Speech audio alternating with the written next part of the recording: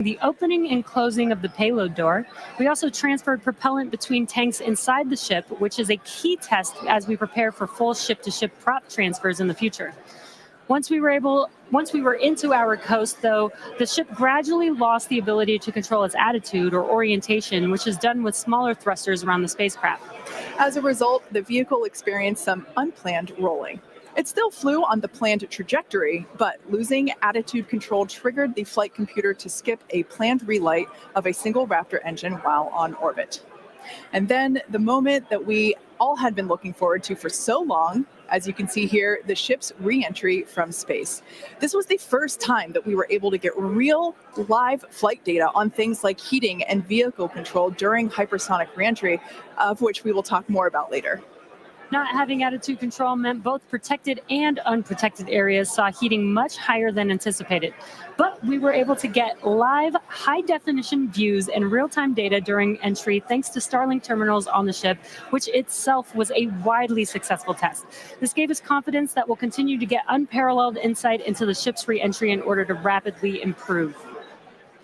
And as they say, all good things must come to an end. And for Flight 3, this occurred when contact with the ship was lost at approximately 65 kilometers in altitude, roughly 50 minutes into the mission. After reviewing data from the flight, we found the most likely cause of the unplanned rolling seen during the ship coast phase and reentry phase was blockage of valves that help control the smaller attitude control thrusters. We upgraded these to make them more resilient and added some additional thrusters for redundancy. Overall, we learned a tremendous amount from that last flight, and capping it off with those re-entry views was truly an exciting end to the mission. Incredible. So back to today's test. Today's mission profile is similar to Flight 3, but we have new test objectives, the first of which is getting through the extreme heat of re-entry. About 27 minutes from now, Super Heavy will ignite its 33 Raptor engines and lift off from Starbase.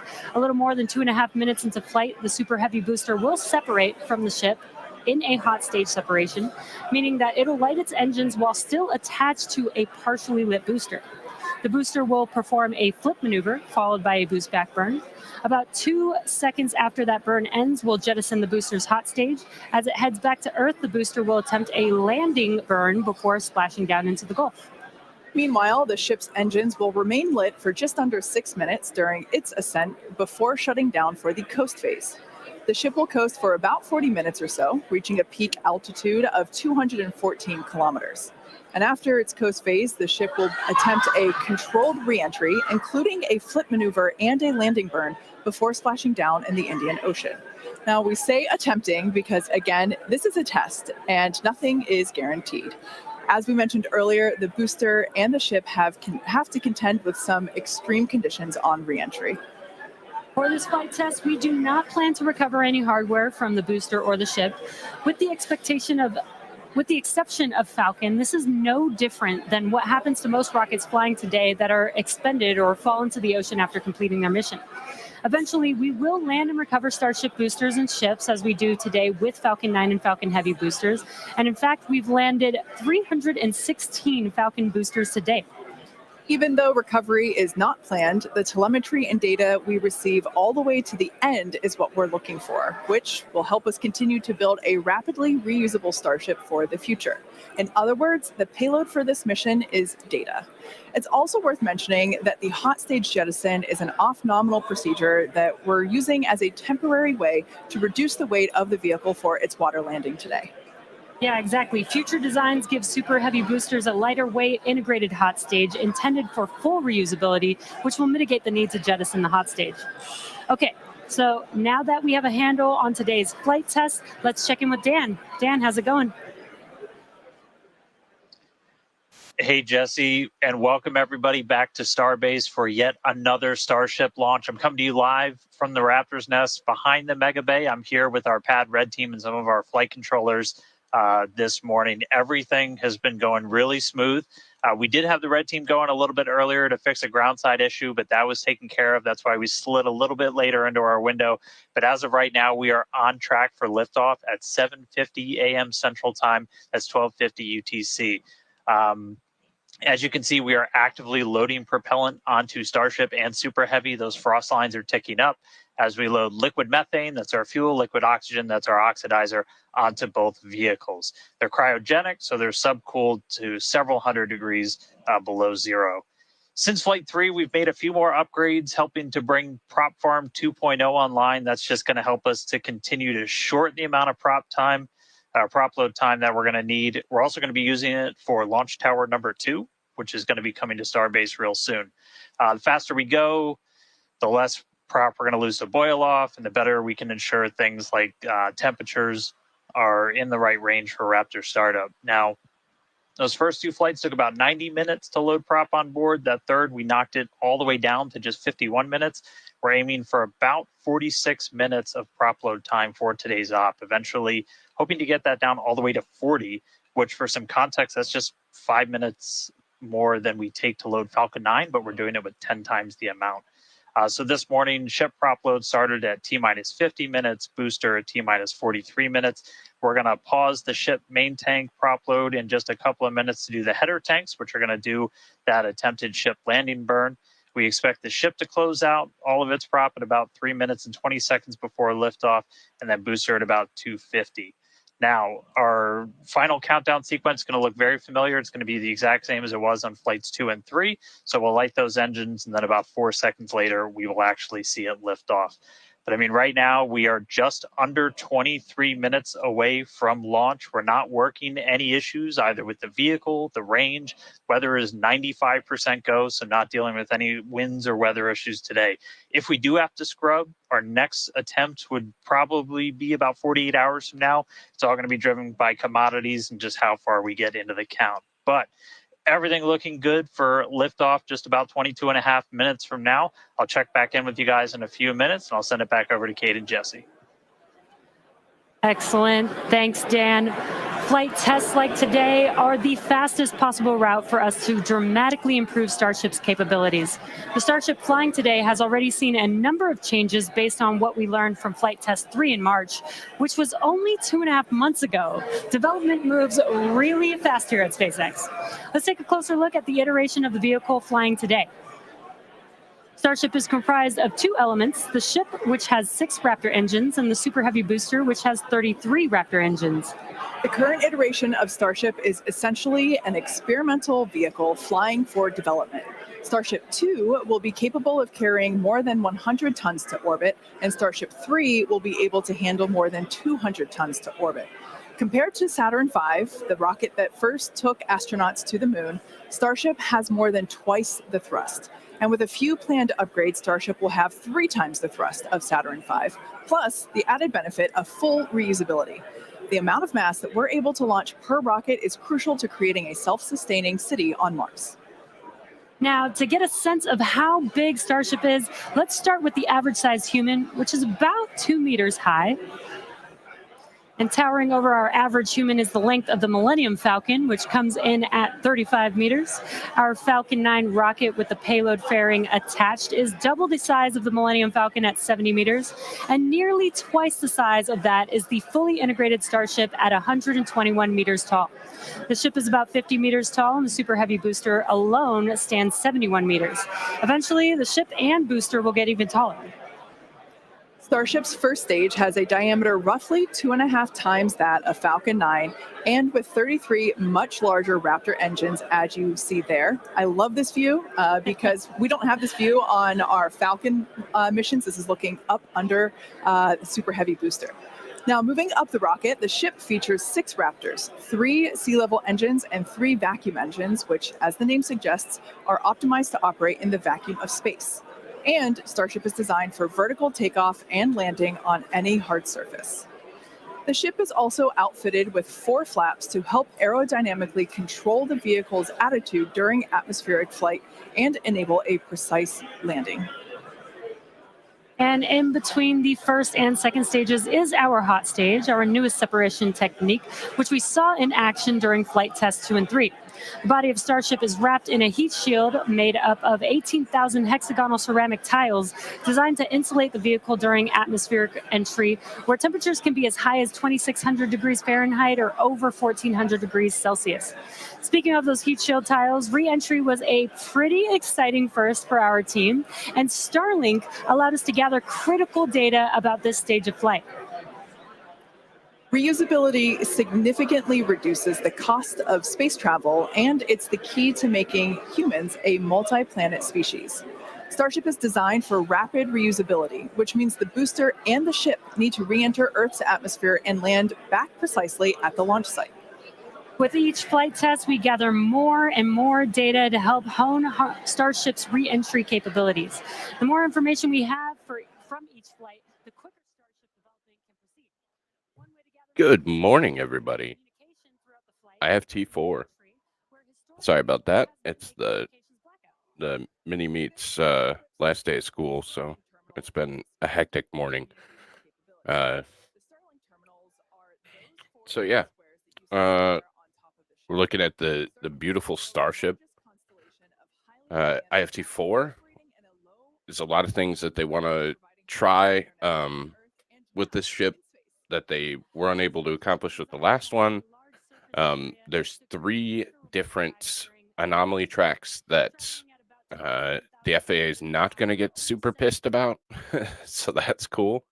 One of them is the aerodynamic control surfaces on re-entry. One of them is reheating on re-entry, and the other one has to do with the landing. So if there's anomalies surrounding any of those 3, it won't allow for a delay and a big investigation. So thankfully the FAA seems to be streamlining the process just a little bit to not completely stifle innovation and testing of Starship. So that's cool. So but other than that, there's a lot of things that and then we're looking at IFT3. There's a lot of things that were not done properly. One of the things is going to be that angle of attack on reentry and the overheating. Like there was extreme heat. I think some of it is because of the suborbital trajectory and the fact that it's going to be so fast coming in. I think once you get to space and have a little bit more control over your deorbit and reentry, I think you don't have as much issue with that reentry temp. But I see with their thought that it could be kind of point to point on Earth, needing it to be resilient enough to do this kind of maneuver as well. So what's up, Dance? What's up, Stingy? You changed your name. Why'd you change your name? Now's not that time, or the time, Stingy. I like that. What's up, Bri? What's up, Matt? Jason? So I'm pretty excited. Let's get going.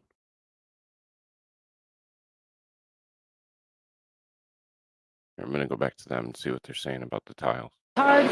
Returning from space is even harder. That's right.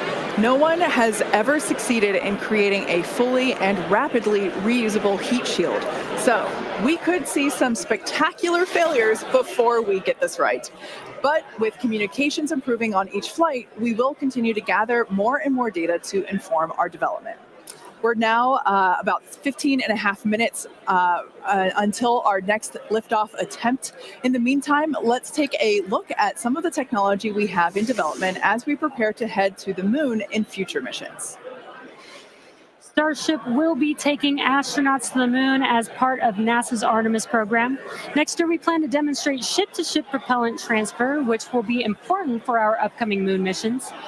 Today, we're actively testing a lot of hardware that will make exploring the moon possible. One recent series of tests brought together the key pieces we'll see when landing back on the moon: Starship, spacesuits, and astronauts. Together with Axiom and NASA, our teams put 2 astronauts in pressurized Axiom spacesuits and practiced the first steps of going to the lunar surface. The team used test builds of a Starship airlock, as you see there, and elevator to gather data on how well future Artemis astronauts will be able to move around once fully suited. Tests like this are incredibly helpful for engineers designing these systems, as they have the opportunity to get feedback directly from experienced astronauts Peggy Whitson, who is on the right of this photo, and Doug Wheelock, who's on the left. You can see them in action during this elevator test. SpaceX will perform one uncrewed demonstration flight before NASA's Artemis 3 mission, which will be the first human surface expedition since 1972. After those first expeditions, we'll be ready to fly more people along with everything it takes to build a moon base. In many ways, Artemis feels like an extension of the human spaceflight work SpaceX and NASA have been partnering on for some time now. In fact, we just celebrated the anniversary of the Demo 2 mission. That's right. Just 4 years ago, on May 30th, 2020, SpaceX launched the first crewed test flight of our Crew Dragon spacecraft. Dragon carried NASA astronauts Douglas Hurley and Robert Behnken to the International Space Station in the first crewed orbital spaceflight launched from the United States since the final Space Shuttle mission in 2011, and the first ever operated by a commercial provider. You can see Bob and Doug there on your screen. That was certainly a memorable day for all of us here at SpaceX, one that we fondly think back on. And it's exciting to think about Starship being the next to take its first astronauts to the moon. In tandem with Starship development, all of our operational human spaceflight missions are helping us prepare for those future trips to the moon. Our upcoming private astronaut mission, Polaris Dawn, you can see the crew there on your screen. They will play a big role in testing procedures that will be relevant to our moon and eventually Mars missions. We're looking forward to the third Polaris Dawn mission, which will be the first crewed Starship flight. The Polaris Dawn crew will attempt to reach the highest apogee ever flown by a spacecraft, and they'll also be performing a spacewalk or extravehicular activity wearing SpaceX's newly designed Doesn't seem like the spacesuits. video's They'll also be lining up. testing Oh, there we go. space-based Now we're to it. communications, which will be critical to future deep space missions. The Polaris Dawn mission is currently targeted to launch no earlier than July of this year, so stay tuned because that is going to be a very exciting mission to watch. In the meantime, at T-minus 12 minutes, let's check back in with Dan on today's countdown. Hey, thanks, Jesse. Everything continues to go real smoothly. It's been a real quiet day so far. The board looks really clean, not tracking any impediments to a launch just under 12 minutes from now. Prop loads continuing. Looking at the numbers real quick, we're about 85% full on the ship. We did pause to start filling those header tanks on ship. Again, those are the 2 smaller tanks in the very top of the nose cone that we're going to use for that attempted landing burn with ship. And with the booster, we're just at about 75, 76% or so on our methane and LOX, so getting pretty full there. Those are going to continue down to about 3 minutes and 20 seconds before liftoff. That's when we'll close out all the prop on the ship. And then T-minus 2 minutes and 50 seconds on the booster. A lot of work also going on in the background. Our range safety teams working to make sure the area, not just around the pad, but in the sea space out in the Gulf, and also in the anticipated entry point in the Indian Ocean are clear. We're not tracking any blockers, any boats, anything like that in the zone right now, but their work literally continues right up until those last couple of minutes. So they're working pretty hard to make sure everything stays clear. But right now the range is green. I already talked about it in the beginning. It looks a little bit cloudy, but weather not a concern today. Really light winds. We only had about a 5% chance of violation when we started this morning, and that's held. So everything continuing to look really good for launch so far. The pad itself is getting ready. Reminder that we're going to light those engines about 4 minutes before it actually takes off. So you'll see them start, the 33 engines on Super Heavy start to light prior to that T0. And then about 2 seconds after, we'll start to see first motion. But everything looking great. Just coming up on 10 minutes until launch. Getting excited down here. Ready to feel the rumble. I'll send it back to you guys over in Hawthorne. Thanks, Dan. Teams are also getting excited here at SpaceX headquarters in Hawthorne, California. There is a pretty large crowd now gathering outside of Mission Control, located just behind Jesse and I. Now, actually, you can see it there on your screen. There they are.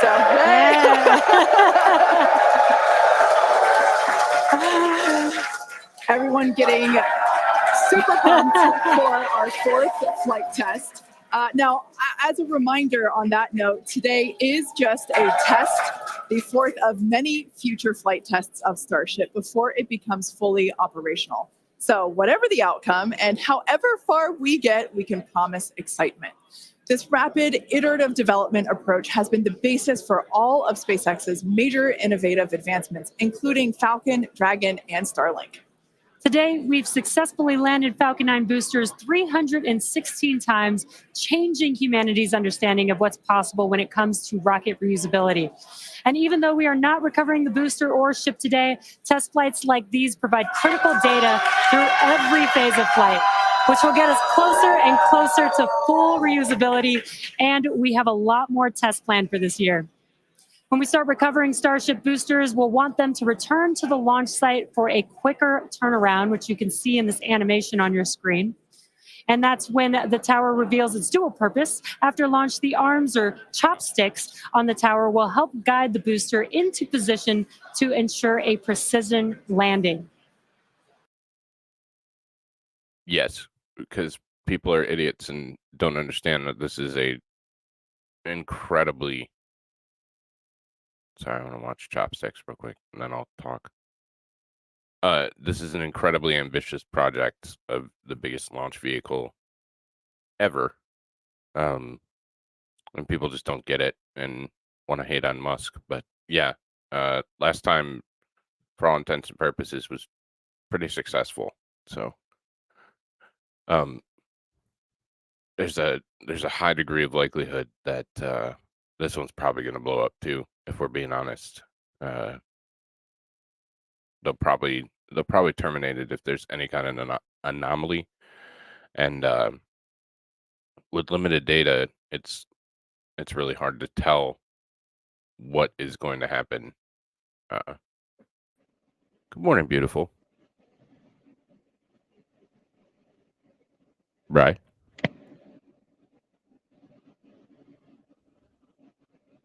Hey, how's it going? What's up, buddy? I'm gonna need to leave and come back. I think my headset's not working right. Hold on. No worries.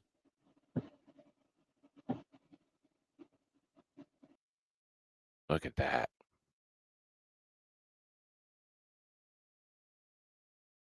God, it's huge.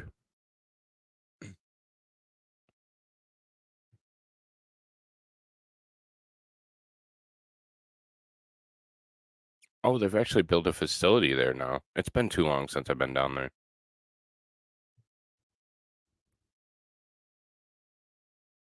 Yeah, exactly. They, oh, it didn't function perfectly. Well, good luck with that. Hey, what's up, Steve? How you doing, buddy?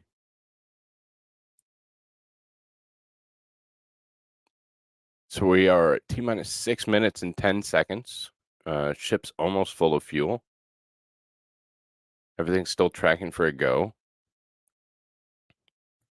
Beautiful vehicle.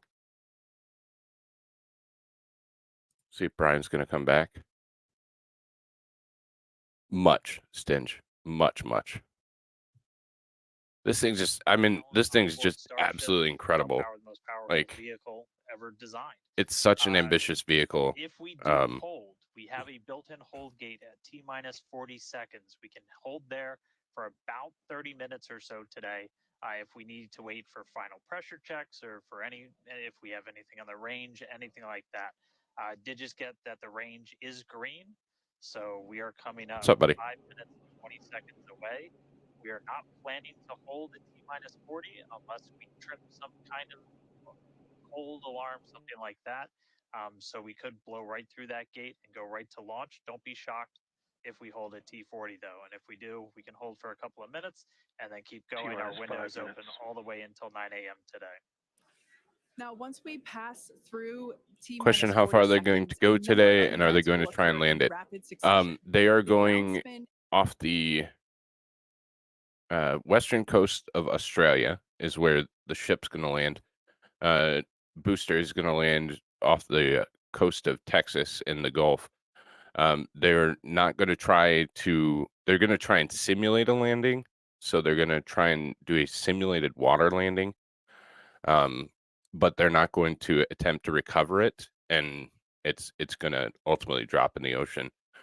So they're going to try and go through the process of setting it down very gently on the surface of the ocean, but no plans to recover it or land it where it really stays intact or anything like that. So kind of a simulated water landing is, I believe, what they're calling it. So that moment basically is what would allow teams to wait No for problem. final checkouts or assess prop levels or avionics, vehicle pressurization, the range, the weather. Weather is 95% go, as you can see from these incredible drone views. I think Brian's having issues. And pad cams. It is a beautiful day. Of course, Yeah, I hope we get video too. We should get video if And again, a if they reminder can that survive the reentry. payload for Reentry this was the mission problem is last time. data, So and our the primary Rotary is goal bad is toy. to get shipped through the extreme heat of reentry today. They try. We're So very excited one of the to things see that I that. don't We like did is get they very try close to on flight 3, so I'm excited to see how this they tried to talk about the fact that it sinks, and a lot of the space companies have done this. The fact that it sinks and goes underwater becomes a reef habitat. I think you're probably just trying to spin that you're dumping a bunch of metal into the ocean, but they claim it becomes a reef habitat and contributes to a better ocean world. Again, I think it's just really good PR, but that's their claim, is that they can be used by animals for reefs. So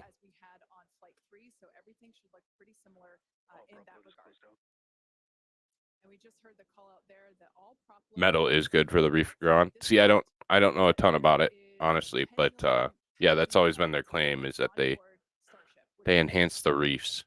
So getting very exciting. We are just about 2 minutes away from T0. there's a project where old tanks were used to do that. Huh, that's cool.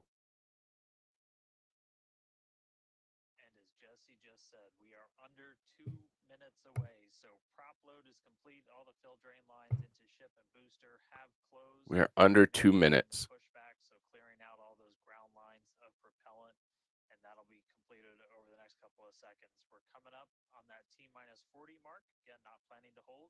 If we do, or if we get a hold after we pass it, we can snap back to that T-40. 90 seconds. Stay there for about 30 minutes or so. Works with ships when they sink. Yeah, I guess that's true. So maybe they're onto something. T-40, a lot of things happen both on the vehicle and the ground. It's running a lot of its own self-checkouts, venting different tanks and pressure lines throughout the vehicle. We essentially built that 40 seconds, as that's about how much time it takes. There we go. I can hear stuff now. Hello. Hey, buddy. How's it going? Sorry, it took me forever to get my audio working. No, you're good. Are you That's like not a standing in problem. front of a fan? No, I'm not. I will turn myself down and or mute. No, you're good. 45 Oh. seconds and counting. All right, Brian's back and forth and back and forth. I think he's at work, so we passed T-40 seconds, so there will be no holds. So we look like we're go. One more time for a Starship liftoff. Go SpaceX, go Starship. Should see engine light at T-4, around T-4. Brian is live from the tumble dryer. 9, 8, 7, 6, 5, 4, 3, 2.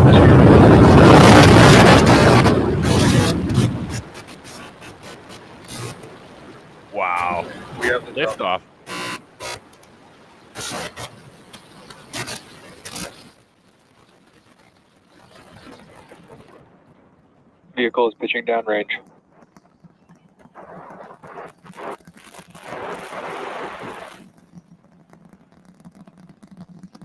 Just incredible.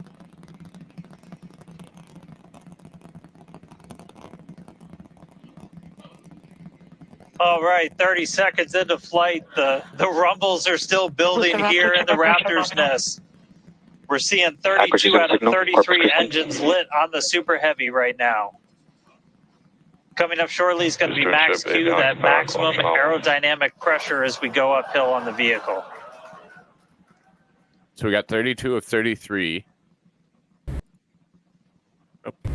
Max Q. There we go. Sorry, we were fighting over it. All right, we just passed through max Q, so we're going to continue on up. We still have one booster about vehicle is a supersonic. minute and 30 seconds until we get to stage separation. Yeah, there's one Starship engine now that didn't flying light. faster than the speed of sound.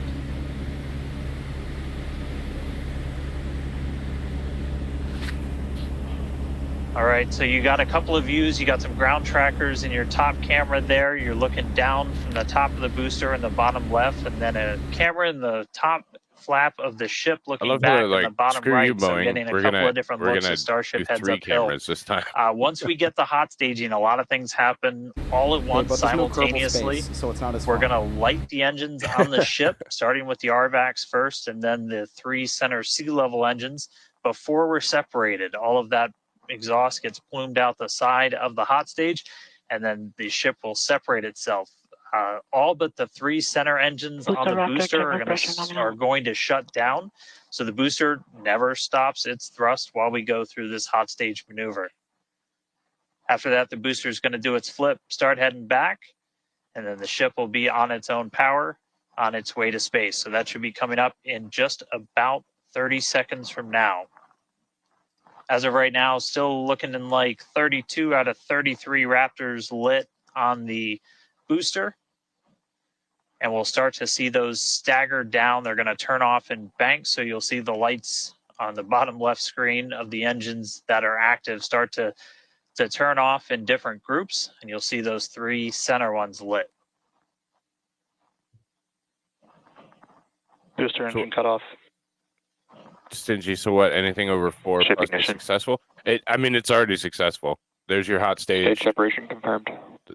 Boost back burn, start up. Successful flight, in my opinion. Houston. Doesn't look like it. Now there are bent further like the first objectives. time. Hot stage confirmed. Right. Ship under its own power. Booster boosting back. Looks like all 13 are lit. Kate, we got a booster on the way back to the Gulf and a ship on the way to space. Acquisition signal. Stennis.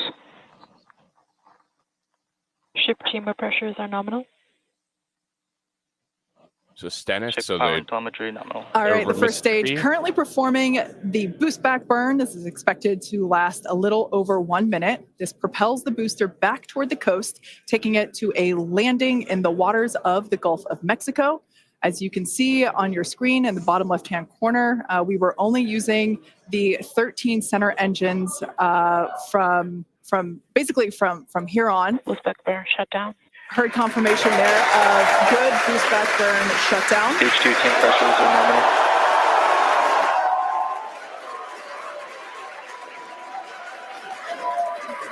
Lots of excitement. So right here, this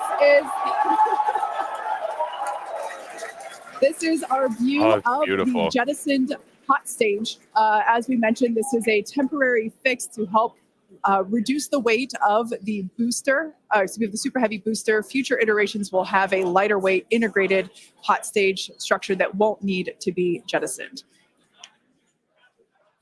Oh, so is that Now, the part that after got we all jettison messed that up hot first stage, time? the booster will begin to attempt its water landing in the Gulf. In the meantime, the ship will coast for about 40 minutes or so up to an altitude of 214 kilometers.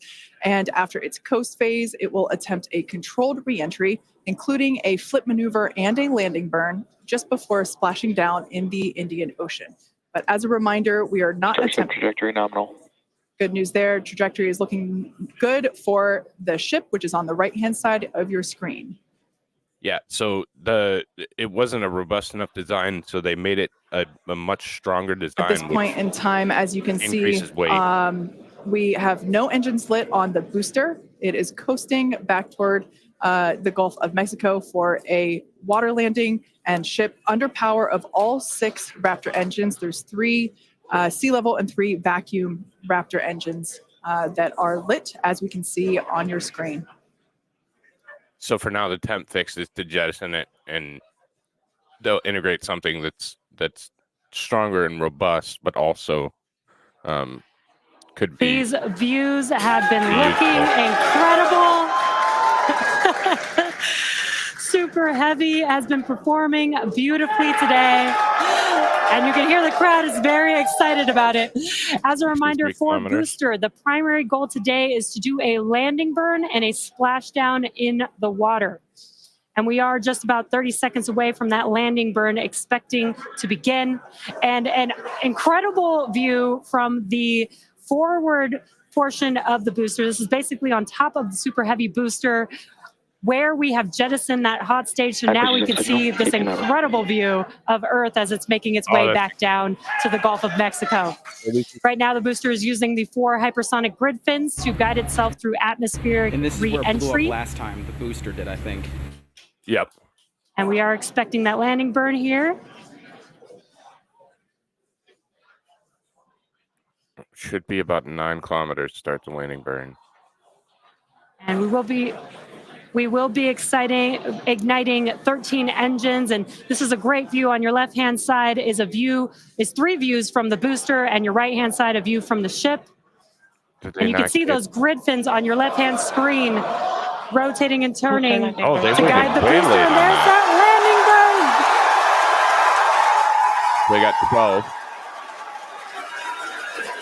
That landing burn just begun, and you can see Oh, look at that. below. Look at that. Oh my God.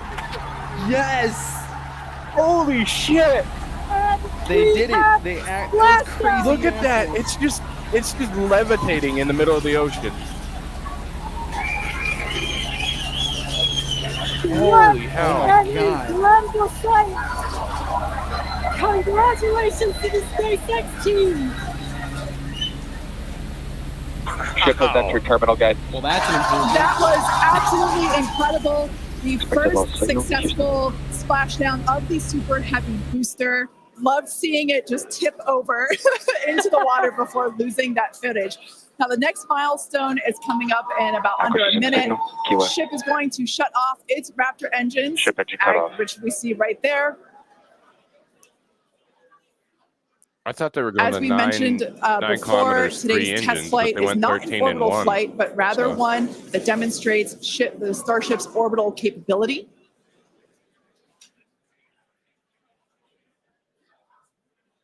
So right now we are under power with just the 3 center Raptor engines. Expecting those, and just there we could see that those have also successfully cut off. Oh, so this is the relight that they're trying? Ship FPS is safe. What an incredible Nominal orbit insertion. Oh, there's great news there. The call out we were hoping to hear. Amazing views once again from Starship. We have our second Starship in space. These live views being brought to us by Starlink, which is on board the ship. Dan, what an incredible view we have once again. So exciting. We got another ship in space. I'm like still jumping up that's and down. incredible. Like, this whole building was going absolutely insane when we saw the booster hit the water. I mean, wow. Congrats to everybody that's just been putting in insane amounts of hours on everything to make this thing a reality. And I feel like every single time we do one of these, we're seeing something wildly new. We got to see the hot stage jettison and the booster in the water. But just to recap real quick over everything that's happened. So we lifted off at 7:50 a.m. only 9 minutes ago. How has it only been 9 minutes? 7:50 a.m. Central at 12:50 UTC. We saw 32 of the 33 Raptor engines on Super Heavy make the ascent. We had successful cutoff, successful hot staging, all 6 engines on the ship powered it all the way into a nominal orbital trajectory. And we've already been getting some live views from the ship on board. After that, the booster was able to do its boost back burn. Oh, this looks like we're actually getting some views from the ground still, potentially from Florida, of the ship as it's up there. Yeah, so that's a view from some of our tracking cameras on the ground in Florida. But the ship, we just heard successful orbital insertion, so it's right where it needs to be, and is now going to continue on its way to coast until it comes to reentry. But I mean, the booster, successful boost back burn, jettison the hot stage, and then a landing burn. It looked like we saw 12 of the 13 engines light up, and then that first ever soft splashdown in the water. So a whole lot still to come. Ship now on its way to its primary objective of entry. That's going to be coming up in just under 40 minutes from now. So a lot still to come, but wow, what a 9 minutes to start this mission off. So can't wait to see what entry is going to show us. But that launch was incredible. Back over to you, Jesse and Kate. Wow. All right, so we're kind of in a still trying to catch my breath right here. now. That has been. So we're gonna rewatch that. Dude, as soon that as it's done splashdown processing. was like a drip down.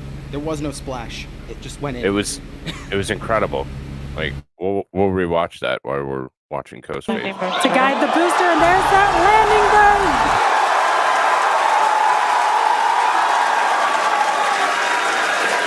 That landing burn just begun, and you can see the water below.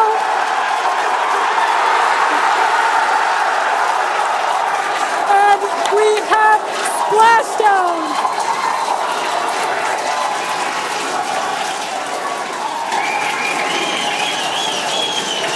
What an incredible sight! Congratulations to the SpaceX team! I mean, just incredible. Just incredible. That was beautiful. So how far do you think that thing was hovering off the surface of the water for? Because it definitely was. Probably. I'm trying to look at it. So from about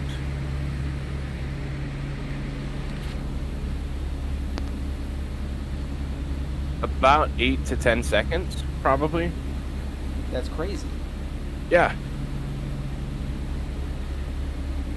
The Yeah, I'm size just watching of it. a Probably larger about 8 building seconds.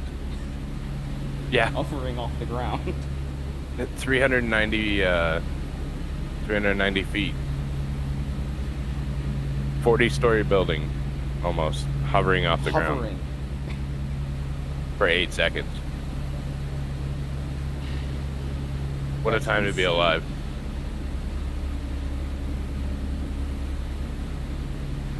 So, oh, it's muted. That's why we can't hear him. Puerto Rico.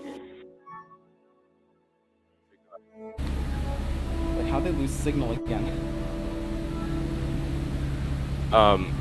So when you leave Florida, there's nothing there in the direction they're going until they get back over, like India. So, damn it, Elon, I really don't want your copyright for this music, but, so it's really hard to get acquisition of signal while you're over the ocean. But last flight they were using Starliner as an intermediary, but I don't think they're doing as much in the middle of this one. They're not testing the dispersal arm, the Pez dispenser arm, and they're not doing any of that type of testing. So They should just use the drone ships as relays, because I mean, they're drone ships. Just park them out there. True. I mean, not so there's using them. still Nothing's landing. right. I mean, you're still getting telemetry data and stuff like that. We can see it at the bottom, our speed and altitude. But you're not, that video uplink takes a little bit more. And I think that once you get more of a robust system, then you'll be able to acquire that signal for the entire flight. But Starlink is not, the net isn't finished yet. So once that's done, I think you'll see a lot more of that. That makes sense. Or maybe you just start cutting Hey, the what's up, video Comer? signal to maximize the amount of telemetry data they get, so that they don't have any blips in that. So they're like, screw the video. Right. Thanks, Comer. Thanks for the super, buddy. And would not miss Starship for the world. Like, this thing is incredible. I want to watch this one more time just because I want to. Why we're waiting. Landing bird To guide the booster, and there's that landing bird.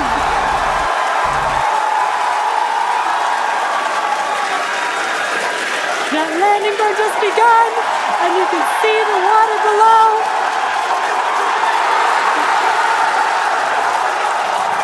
And we have splashdown.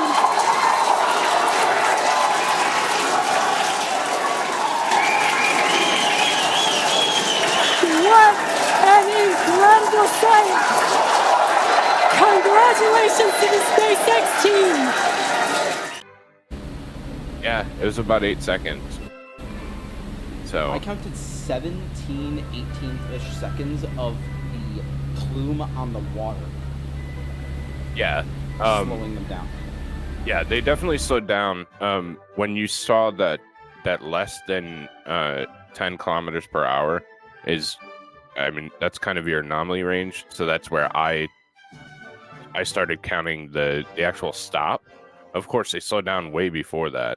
And to think that they can slow it down in 1 kilometer, because originally the plan was, again, the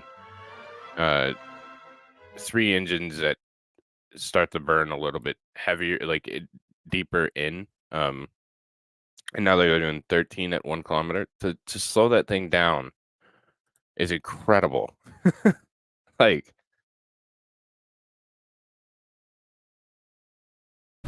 Those are some incredibly powerful engines. yeah. Like, it's just, it's almost unfathomable to. I mean, fathom it. We just watched it happen. Well, yeah. But it's, I mean, it's incredible. It is truly incredible. Let's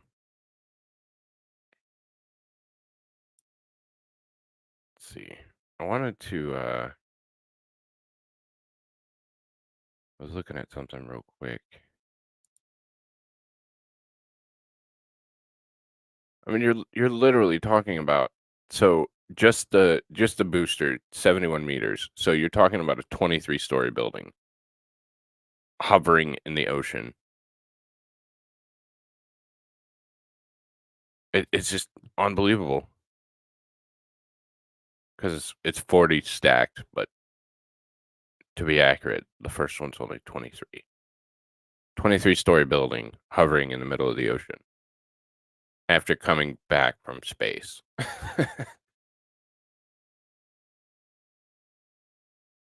Just So incredible. this would be the super heavy booster. So it's about 20 to 25 tons. So they were like hovering 20 Mini Coopers over the ground, or like 10 Teslas. Yep.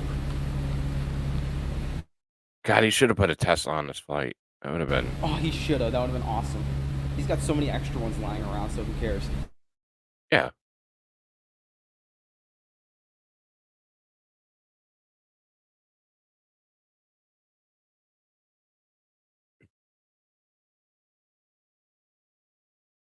So just the engines on this thing are, like, they're massive with a ton of thrust. I mean, you're talking about 10 feet in height, 4 feet in diameter, roundabout. So, I mean, you're talking about the size of it's just unbelievable to put everything together. Like it's crazy. It's crazy. I'm still taking it in. The fact that they near perfection on this flight test after, was it 2.5 months, 3 months, 4 maybe? Didn't they launch their first one like what was it, November-ish? Did they do IFT1 and you're probably right. So I mean we can say less than a year they went from never happening to nearly flawless so far. Like there's still definitely that reentry. We'll see how that they're still drifting up with their telemetry a little bit. Maybe they're thinking about a less of a steep angle of attack, like a less aggressive angle of attack coming back in, but just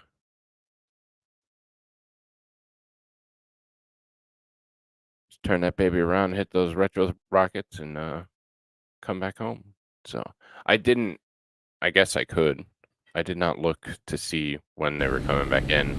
I was just... So the first Starship launch was in April of 2023. Okay. So a little bit over a year. Yeah, a little over a year, and then I think the next one was in... I'm sorry, I'm totally reading right. November. So that was in November, was the second one. The first successful hot stage. Okay. Mildly successful hot stage. It didn't just blow Right. up without staging. Yeah. And it was a weak point, and of course we saw that, and SpaceX saw that. They fixed it for the third launch, which happened in... I'm crazy. I can't find it. I can't read. March of 24, March 14th of this year. And then Yeah. now, today. So those are all 4. Yeah, so about 3 months from the last hot stage. So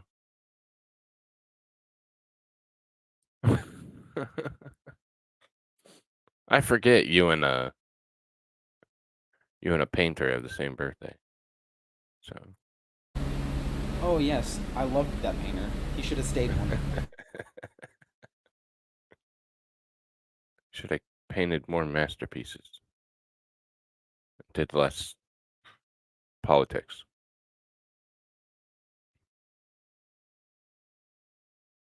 I mean, even that hot stage jettison was beautiful. It was absolutely gorgeous. It was clean. I've never seen them clean up that nicely, I guess. But even the last one was a little more sketchy.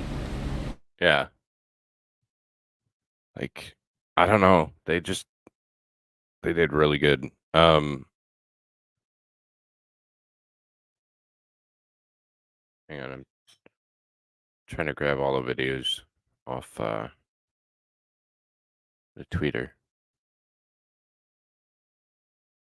So we're about 24 minutes from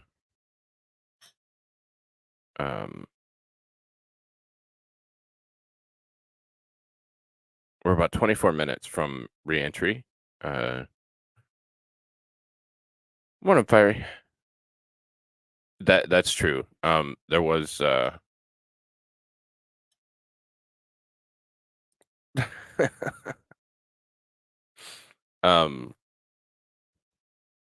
totally got sidetracked.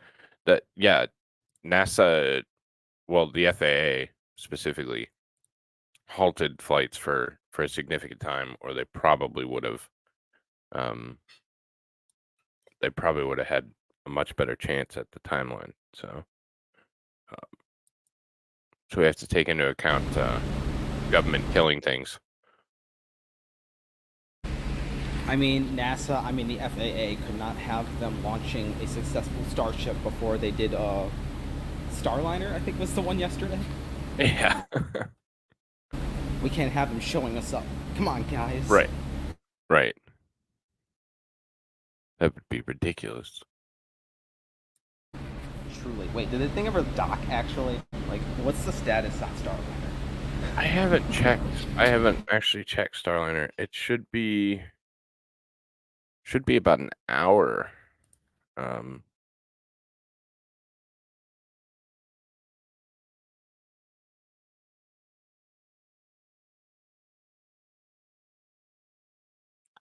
Coming at 9:30. So about 15 minutes. So about 15 minutes. That's as the docking feed come up. So maybe we'll pop over and watch that in about 15 minutes, and then kind of come back. 40. Did you ever look at mission timeline to see like when this one's going to try to re-enter? Yeah, we have 21 minutes, so we can watch rendezvous docking for about 5 minutes, and then don't worry, I'm not gonna miss SpaceX because fuck Boeing. But yeah. Well, we're gonna get to watch them dodge the space station because they're coming in too hot. Just plow through the space station, and the only thing that stops it is Starship. If you could dodge a wrench, or if you could dodge a spaceship, you could dodge a ball. You know? Just see Starship just come on out of nowhere and just block it out of the way. Stop it. That was loud as hell. I know.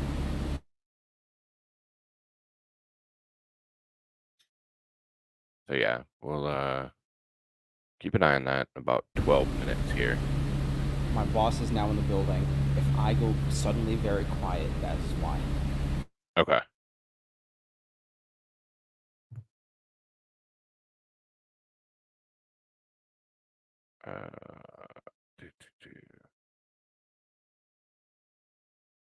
Let's see.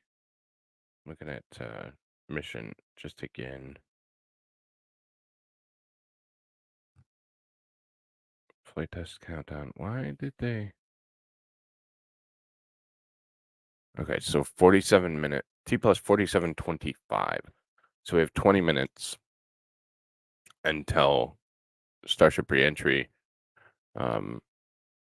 And their simulated landing should be 1 hour and 5 minutes into flight. So about 18 minutes is what it takes for it to go from reentry to touchdown. So, and then oh, I forgot that. No, you're good, buddy.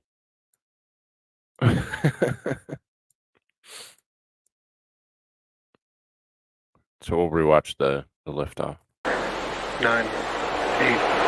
7, 6, 5, 4, 3.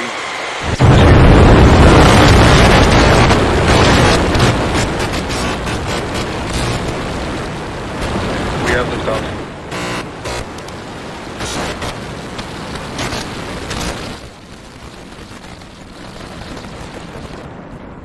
Vehicle is pitching downrange.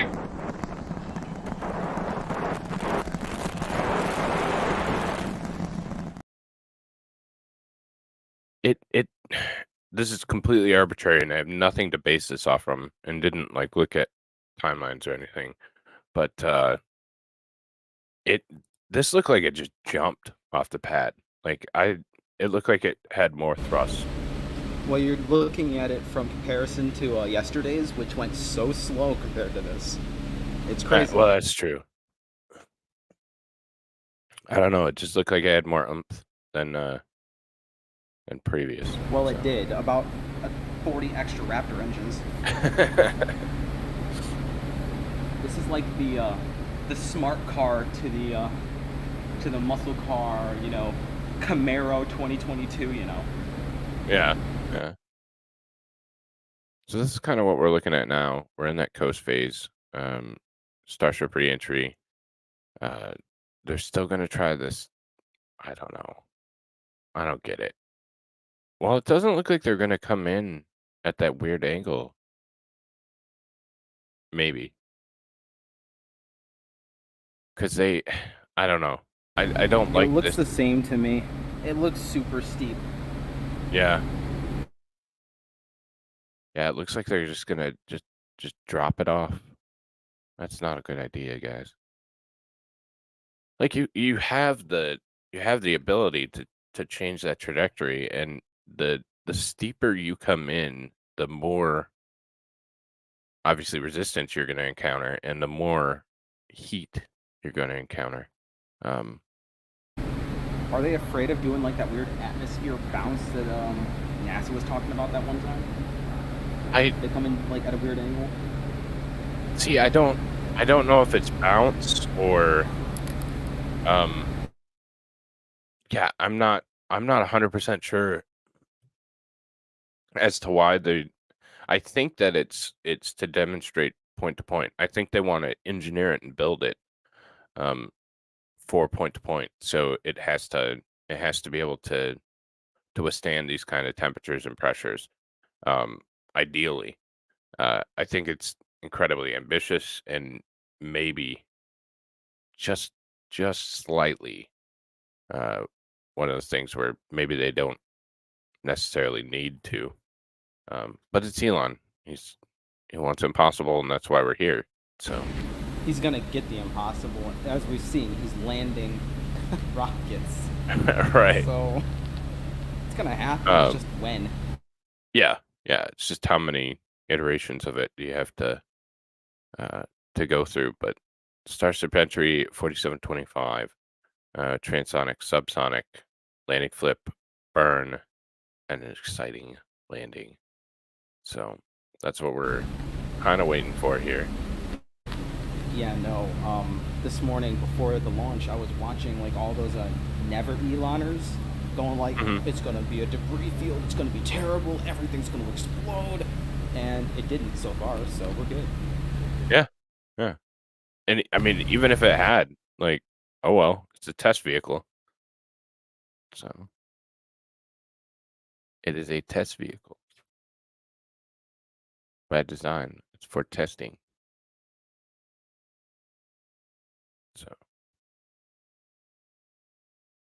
So we're about 15 minutes. Yeah, we're not going to get much of this Boeing rendezvous and docking. Because they're at 7 minutes. They should have coordinated a little bit better. So just for the record, and I get it. It's not a launch, but NASA's Boeing flight tests and rendezvous docking, there are 3,690 people waiting for that, of which I am one, and there are 2.7 million people viewing a awaiting acquisition of signal, pretty much loading screen for SpaceX. Big W for Elon. Yeah. There's a clear winner here, and it's yet again SpaceX. So see, I'm 100% gonna get copyright for that.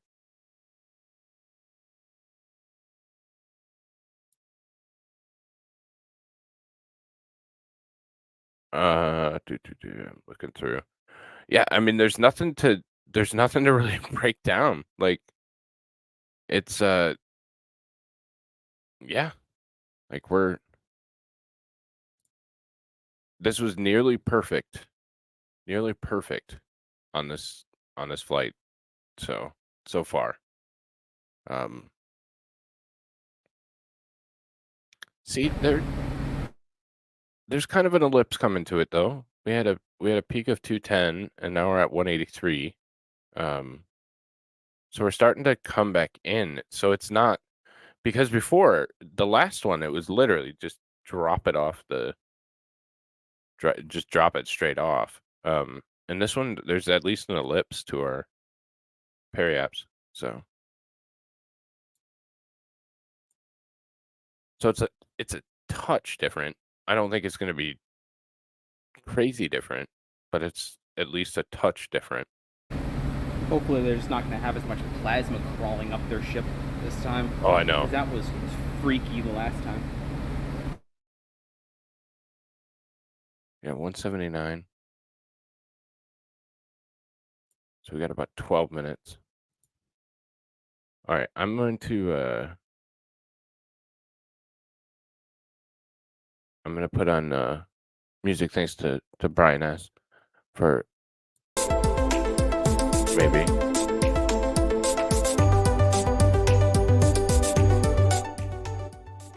And I'm gonna pee real quick, so I'll be right back. How come we got, oh, wait, hang on. How come we got no signal? I can answer that.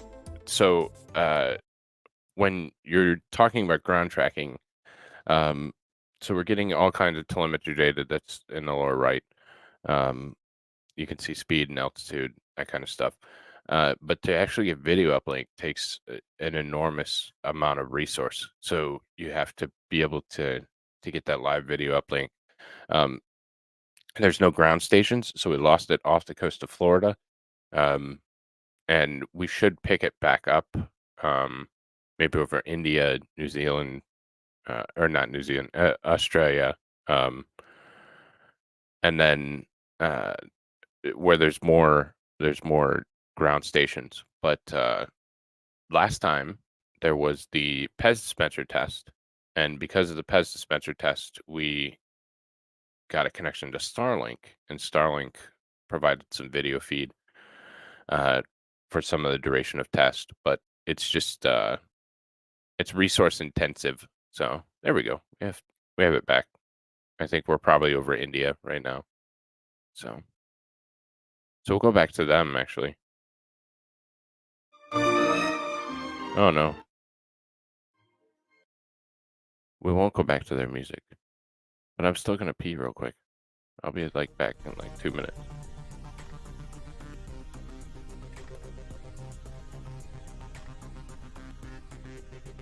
I want Ozzy to go get me a piece of Starship though, and it's just a short drive. So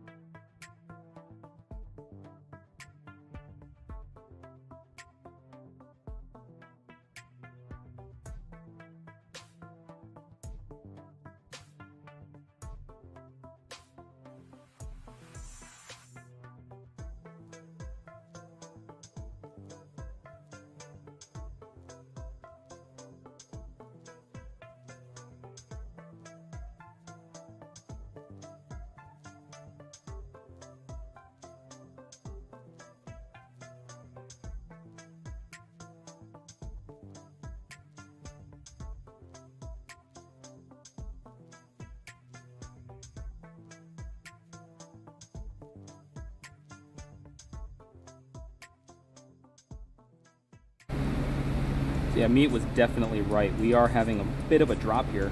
Altitude at 135. We're at 161, I think, maybe 5 minutes ago. A brief blackout in communication. Oh shoot, welcome back.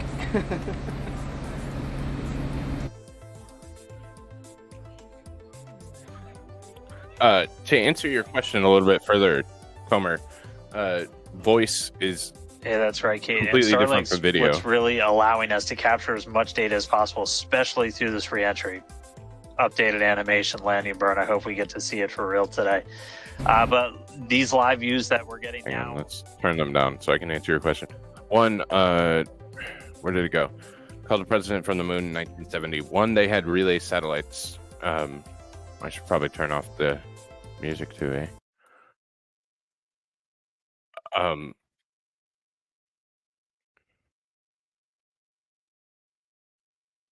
Oh, I was like, why am I hearing stuff? It's the Boeing flight rendezvous and docking.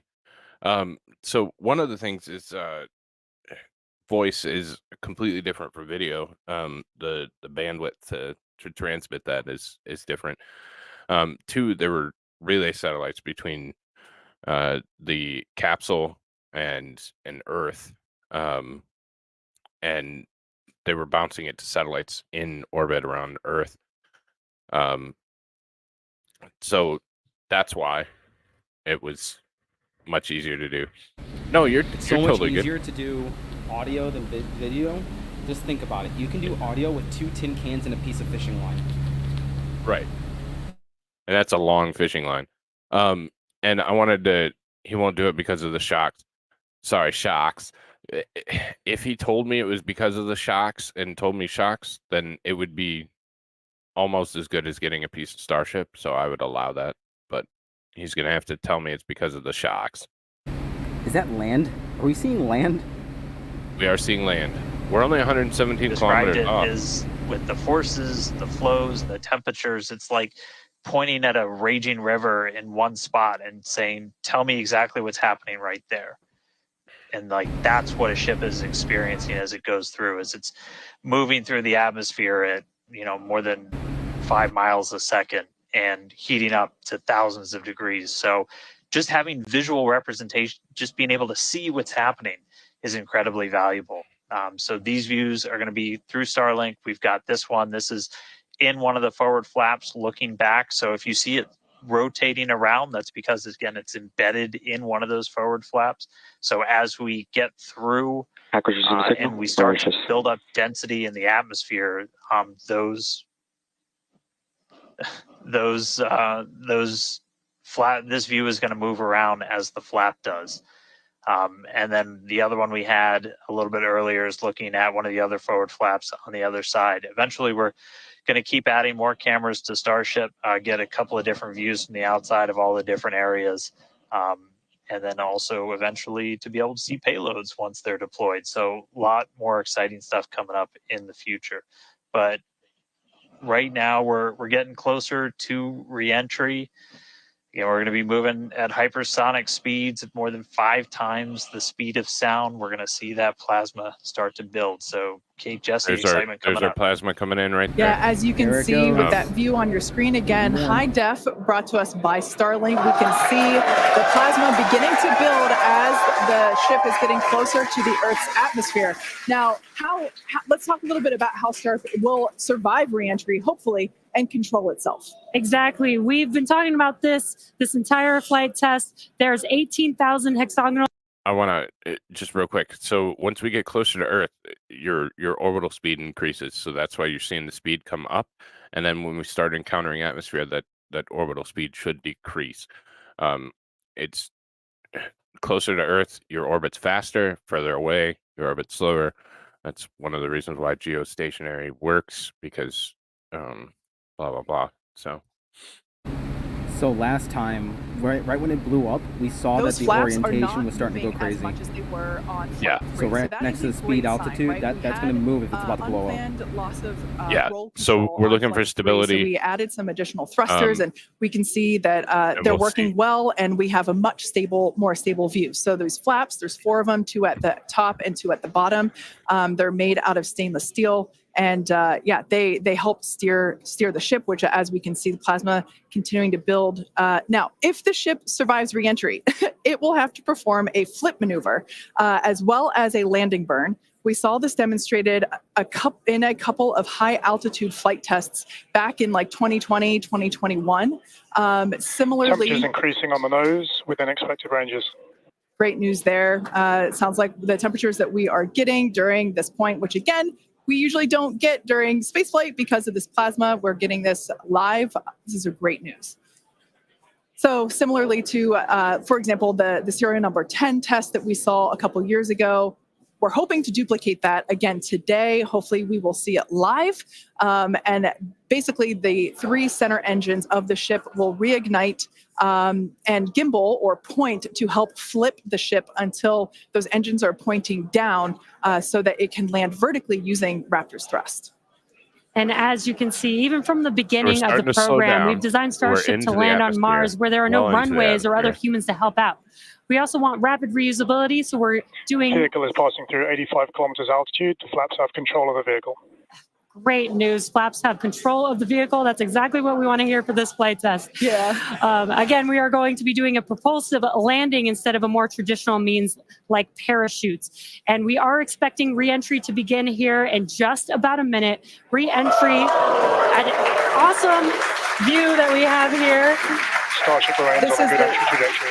This is the same view that we had when we first returned from the coast phase. Again, this is looking at the side of one of the flaps. It's incredible that literally at the bottom of this picture, we're basically looking through plasma, which is just absolutely mind-blowing. Wild, very wild. Now we are expecting entry to begin here in about 30 seconds or so. Entry to splashdown is expected to last about 6 minutes long. And that flip maneuver should occur around about 10 minutes before splashdown. No, and fire. Such we haven't even started incredible reentry. views that we're getting. Approaching peak heating region. Great call outs there. Yeah, these views are absolutely astounding. To slow down temperatures continue to rise within expected region. And in your bottom right-hand corner, you can also follow along with the altitude of ship as it's returning back to Earth. So once again, this view is basically looking down into the plasma blanket that is building up around the exterior of Starship. It is traveling, as you can see on your screen. You can look in the bottom right-hand corner and see how fast it's going, how high it is, as well as the general orientation. Again, we're seeing a lot more stability, a lot more control here on this flight, which is great. It shows that the iterations, the learning... Starship is now in expected peak heating region.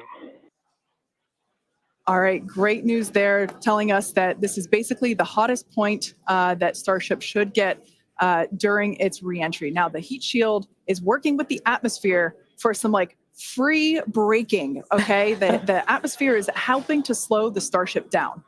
Yeah, exactly. We're not using any engines or thrust to slow the vehicle down. Exactly what Kate mentioned. We're just using the atmosphere and those heat shield tiles protecting the vehicle as it's coming through that high heat temperature. Yeah. Now, this is another one of those moments that we have been waiting for.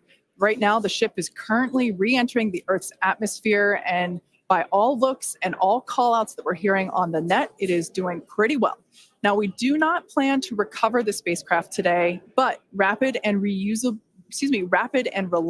reusability is the ultimate goal. I'm going to mute it for just 2 seconds. Reentry is not complete. Expected time, which means plasma isn't cooked. Well, the plasma is there. The plasma is obviously building. That's all these orange-ish things. The heat tiles aren't meant to make it so that it doesn't heat. It's to make it so it survives it. So it dissipates. It's not going to stop. You can't stop the plasma.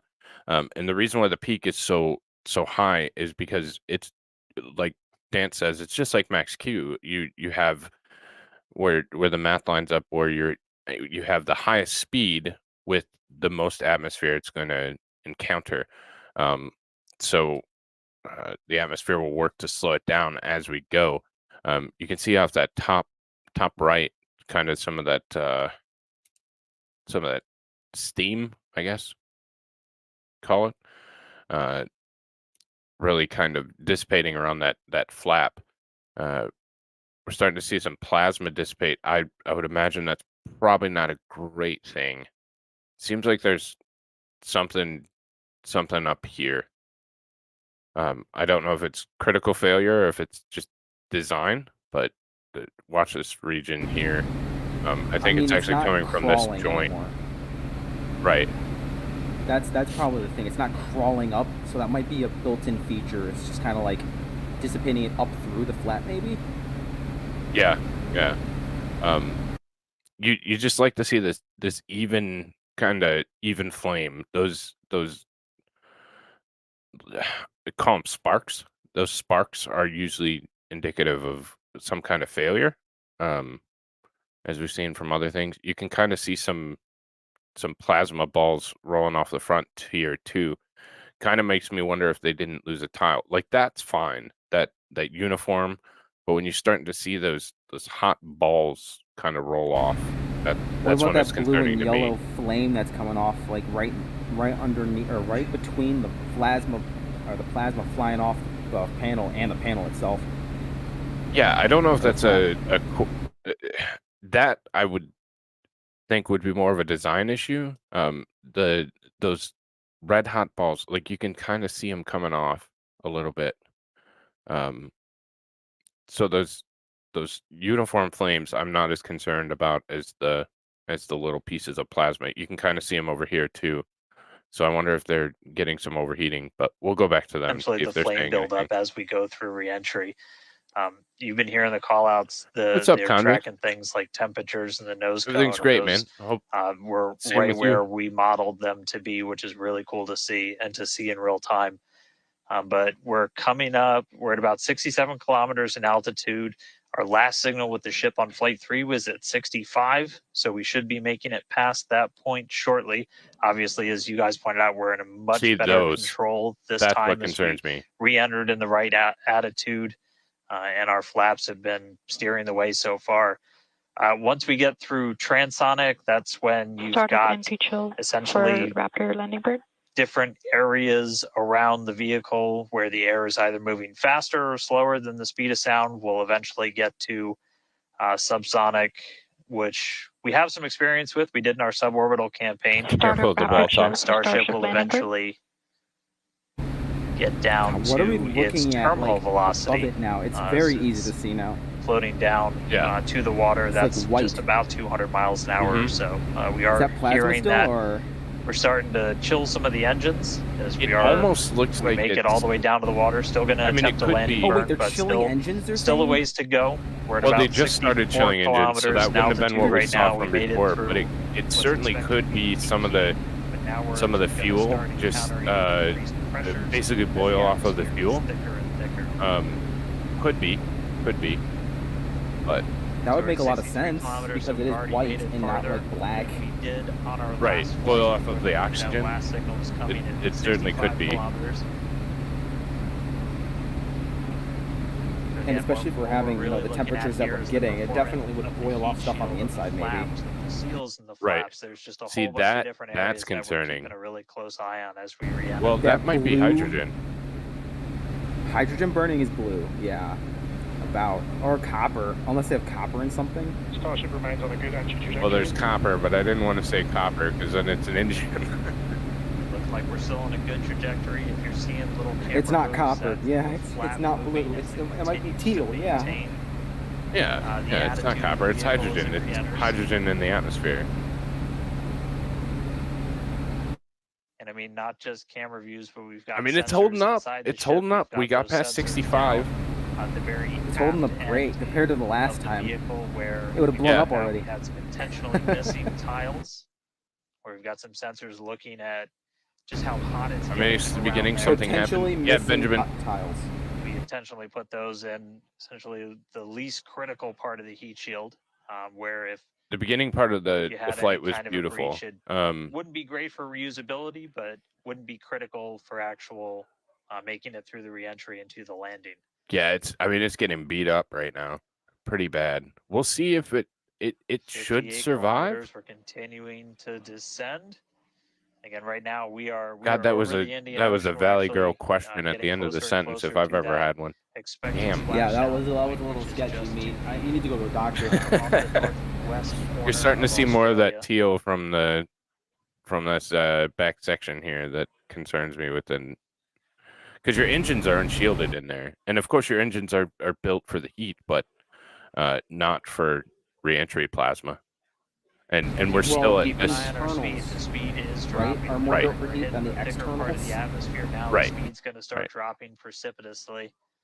We're going to start getting to transonic pretty soon, and then after that we'll get into subsonic, where we're. If we're we moving less last than the speed of another sound, but 10 kilometers, wow, I what a think light it show so far. survives. If not, I think I'm not convinced it's going to. We're seeing burning so back copper through the is back. green.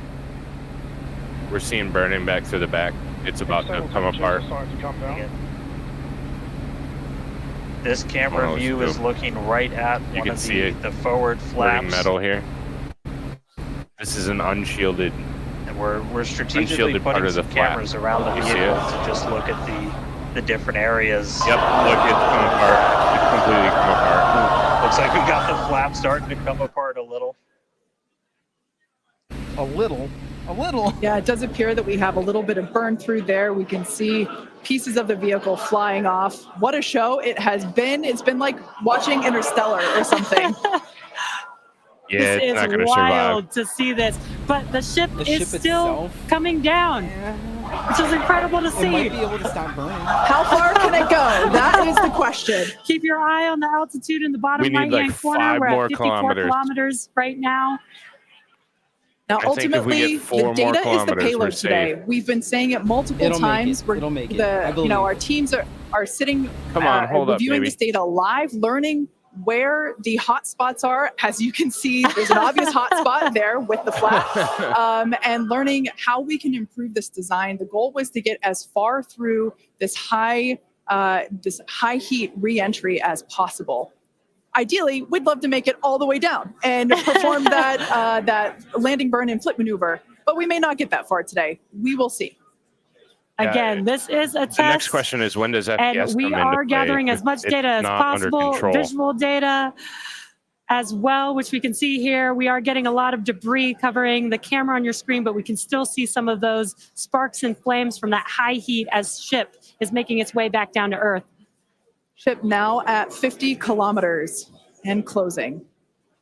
The good news is there we we go. We still got got, Beta 5 looks now, like I that think. camera lens just cracked. The glass broke. It's safe to say ship's getting a little beat up, but that's to be expected on a test flight. We are still learning how think to it's gonna improve survive. the ship for total We made it survival and recovery into of the 50. high We're- heat we should be in the reentry. good. That's I'm kind of my rough honestly math impressed of that where we're we need still to make getting this live view despite how much debris is coming off of this flap right now.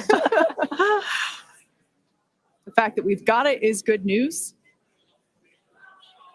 And I may have jinxed it. I apologize. Oh no. Nope, there's still telemetry. Look at that. It's back. We are still going. And the teams here at SpaceX are excited, as you can tell by the cheering behind us. There's still a sizable crowd here at Mission Control Center Hawthorne. A splashdown is expected in just about 4 minutes from now. And we're still moving. We still have live views. Starlink is Vehicle doing is an incredible approaching job. maximum entry dynamic pressure. External temperatures are dropping. That's survived. because Good news, those external pressures are dropping. The question is, how much is the ship is left?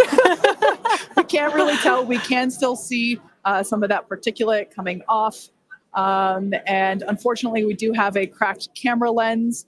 But for any photographers out there and videographers, we know that's part of the gig sometimes. Yeah, and you can see that the speed is rapidly slowing down. That's actually really great news for us. We want the vehicle to be slowing down before it splashes down into the ocean. That'll help set us up for that flip maneuver, engines first down into the water.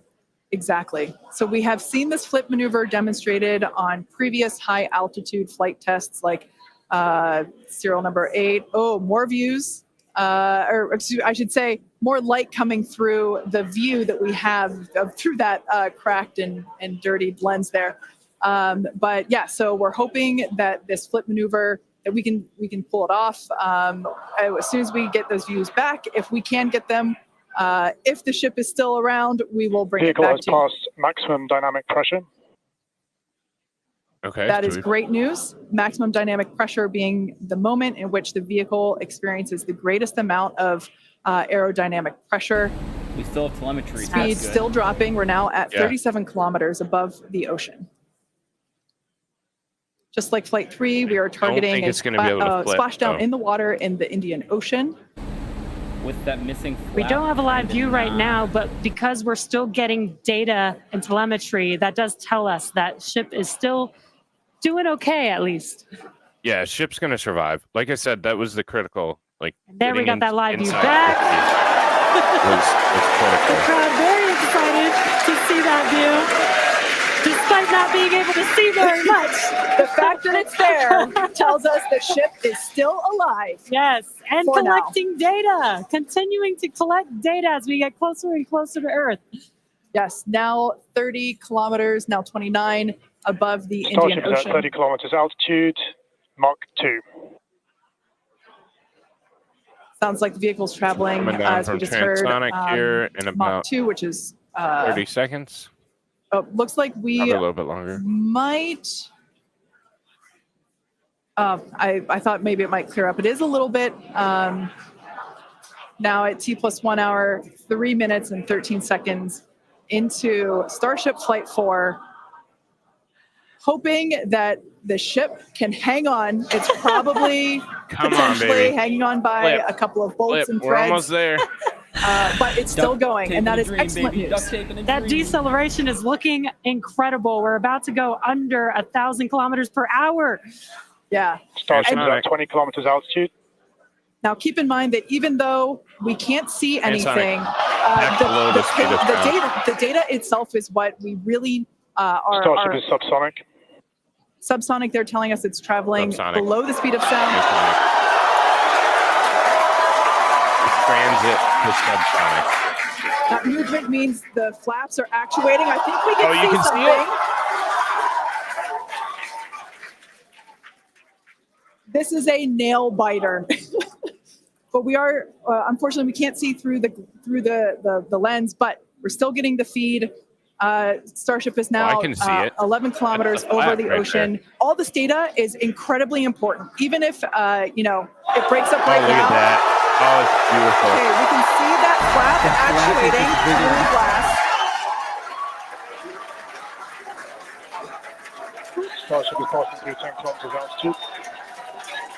Okay, the next milestone will be initiation of the flip maneuver and landing burn. Keep an eye on the bottom right corner of your screen for those 3 center engines to relight.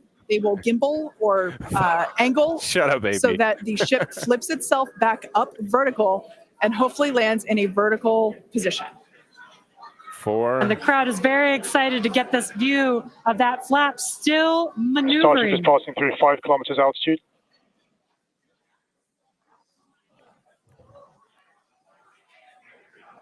This is incredible.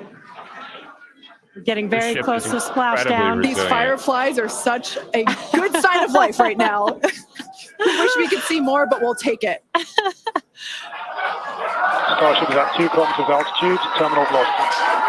And there's our flip.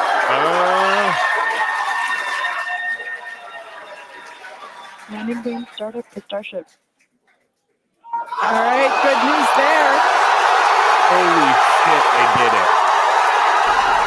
It flipped. It actually flipped. I cannot believe it. Landing board startup. Holy hell, they did it. There's the water. Starship is in landing burn. Landing burn shipping.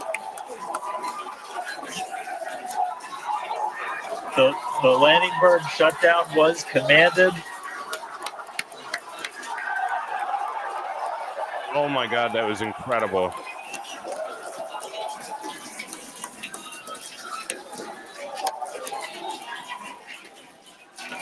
Wow. I mean, it was a little bit of use your imagination as you were going down with what we could actually see, but we were able to hear the ship did its landing burn. It sounded Starship like we might have got shutdown. 2 engines.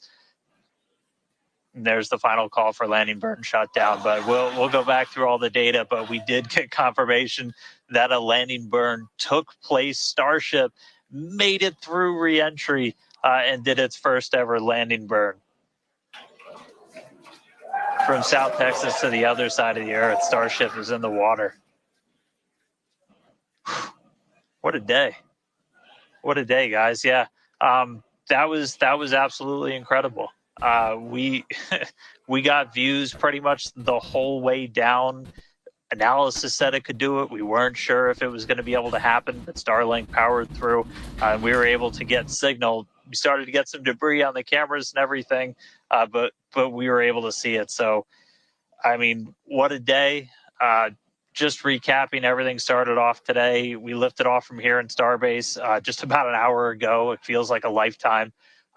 Successful super heavy ascent, boost back, and its own splashdown in the Gulf. Ship made it to space, kept its attitude. Successful re-entry through peak heating. We got to see it under flap control through the atmosphere, and we got call out of our first ever ship landing burn after a launch into space. So just really incredible. So I'm going to take some time to collect myself, but wow, that was incredible. I can't wait for the next one. Over to you guys. It was so loud here. I haven't heard the crowd get that loud probably since liftoff of Flight 1, honestly.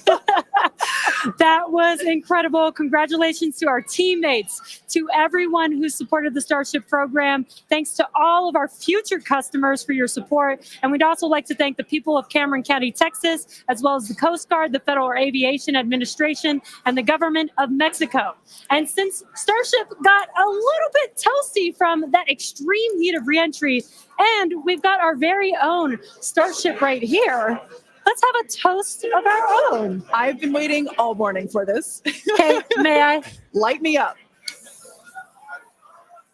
Yeah. Okay. Just like Starship, I like this toasty.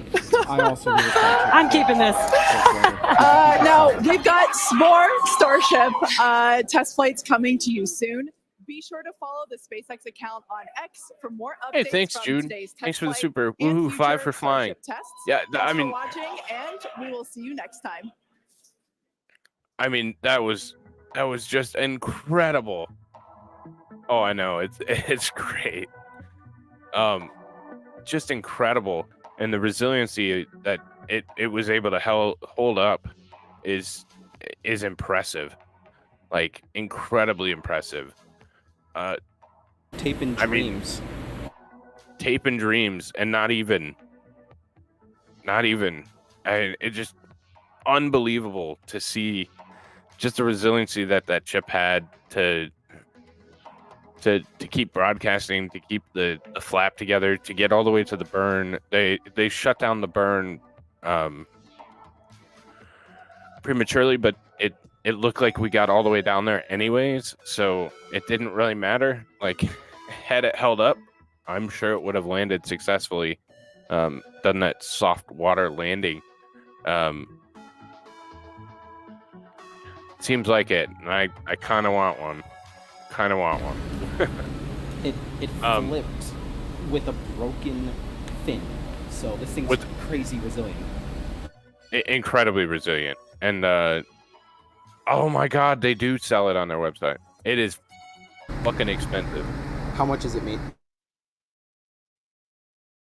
Crap. I kind of want one though.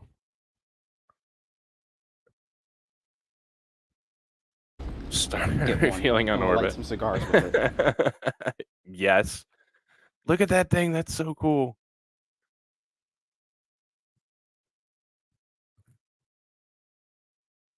Dude. A meme street sign? Okay, we'll shop later. But just unbelievable. Unbelievable. Yeah, absolutely. But yeah, I gotta for get sure. going here because I gotta get back to work. So, All right, buddy. I appreciate everyone. Well, thanks for joining me. For letting me come. Great. Yeah. See you later. All right, buddy. Take care.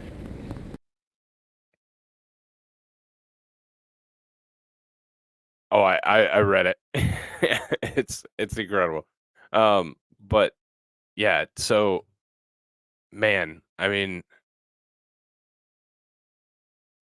just great job, Elon. Great job, SpaceX, and keep pushing the boundaries. I do want to make a public plea, not that Elon will ever hear this. Brother, you need to go recover that ship. Like, let's not even play. Like that ship is unbelievable. And you need to bring it back home and put it and its completely damaged flap in a museum somewhere. Either in Starbase, Texas, or maybe in Hawthorne, but that it deserves it. It deserves it. So here is, I mean, it's just incredible. I'm completely speechless. So incredibly speechless. It's unbelievable. Great job. Great job. Now we're gonna go to something, because we're already here, so why not? We're gonna go to something far less exciting, but we're gonna go back to some Kerbal Space Program with Boeing. Just because this is also historic, and I want to be fair. I mean, it's kind of a letdown from what we just watched. A good TPI burn. Just before that burn, there was a call out about a RCS jet fail. The meaning behind that message is that we have been monitoring the thruster, and while it had good performance, part of our kind of conservative set of sensor data around. And I don't know if you're hearing this, but just when people are switching over from Starship to Boeing, they're having an RCS failure, like a critical failure with the systems that bring you in close and refine your movement on the way to the space station. This is they're approaching the International Space Station. The astronauts that launched yesterday morning. We should get docking here. I haven't looked at the actual docking time because I've been more interested in SpaceX, but I can look at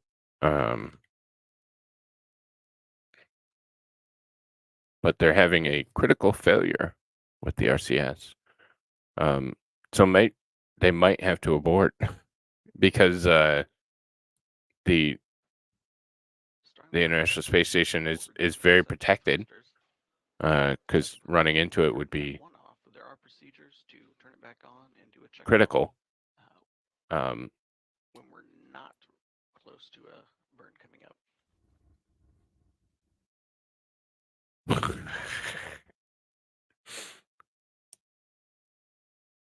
I wouldn't. I would not. It's called stress eating. It's called stress eating. When you're working on a system like Boeing, you need to stress eat.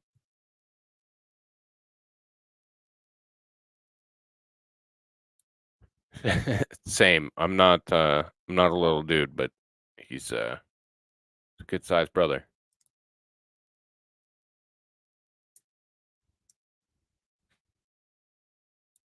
But they don't need to, because they just get all these big government contracts and don't have to,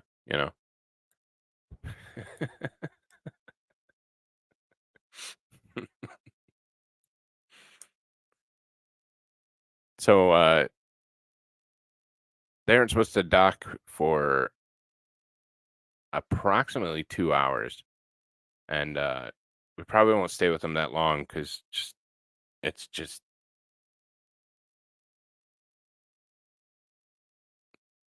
I'm trying to be nice to Boeing. Like, I don't know why. I'm in a good mood because of Starship, so I'm trying to be nice.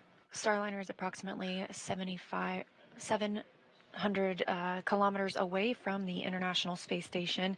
The orbiting laboratory is currently flying about 17,000 miles per hour, He's 260 statute miles over Iran. We've walked through a handful of burns this morning. The first of those, the NHPC-1 burn at 7:52 a.m. Oh no, Boeing's over Iran. They might try and bomb it. 8:14 a.m. also fine-tuning its approach to the International Space Station. We saw the NSRPC burn at 8:38 a.m. Central Time. This made the the Starliner spacecraft co-elliptic with the International Space Station, and the terminal phase initiation burn was just conducted right on time at 9:02 a.m. Central Time. This will move Starliner into the approach ellipsoid. That's the 4 kilometer by 2 by 2 kilometer invisible sphere around the space station that helps us monitor arriving and departing spacecraft. All of the burns this morning have been according to plan. Again, Starliner is currently flying autonomously, so flying on its own. We will see, however, Butch and Sunny have the opportunity to take control of the spacecraft and conduct another manual piloting demo once we're about 260 meters away from the International Space Station. This is a test flight, so we want to give the crew an opportunity to see how the spacecraft flies, should they ever need to take control of it. Once that manual piloting demo is complete, they will transition back over to autonomous power. The spacecraft will then continue its approach to the International Space Station all on its own. And again, we're targeting docking at approximately 11:15 a.m. Central.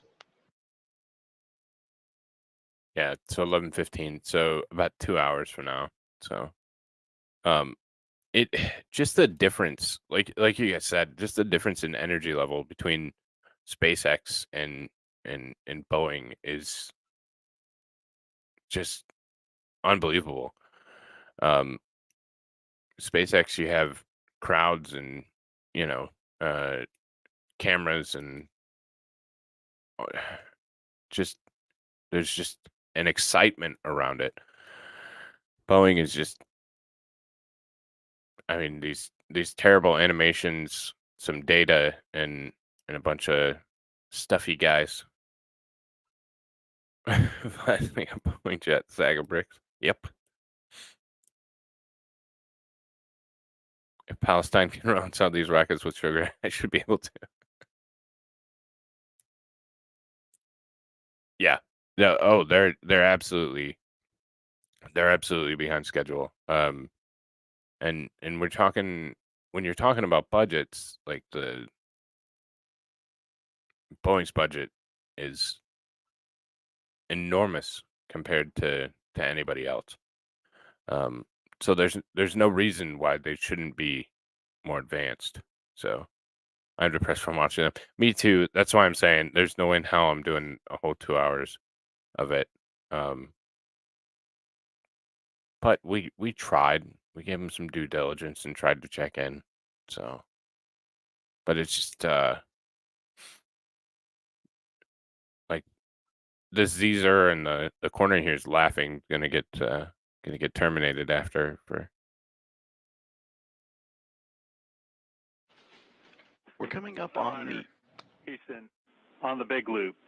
Hey, we just started picking up RELNAV measurements on both IR cameras. That's when it went to silhouette track at 7,000 meters. Prior to that, in long range track, we were not getting any measurements. We don't understand why we weren't getting measurements, but it's good that we are now getting measurements. But since we have that behavior, we had the conversation here on the ground that, of course, as you know, if once we get into Eclipse here, if we go RELNAV degraded, then diverge, the spacecraft will drop down to manual, and you're going to have to take us up to 200 meters per 11.11.301. And we expect to have good comm through that time period, and we'll give you updates should we see any other behavior or bad behavior. What the hell? Okay, so let me explain in English what just happened. So they're not getting distance tracking with their thermals. Right now we got Vessel 1 and 2 degraded, but we're still converged. So they're not able to. There's an ellipse around the International Space Station to protect it, so you can't fly satellites or vehicles into it without permission. And there's Yeah, a procedure okay, copy that. And RailNav is good. for coming in and out of that bubble. They call it a bubble. And what they just said is they can't. Their autonomous systems are not measuring correctly, so they can't effectively enter the bubble. So the piloting has to take over for entry to the bubble. And Starliner, those Vesta degraded signatures, health and status thing out of the Vesta due to some VEX faults earlier.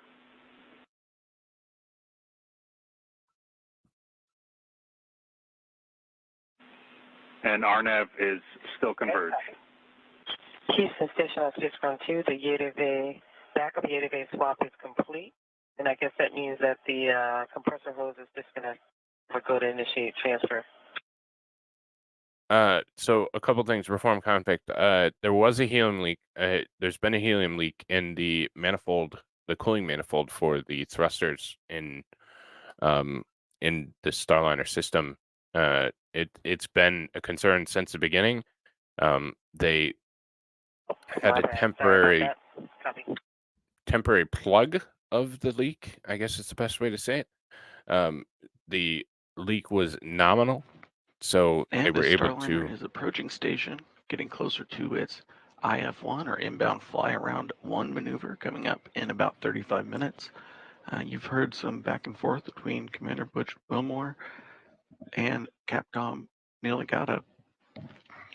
Starliner's Vesta system is currently tracking both the position of ISS, but now that we're close enough. Forget it. We're not going to listen to them. They're just. So they essentially plugged it. There was a part of the launch attempt on 2 days before their active launch. So I think it was Saturday or Sunday. Was because there was and they tried to overpressurize it so it could withstand flight and hold enough pressure. They lost about 1,000 psi because of a valve issue with the helium system and the overpress. Since then, they've determined it to be an acceptable amount of leak. So there was a significant leak.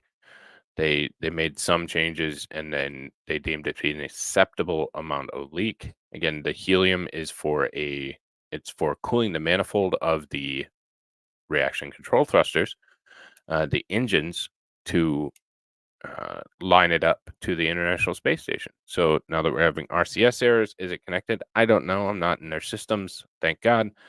But when you have problems like that on the ground, they can compound once you're in space.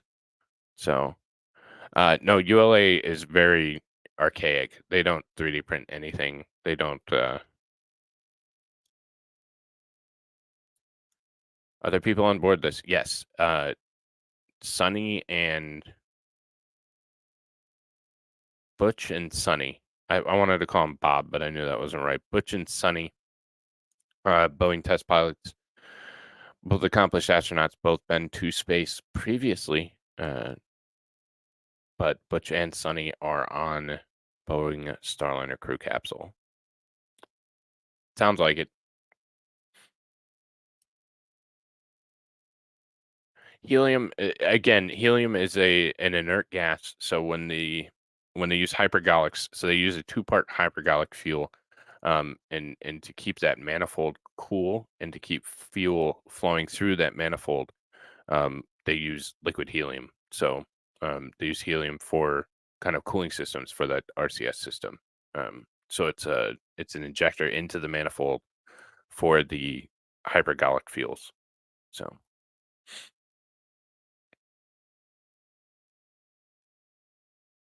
Yeah, Rocket Labs does. Yep. I know, right?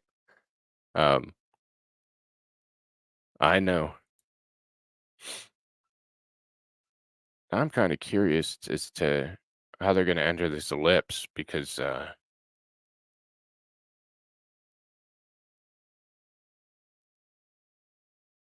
we're seeing some good tracking data. I mean, these IR cameras are kind of garbage.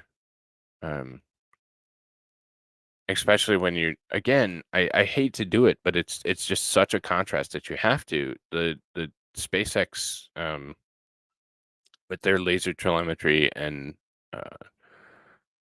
the IR system that's on that is far superior to this of the international of Starliner in reaching the International Space Station. And Boeing had more than double the budget. They've had more than double the timeline, and they still put together, in my opinion, a very subpar product.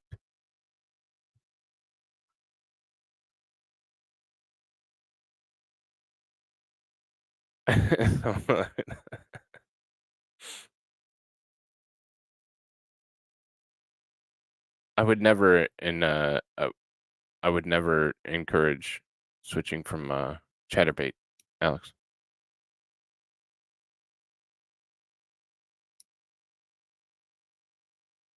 They're stuck in the 80s. That view Space on shuttle, your it seems, I screen, think. coming from the Vesta system aboard Starliner, now checking out the International Space Station. You can see it coming into view pretty well.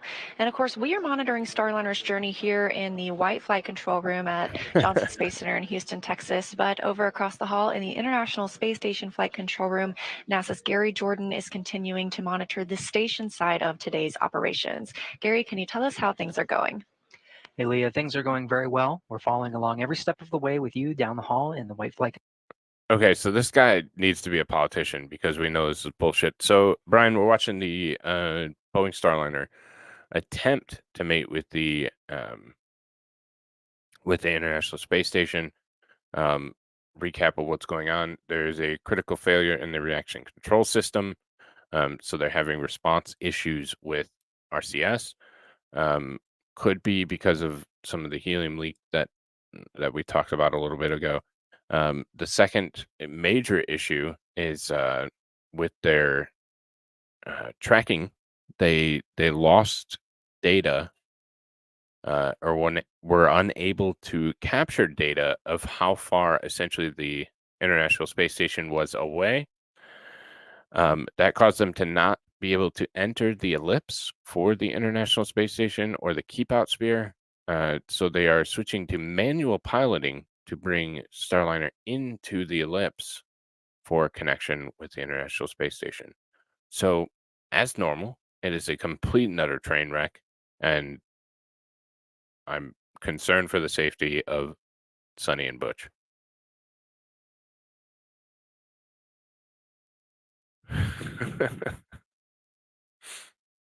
Basically, yeah, the pilots have to raise the orbit to get into the ellipse because their tracking system is not working properly.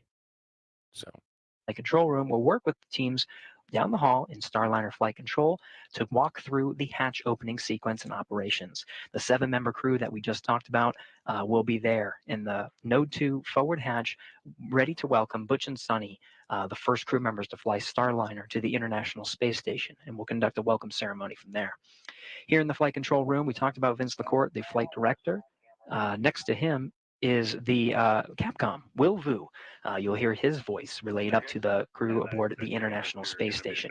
Right now, all crew members are talking aboard are talking in the Space to Ground 2 loop, which is a big loop. Everybody here that you're in the flight control rooms, both rooms here in Houston, the Space Station Flight Control Room and Starliner Flight Control Room, are talking with the two spacecraft that are about to rendezvous here coming up in the next couple of hours.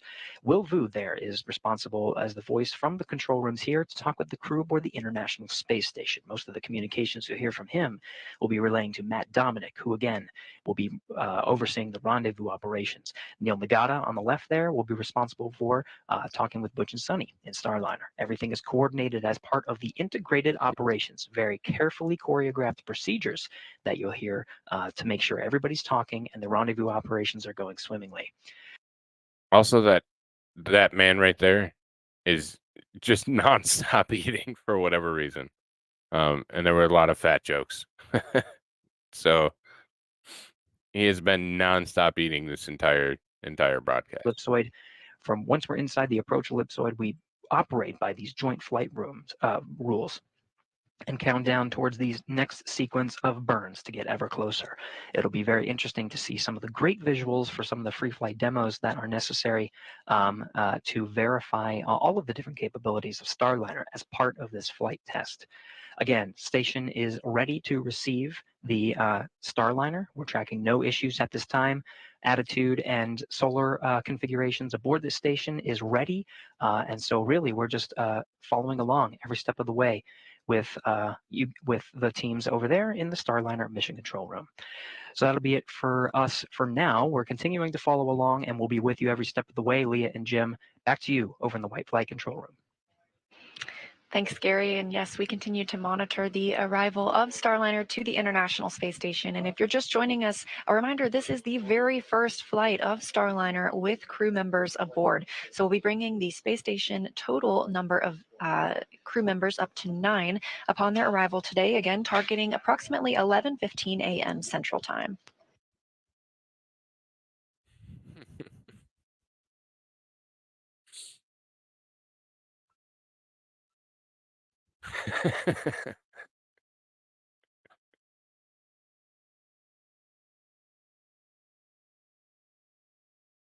And as we get closer and closer, the Vesta system aboard Starliner, which is the view you're seeing right now, will continue to give us an even more defined look at the International Space Station. It's getting even easier to make out those individual solar arrays at this time. And as we get even closer, we'll stop tracking in silhouette mode and begin tracking the docking port itself. Again, we're going to the forward docking port today. It's the Node 2 forward port, where one of the 2 international docking adapters is located.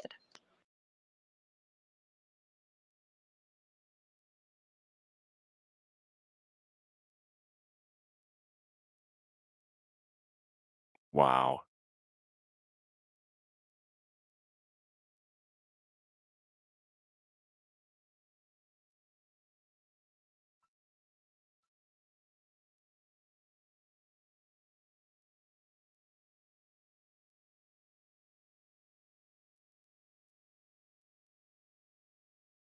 Just a minor critique. I mean, that is incredibly bouncy.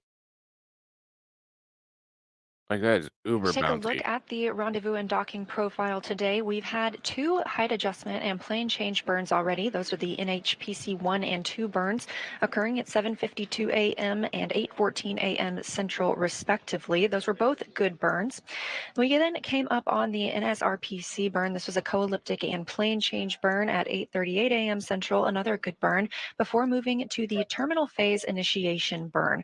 This will bring Starliner inside the approach ellipsoid, that invisible boundary that we monitor outside the International Space Station.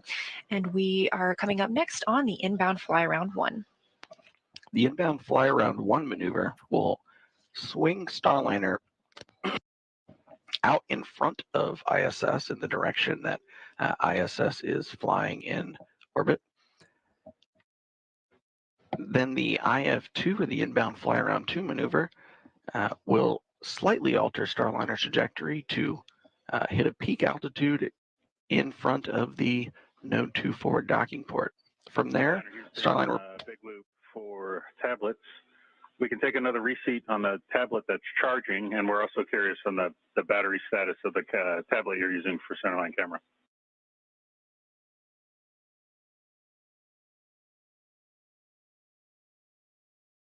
You didn't put enough charging ports to hardwire the fucking center. Ugh. When it's on the chargers, it's 71. Did you say the centerline camera tablet's currently on the charger?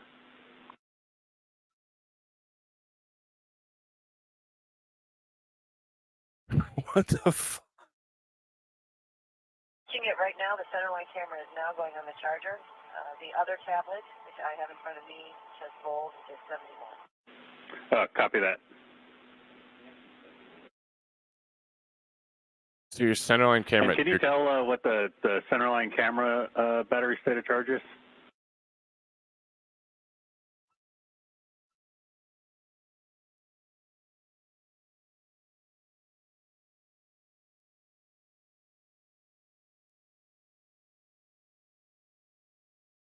So now that they have to fly it manually for a portion of time. To look at the Starline camera, so let's just wait till we get radar acquisition.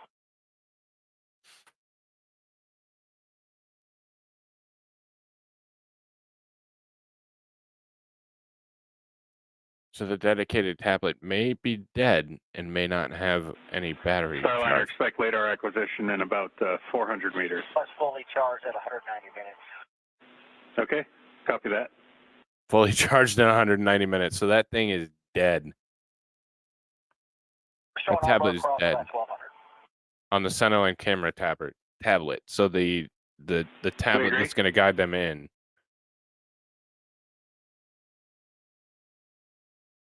I wonder if that's his table. Look at all the food on that table. There's like a donut thing. There's some chips. Looks like some popcorn. There's a couple different things there next to the. I think that's all his food, like all of it.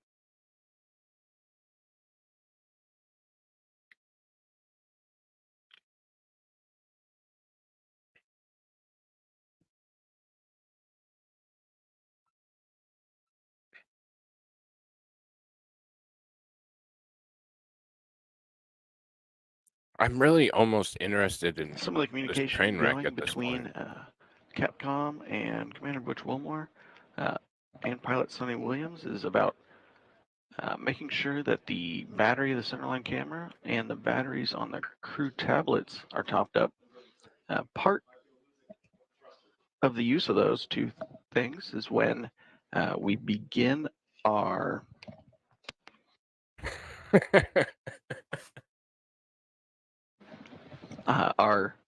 just after the inbound fly around maneuver, we will start to approach.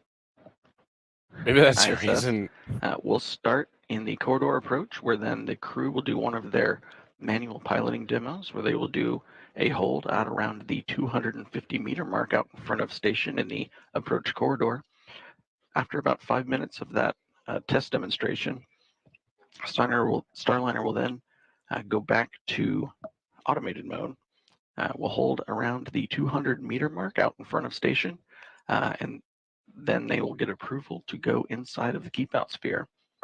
From there, Starliner will make a slow approach, very fine control, down to about the 10 meter mark out in front of the Node 2 forward docking port. From there, Starliner will activate its NDS or NASA docking system. They'll change the flight control rules to an even finer, small, discrete set of thruster settings. And then we'll go in for a final dock at around 11:15 a.m. Central. It is. It's completely different, and spaceflight is hard. It is very difficult. Starliner, good radar acquisition. It is very difficult, but you just see the difference. You see so many contrasting differences between a program like SpaceX and a program like Boeing, and it's clear as to why SpaceX is more successful and more reliable and more all these different things, because it's just it's a completely different ball game. So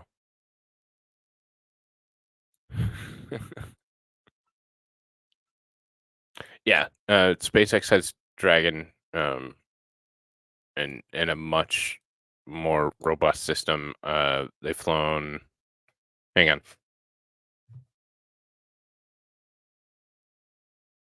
9 times. I had to look at the patch wall because I forgot. They've flown 9 times successfully and no issues. So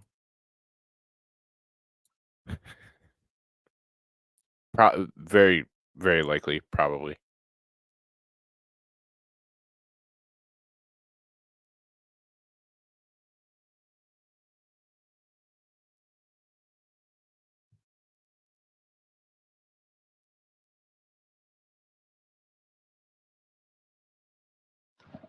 Starliner is now picking up ISS on its LiDAR sensors. This is giving Starliner a good 3D picture of ISS in the distance.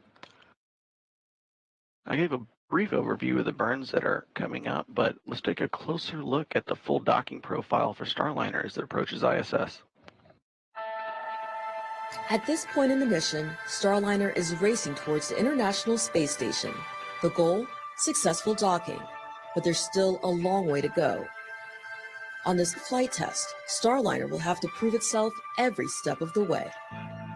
The rendezvous process picks up after about 14 orbits and 21 hours into flight. No capsule cameras at at all. that point, the spacecraft is cruising a few hundred kilometers behind and below the station. It's time to start climbing. To do that, About Starliner $10 fires billion. its orbital maneuvering and attitude control thrusters, or OMACs, to begin the first height adjustment maneuvers. This first burn, NHPC-1, pushes Starliner slightly in front of, but still below the orbiting laboratory.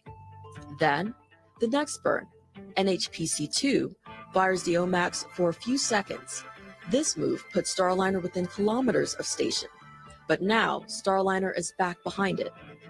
The final height adjustment, NSRPC, is another short OMAC burn that places the vehicle on a co-elliptic path with the station's orbit. Now, Starliner is just outside the approach ellipsoid, with the VESTA cameras in the nose pointing straight at station. After terminal phase rendezvous initiation, the proximity operations begin with a series of inbound fly-around maneuvers. Now, Starliner is just hundreds of meters away from station. Because the two vehicles are closer together, Starliner will only use its smaller reaction control system, or RCS thrusters, from here until docking.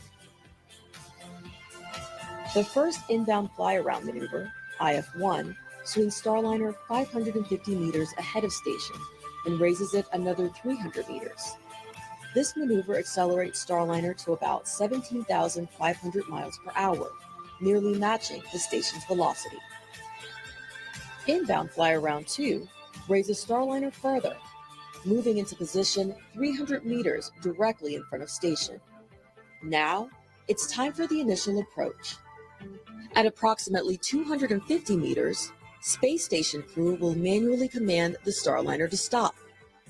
This is just to verify that Starliner will obey that command if they need to issue it in the final docking phases. The approach corridor initiation burn sends Starliner into the keep-out sphere, a 200-meter sphere that nothing is allowed to enter unless it plans to dock to station. Then, when Starliner is 182 meters away from station, it will automatically stop and retreat to 200 meters. Once again, this is just to prove that Starliner will execute a retreat if needed. Starliner will then continue its approach until it gets to within just 10 meters of station. Once more, it will pause and prepare the docking system for mating with the ISS until given the go-ahead for final approach.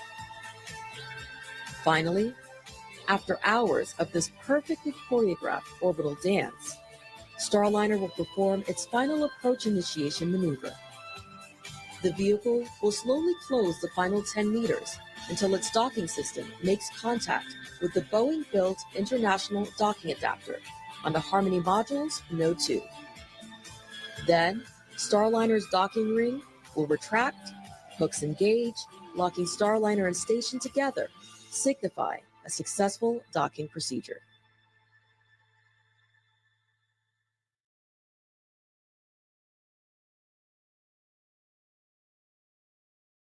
Starliner continuing on its way up to the getting ready for the IF1 burn. Can you see the ISS and a centerline camera on the tablet? Oh, that's what I'm saying. I can't see it at all on the centerline camera. We've got a good picture on the IR camera, but centerline there's nothing. Played with the auto and the manual gain. I mean, I can see the pedal. I think it's getting some reflection from inside the cabin here, but I cannot see the ISS.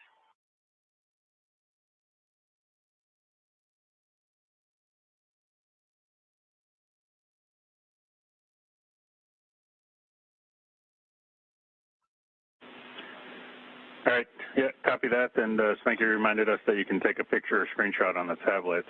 And in other news, you are go to Command and KOS ATP. We've taken several screenshots and videos, and KOS ATP, here we go. All right, copy. You can't see the damn thing, but you're still go.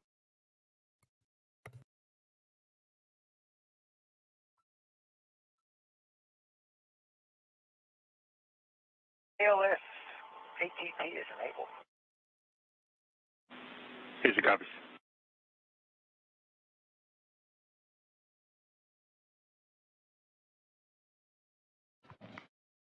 And as part of the process, We got sunrise coming in 15 minutes.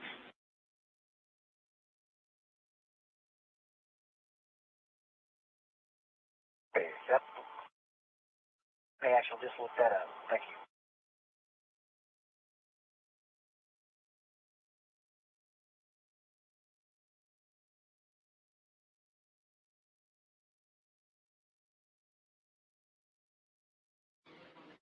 and as we're approaching the IF1 burn coming up here in 10 minutes, which Wilmore got the go-ahead to, or the authority. I don't know how hard it is for ISS to get their lights on, but it might be a good check to see if it's visible with the lights on, since it's not without.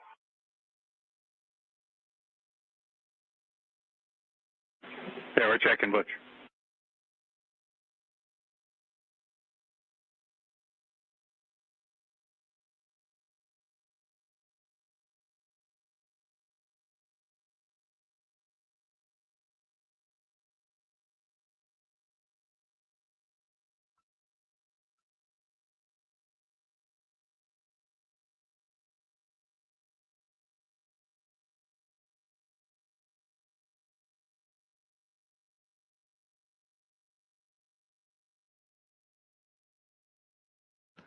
And we're coming up on around 25 seconds, still expected approach ellipsoid entry.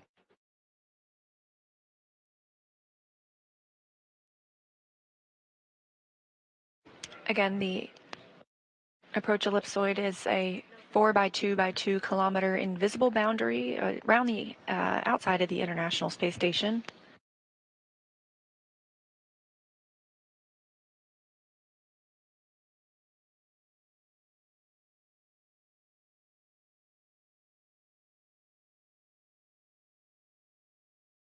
And confirmation, we have entered the approach ellipsoid.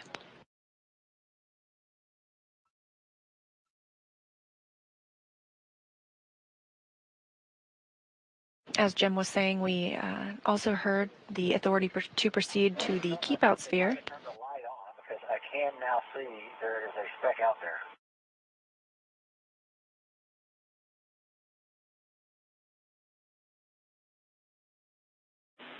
Station Houston on the big loop for the ISS cruise awareness.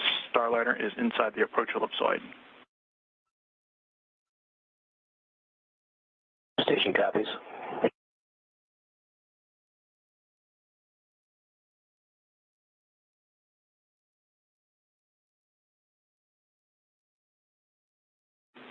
Again, We're still talking about turning on the lights here on ISS. We haven't turned on any yet. I get some reflection, looks like on the aft end, something.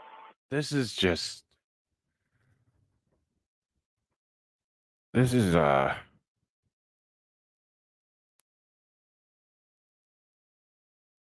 have shining a flashlight out of the cupola, I don't know. Yeah, copy.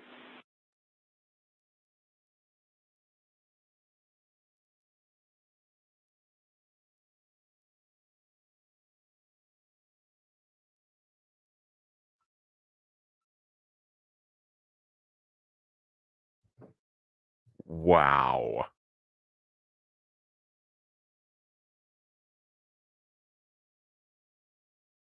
Well, the ISS did exist before Boeing just rammed through it because they couldn't see it.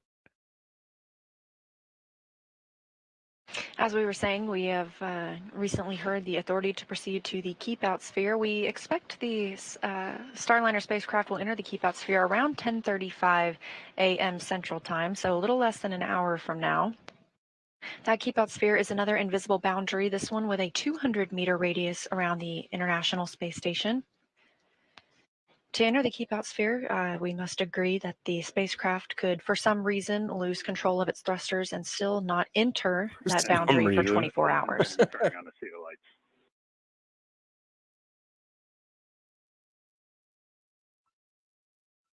Great.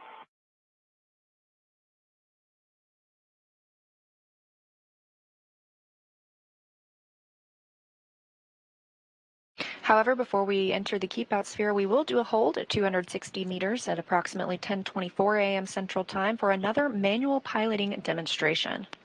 Are these aliens? I'm kind of saying it facetiously, but like, there shouldn't be anything in the sphere. So are they picking up? What the hell are they picking up?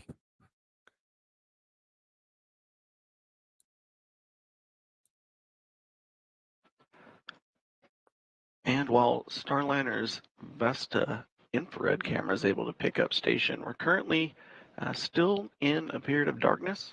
And you heard Commander Butch Wilmore talking about Oh, it they're being a two little separate difficult cameras. to This pick is up LiDAR. the station on the centerline camera, which is a visual spectrum camera. The ISS team's trying to see if they can get the ISS team to turn some of the ISS lights on to make it a little bit easier to pick up the station in using regular eyesight. But we will be coming up on a period of daylight in about the next 20 minutes or so.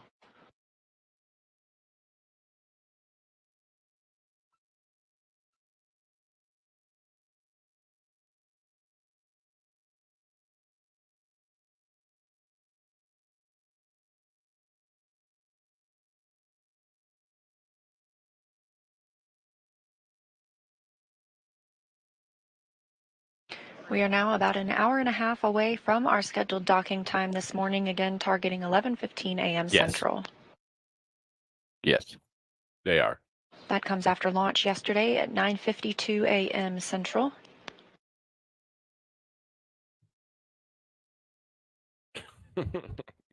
There's 7 on board ISS and 2 in the capsule. So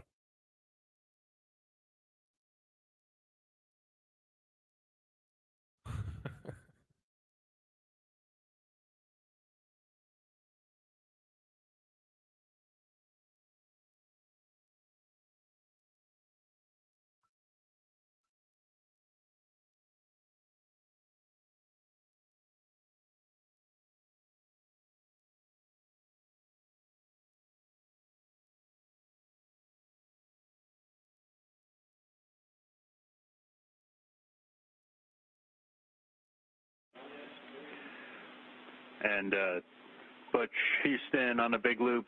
We've got 1 seat of light coming on, and there'll be 4 more coming on that might take a little bit to warm up. I see the first one. I saw it when it came on. Okay, you saw that in the centerline camera? Affirmative.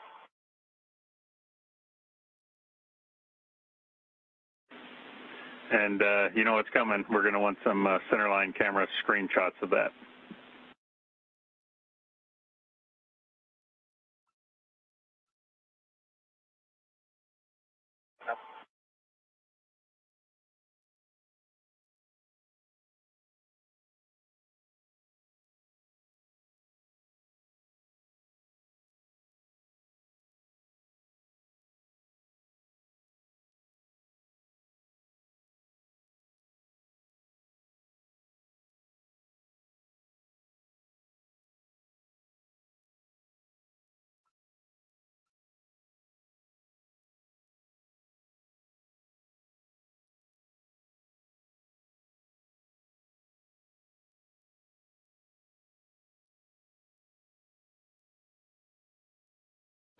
We heard some communications between the Capcom and Exactly. the crew aboard Starliner.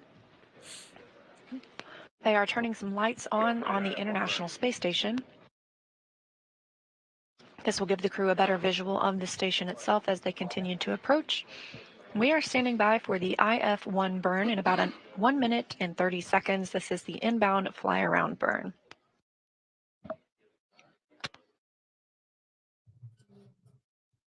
It's This inbound fly around one maneuver is going to be performed with the RCS jets. This burn should last about 18 seconds.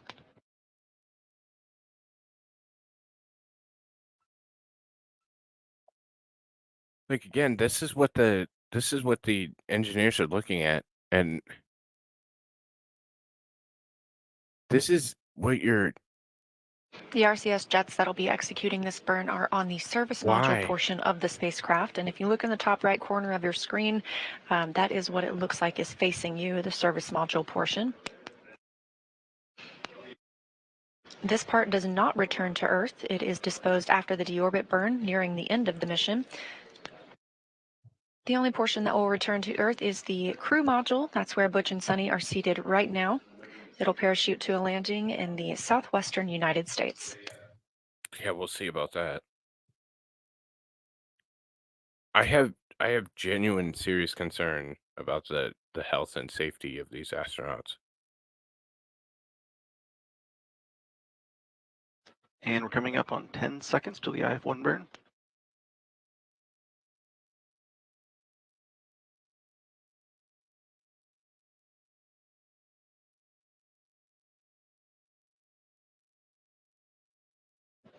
And thrusters are firing.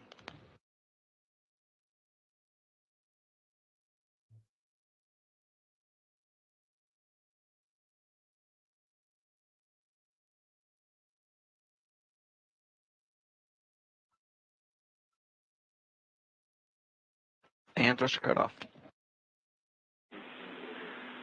Good burn, Starliner and Butch. We got all 5 CETA lights on for ISS. How does it look?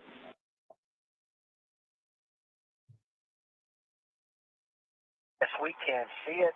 I cannot make out the width, however, but we can see the station. Yeah, but can you clearly see like the distance between the 2 outboard CETA lights?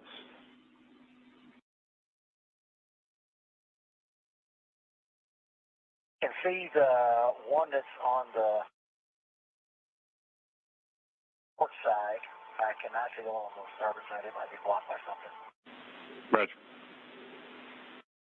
So no, they can't make out the width. So no, they have no idea, and you're manually piloting them because your systems are shit too. So they're flying completely blind, cannot see where they're at. And we heard Starliner had a good IF1 burn. With that, we have an expected IF2 burn. Small adjustment to place Starliner to start flying towards the approach corridor for the Node 2 forward docking port. That IF2 burn is coming up in about 18 minutes. Still some issues picking up the lights on ISS. Starliner had a transient caution around the time of the burn. No action. It was just sort of expected, and there was timing with how the triggers were set up for that message. Yeah, we copy. We saw.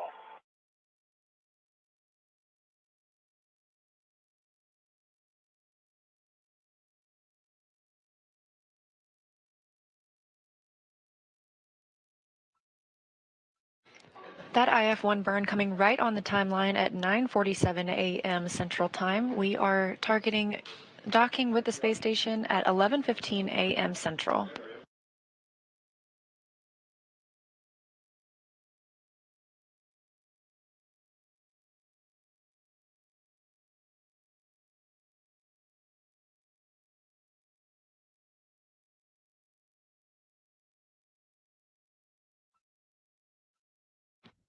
And you heard Commander Butch Wilmore talking a little bit about trying to pick up the lights on the outside of station.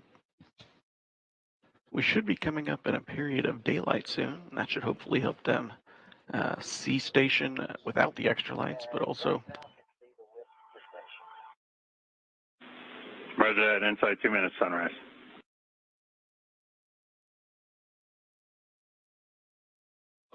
And you heard it, sunrise coming up in about 2 minutes. It should help both Butch and Sunny see the station with their own eyes, as well as the visual spectrum cameras pick it up as well. Currently sitting just over 530 meters away from station. He's not eating now. Now I'm really concerned.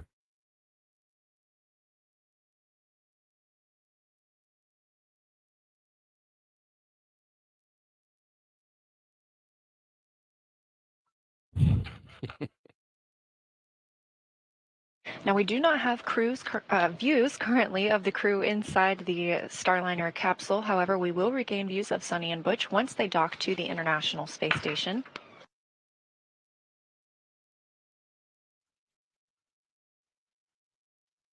We also do anticipate to start getting views from the space station itself looking down on Starliner as it continues its approach.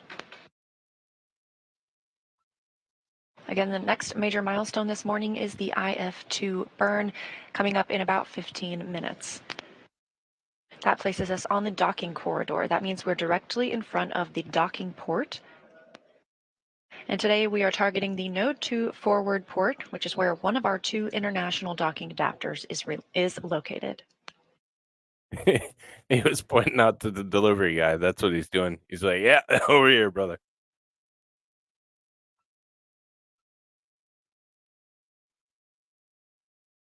Oh, sorry, I didn't see. Oh, yeah, certainly. They as we have all transition kinds from of an orbital nighttime into an orbital daytime, teams reporting that they are getting all good views on the Vesta system.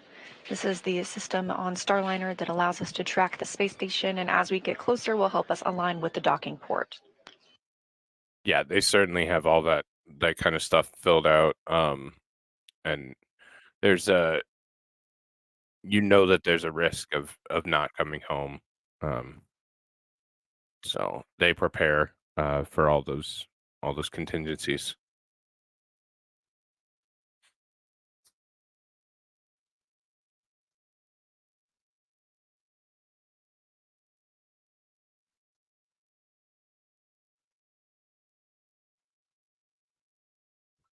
They This just view deliver a inside stack the of pizzas. White Flight Control Room here at NASA's Johnson Space Center in Houston, Texas. Teams are taking the opportunity to take a very quick break before we get into the docking operations.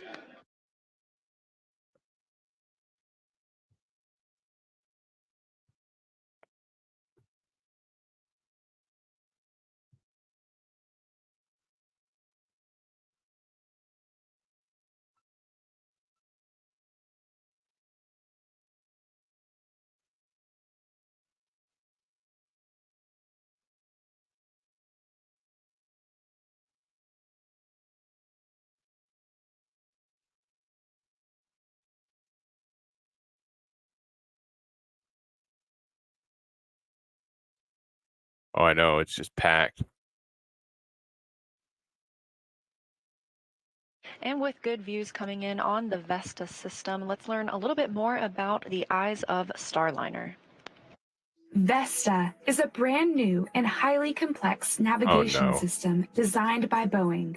It's what Starliner will use to autonomously dock with the International Space Station. Vesta stands for Vision-Based Electro-Optical Sensor Tracking Assembly, and here's how it works.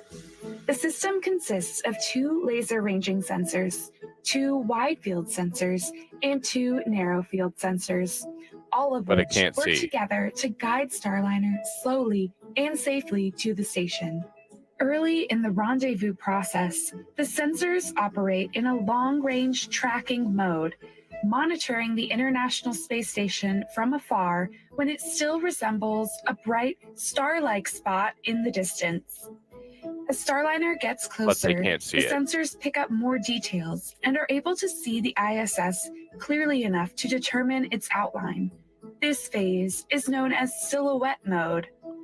Then, in the final phases of docking, the space station is close enough for the Vesta sensors to switch to feature track, where they use exterior features on the docking port of the Harmony module, such as handrails, stickers, and reflectors, to assess the capsule's position and attitude.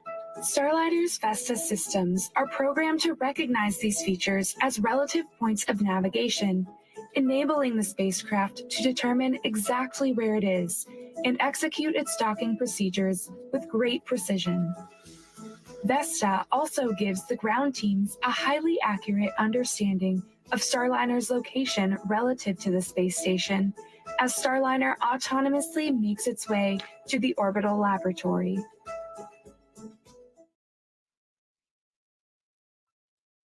So that's how it's supposed to work. That's not how it works.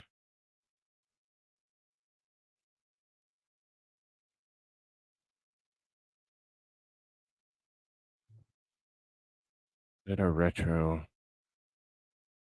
Oh, there we are. So. And these are views live right now from Vesta. As you can see, we are getting more and more detail from those cameras. You can even make out some of the IROSAs, or the International Space Station rollout solar arrays, atop the original arrays on the top right and the bottom left of your screen.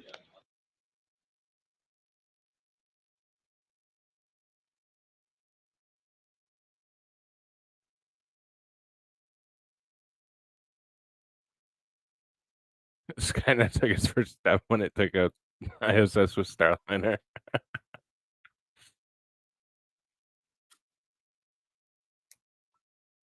And we have our first views of Starliner from the International Space Station, now crossing over into an orbital daytime over the South Pacific Ocean. So wait, We are tracking docking this morning at 11:15 a.m. Central Time, the first arrival of Starliner to the International Space Station with NASA astronauts aboard. So wait, you're trying to tell me that the ISS can see that little ass capsule in space, but little ass capsule can't see huge ISS? That seems like it's an issue.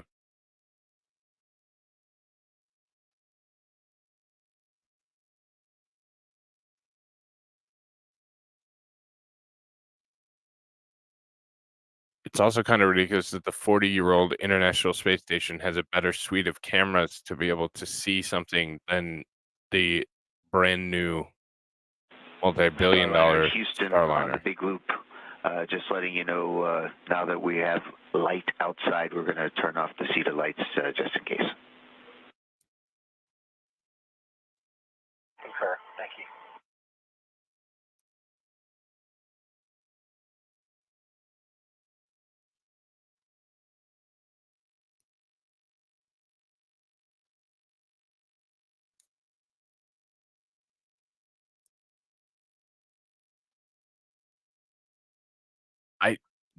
Brian, the problem is they can't see it. Now that we're Apparently they into an can't see it. orbital sunrise, teams here in Mission Control have let the Starliner crew know they are turning off the lights on the International Space Station side, since it seems like the crew aboard Starliner now has a good visual on the station itself. Did they forget to install a window or camera on the front? Again, Starliner is flying autonomously right now, but we will see the crew transition to manual piloting at about a 260-meter hold point, giving them a chance to take the reins of Starliner. There's no cameras except for this suite, this camera suite that with the Starliner, see the B1 Bravo 1A3 jet fail. Still taking a look at it.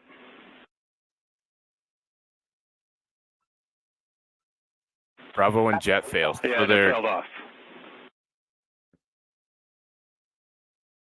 if I remember correctly, B1 is their propulsion jet. So basically what they try to do is do that stop maneuver, and the thruster failed. No, Brian, I mean, go back like 10 minutes when you get a chance. Like, the astronaut can't see it. Their system can't see it. And now when they just tried to do the hold maneuver on the keep out sphere, their booster failed.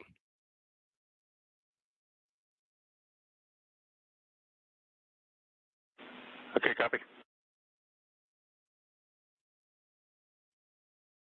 Want us to get rejected or not?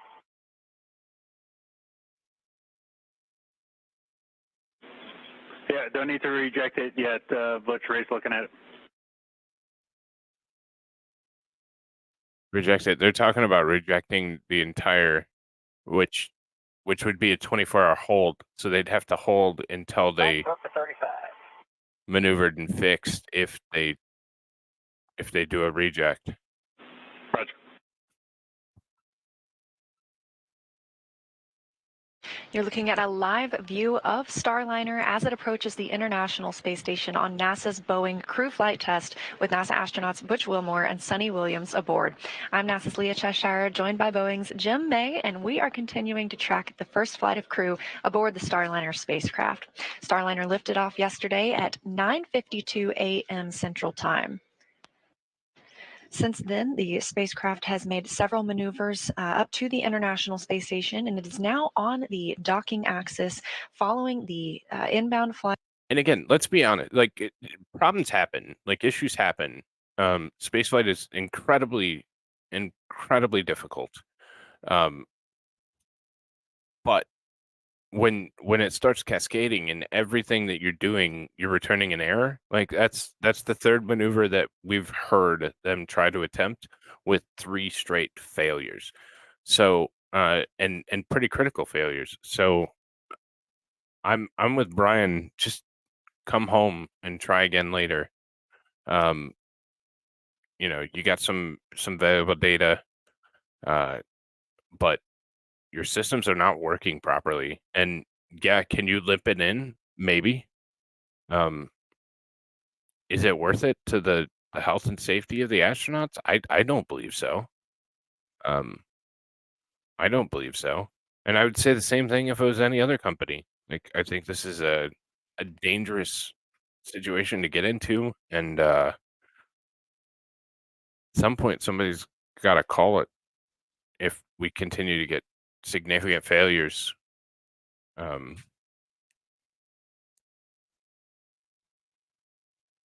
Room can keeping up with the other spacecraft that we are monitoring today. That's the International Space Station itself.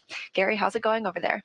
Hey, Leah. Hey, Jim. Really good to be following this flight with you today from the International Space Station Flight Control Room. Teams here are led by Flight Director Vincent Lacourt, working hand in hand with Enven Zeiss just down the hall. If it were to hit ISS, then you'd be talking about serious concerns with pretty much all future spaceflight. So there's a cascading effect once something essentially blows up in space. And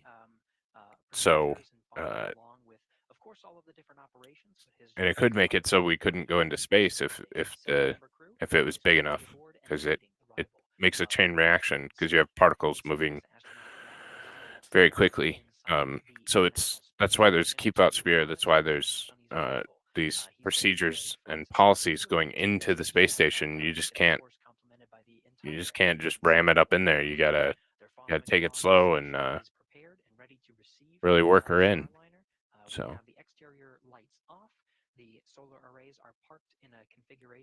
maybe.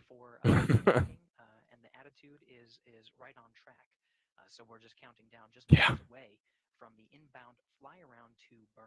And with that, for sure. Right back over to you, Leah and Jim, over in the white flight control room to take us through. I don't know where the point is, and I don't think Boeing has a point. I don't think Boeing has a point where they say, okay, like we're gonna call it, we're good. I don't think Boeing has that ability because of the fact that SpaceX has already done it 9 times, and Boeing was supposed to be the first to fly. They're about, let's be conservative, 5 years behind schedule. I know it's far more than that, but let's just say 5 years. Like they're really in a crunch to make this happen, and there's concern that they might do something that it's ill-advised.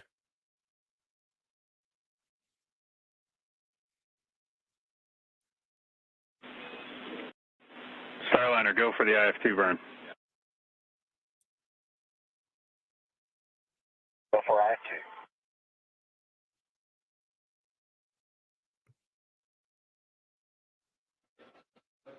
And we're go for this IF2 burn. This burn should only be about 1 second long.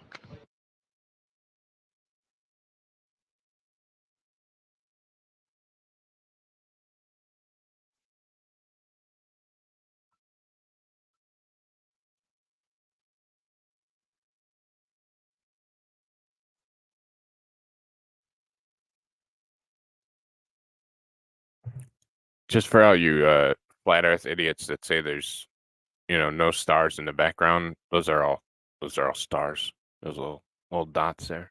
So I'm scared too, Bri.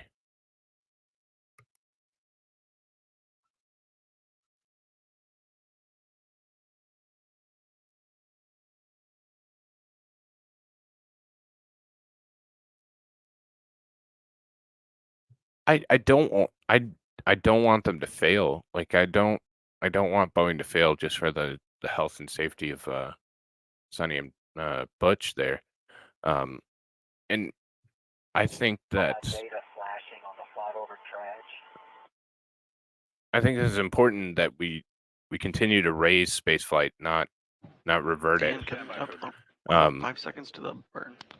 I think that somebody needs to step in and say, yeah, we're not going to give you another contract until you can improve something.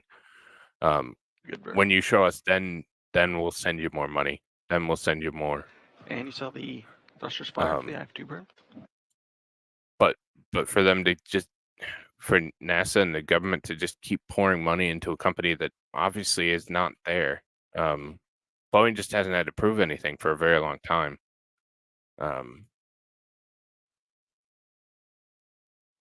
That burn happening right on time, 10:07 a.m. Central Time.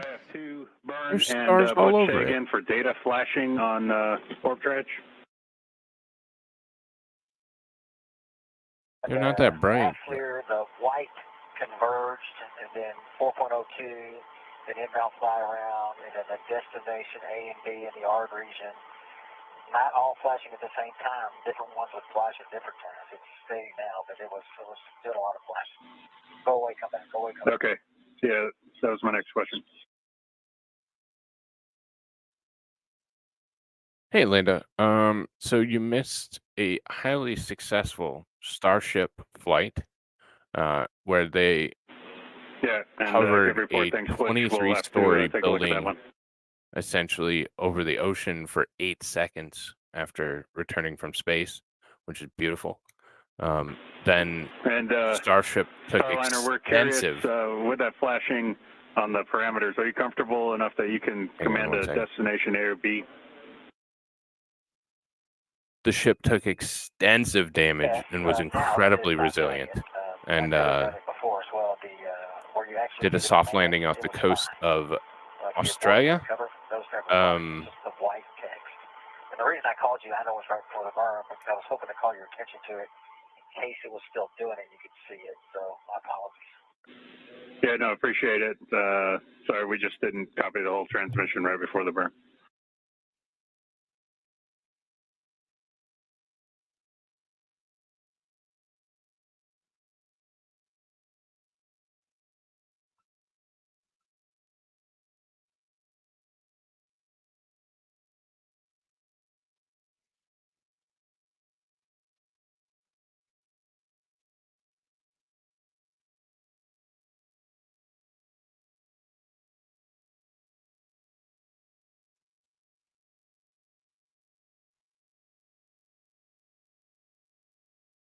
With completion of the IF2 burn, that's the inbound fly around 2 burn, we are now looking toward the ACI burn in 12 minutes. That's the approach corridor initiation. So at that point, the Starliner spacecraft will be about 300 meters in front of the International Space Station, directly in front of the Node 2 forward docking port where we are headed today.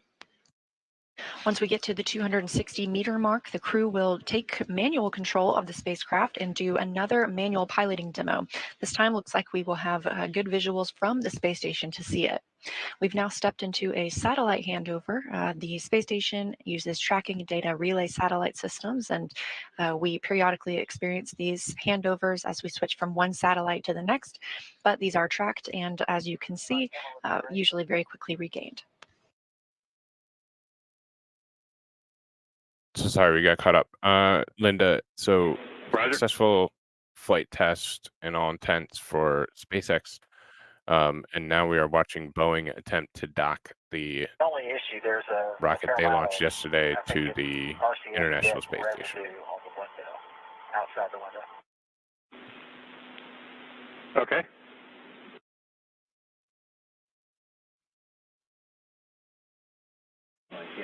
Yeah, Butch, we're assuming you're talking out the IVA hatch window for the centerline camera.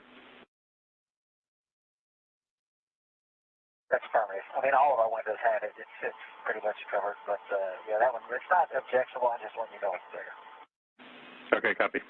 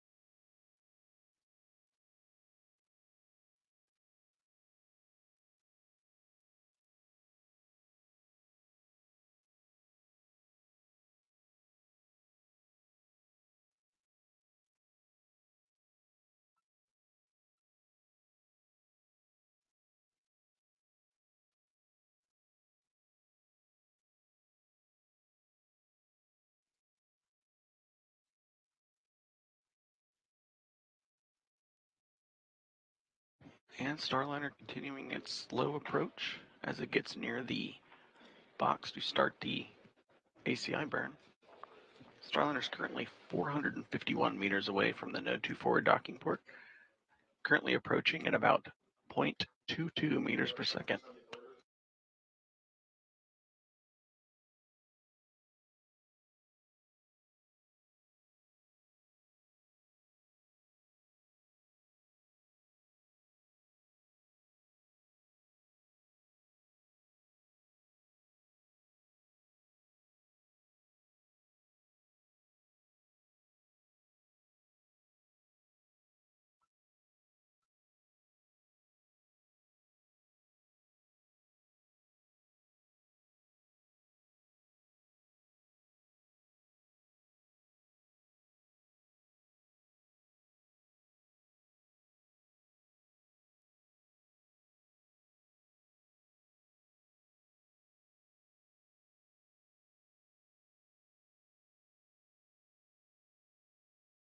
Sonny just checked the camera battery. It says 134 minutes, three-quarter charge.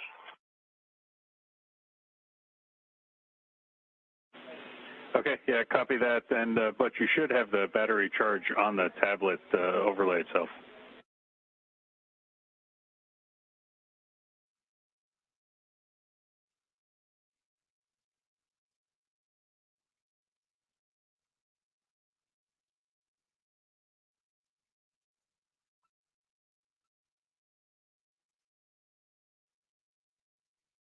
Okay, you mean the camera battery is on the overlay?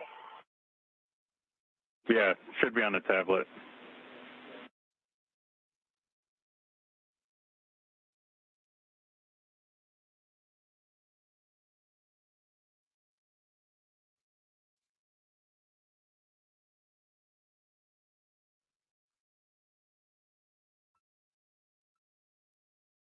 Always learn. Roger that.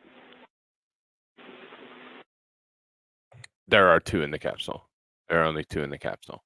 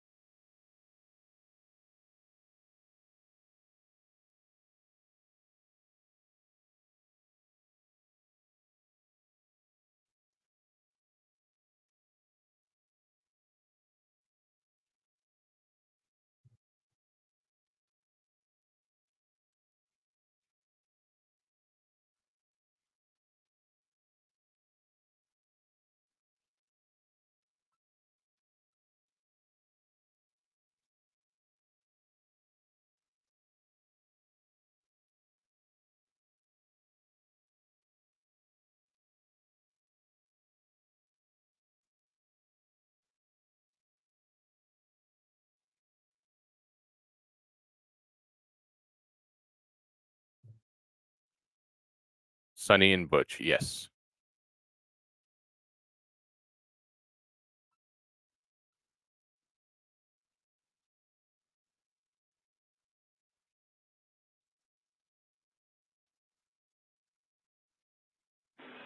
Starliner Houston on a big loop for words for the jet fails that we have. We're planning on doing a hot fire test before we get into the KOS to see if we can get those jets back.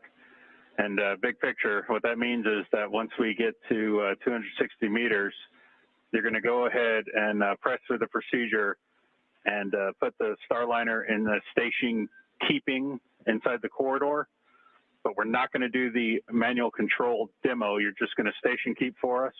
I'll get you words to get us in a free drift when we're ready. We'll test fire the jets, and we'll see what the data tells us. But essentially, we're just going to be in and out of hold, and you're going to have to do some station keeping in that time frame. Wow.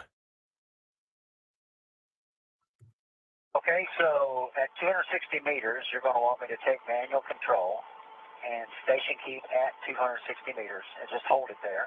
And then we'll go free on your call. You'll do your jet fire, and then we'll go from there. Yeah, that's good words. That's good words for now. I'll get you more detailed words once we get there, and we'll have to coordinate that for you. And just the advice, we're going to want to know if you can hear or feel the jets. So we'll be in back and forth comm during that time period. Wow, so they're having a critical failure, so they're going to have to test it, and that probably came down from NASA, that they're going to have to test it.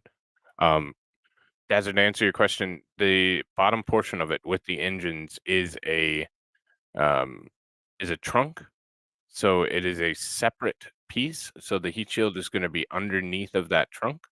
So when it comes in to land back on Earth or back into our atmosphere, it is going to jettison that trunk with the We are in engine another system satellite once it. handover with the tracking data relay satellite systems on the International Space Station. We've just heard some comms to the crew about the plan for 2 reaction control system thrusters that they are troubleshooting.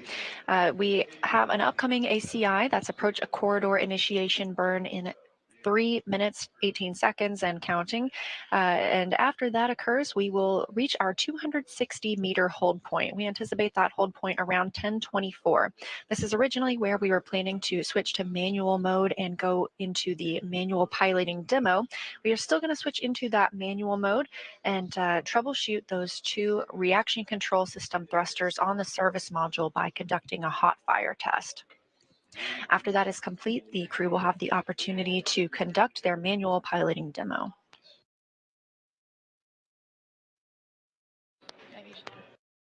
So yeah, Desert, they will jettison that trunk once they're in proper orientation for reentry. So they use the 2 those engines RCS all the way up jets to that reentry, are and currently then being investigated. They were preemptively turned jettison off that by trunk. the flight control system with some sensor values that were slightly above the conservative bounds that we have set. So that's the reason why they're going to do a test of those to see if they can bring them back into the active set of thrusters.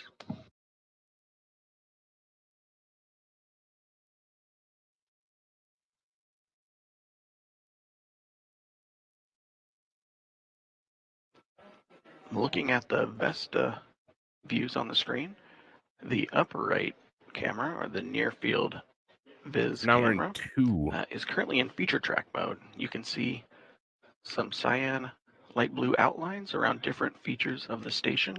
That lets people looking at the images know that Vesta is correctly tracking where it thinks and knows. Go for ACI.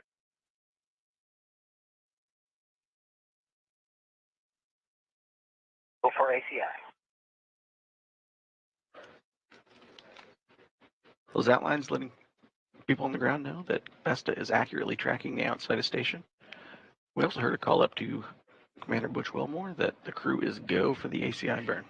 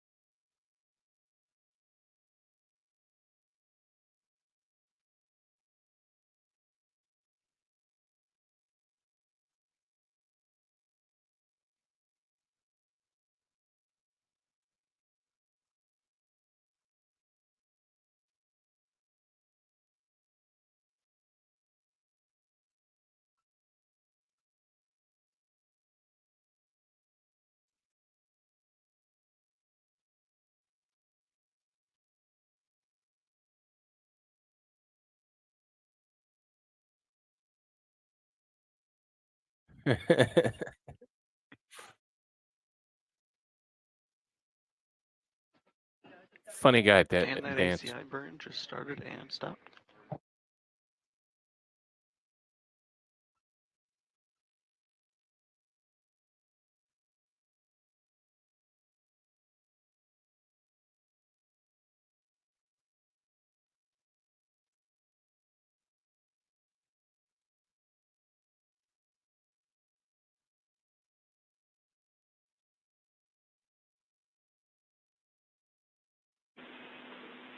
Starliner, good corridor burn.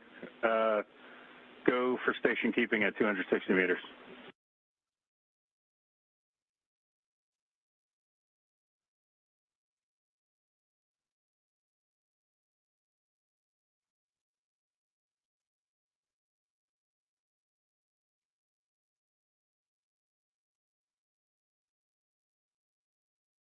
We are coming up on that 260-meter hold point following the ACI, or approach corridor initiation burn, right on time at 10:22 a.m. Central Time.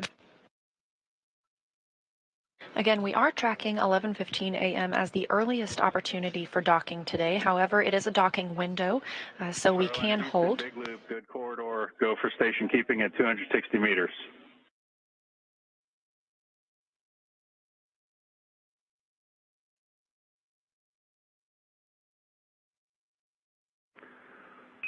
Hold at 265, hold at 260. Yeah, good readback.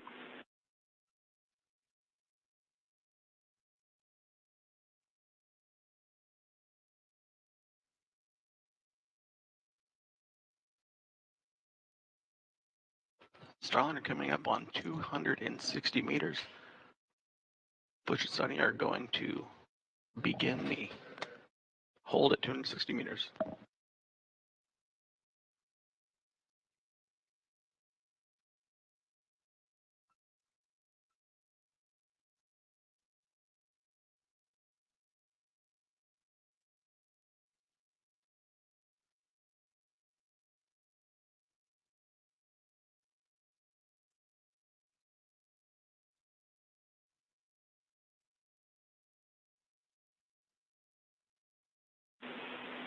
Starliner in this hold for your trajectory. We're looking for about a 10-minute football.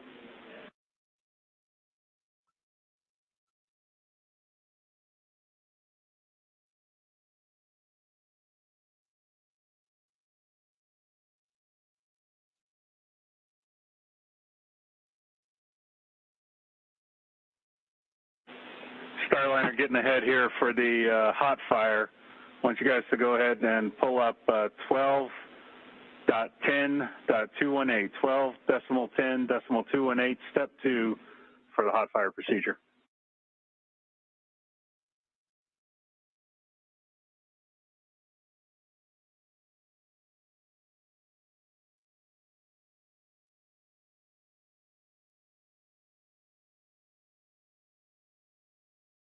Okay, 12.10.218, we had a pulled up, we're looking at step 2. Okay, roger.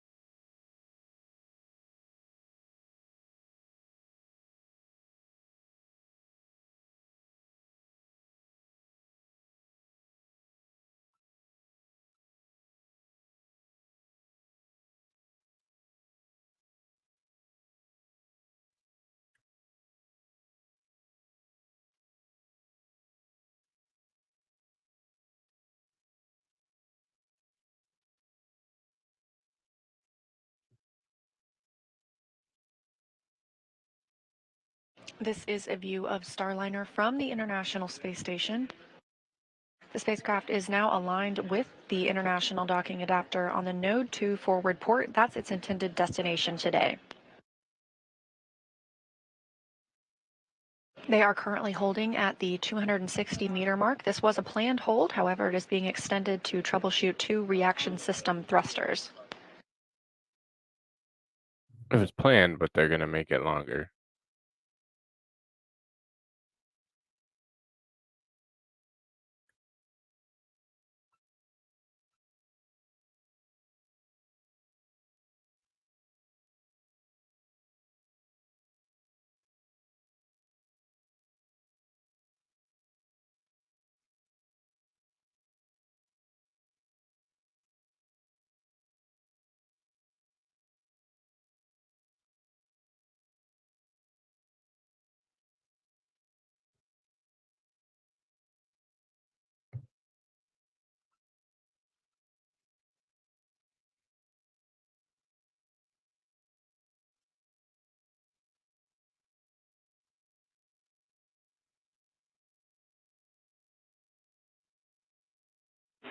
And Starliner, we see the B2A2 jet failed off.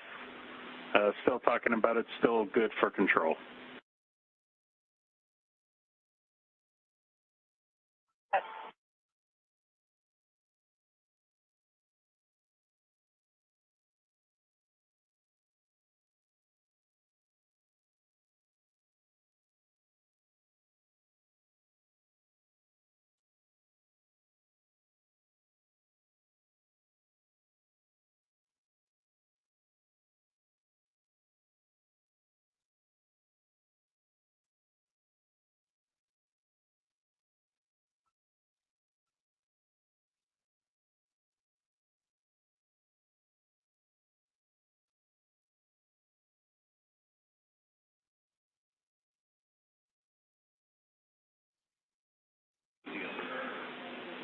Hey, Butch, we need to sweeten up the trajectory a little bit. Can you give us a couple ups?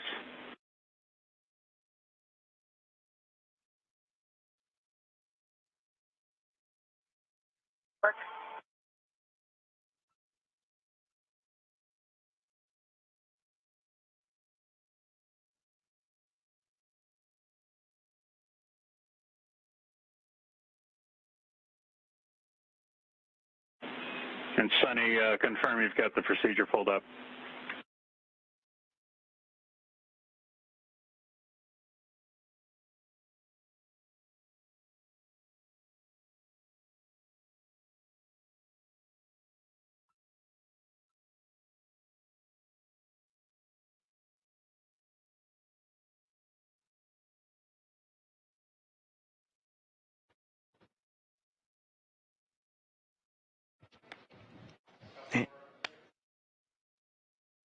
And Capcom Neil Nagata flowing a few messages up to Butch and Sonny. They're currently continuing to. Hey, Butch, for the trajectory, we want to show that we're going to be above the docking axis for 10 minutes.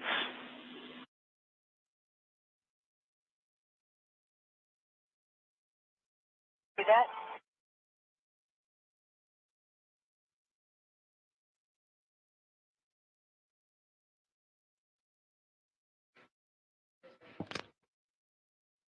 Crew's going to continue their hold outside of the approach corridor. This is not good. Mission and ground controllers continuing to analyze the data coming in from the RCS jets.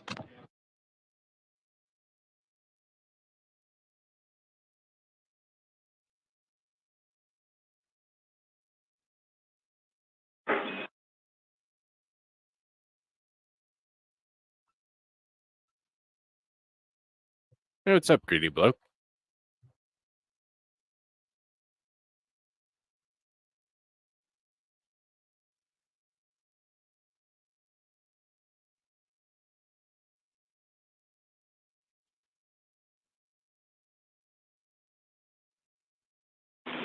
Hey, Sonny, are you guys ready to execute the SM hot fire test procedure?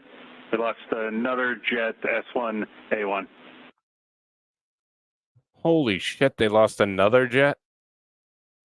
Are ready to execute the procedure. I'm with you on step 2 of 12.10.218. That's a third jet they've lost.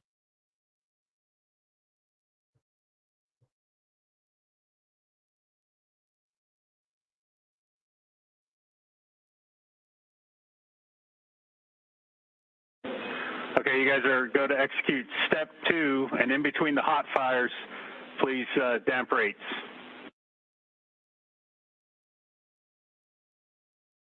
Stand by.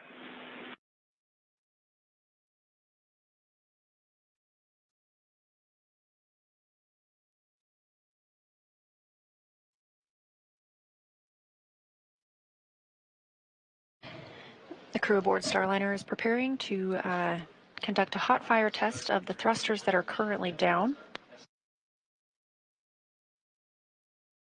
Teams here in the room are continuing to work those procedures. Again, we are at a 260-meter hold point. Starliner, execute step 2 now, please.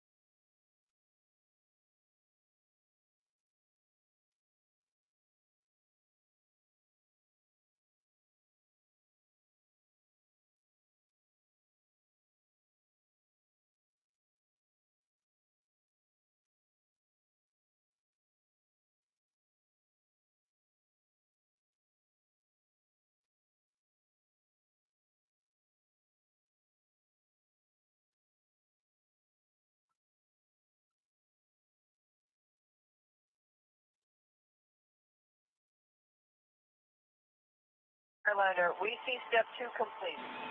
Roger.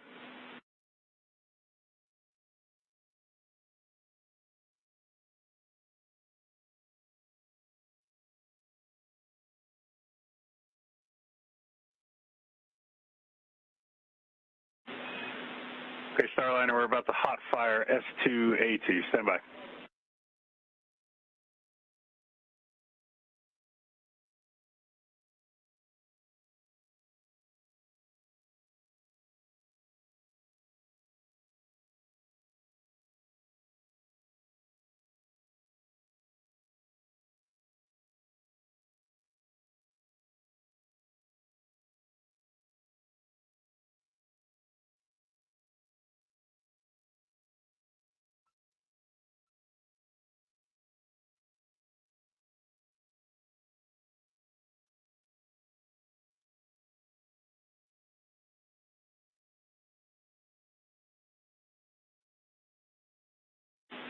Starliner did a hot fire S2A2. We'll need you to point back at the target, please.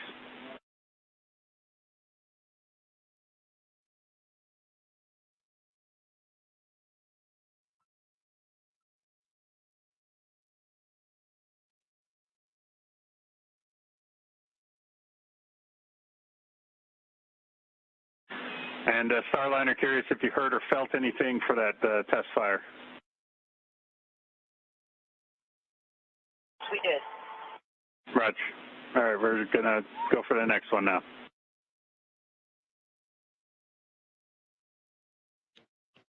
And mission controllers here, working through hot firing the Don't have data to jets figure that have out been toggled off. They're doing one by one, going back and forth between that and having Butch astronauts if they felt hover in anything. the corridor.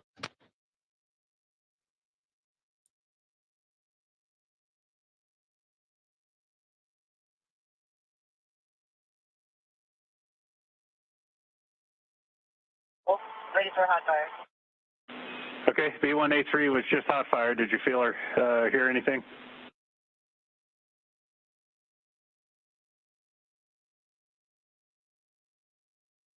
Specifically.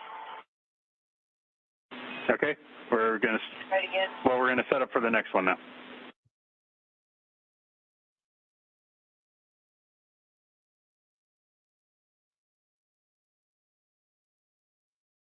I hate to make "Did you feel it? Is it in yet?" joke, but it's just too good to pass up, and we need some levity at the current point in time. So I did it. Flight controllers have conducted 2 hot fires on the Starliner spacecraft reaction control system thrusters. They are now preparing to hot fire 2 more thrusters.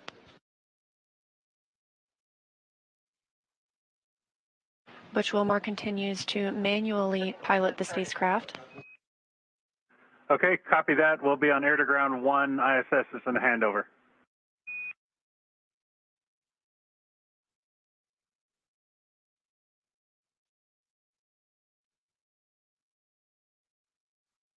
Houston, how do you hear our air to ground 1?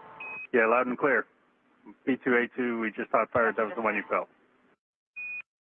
That's affirmative.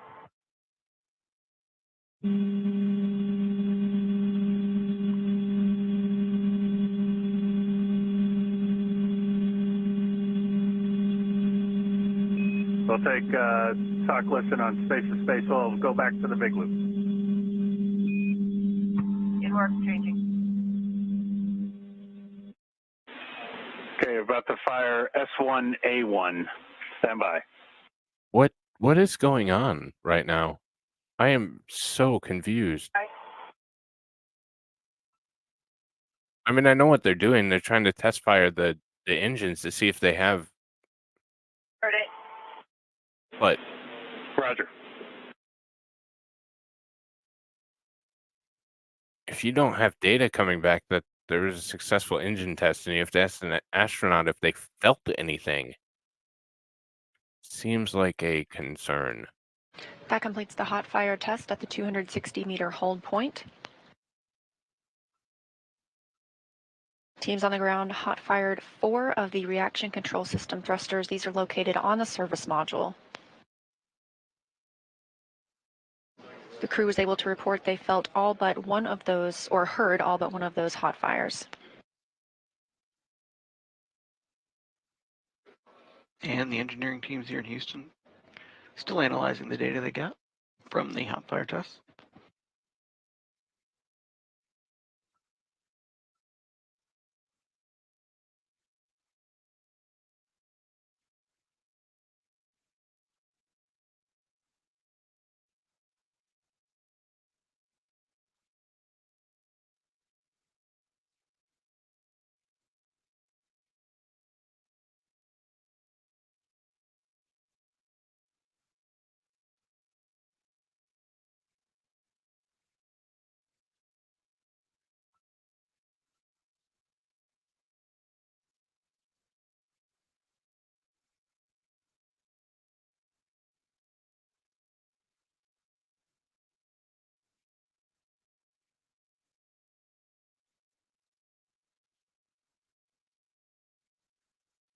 I mean, ideally, you want all the jets working because there's not a significant redundancy with the jets.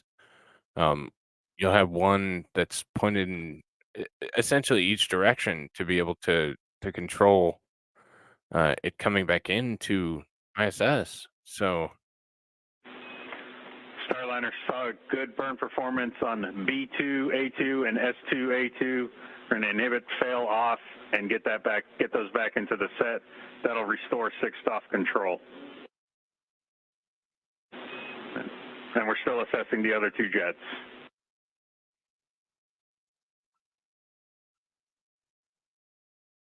Okay, we're standing by. You're going to do the inhibit, fail off, and we'll be standing by for cleanup procedures. Yeah, good read back.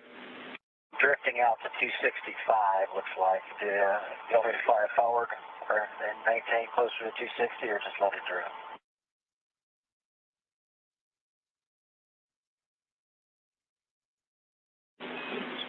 And Butch, go ahead and sweeten that up to get us back into 255 to 265.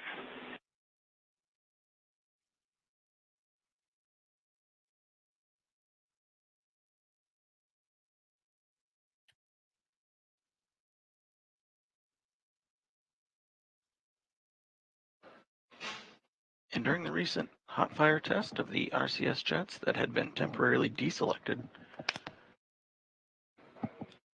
the hot fire test determined that 2 of the thrusters were still performing nominally. They just happened to have a slightly out of range sensor value.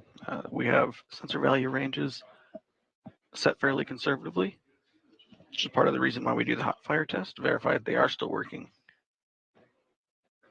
Mission controllers are still analyzing the other 2. B2A2 is back in the set. We have 6-stop capability back.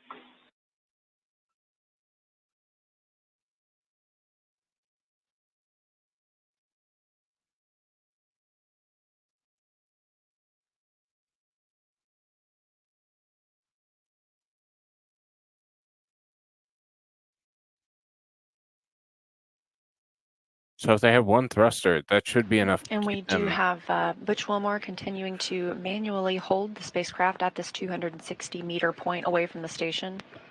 Starliner, we can go ahead and take step 9 with the following deltas. We want your ADI reference frame LVLH and manual controlled hold reference frame LVLH, then point hold, transpulse.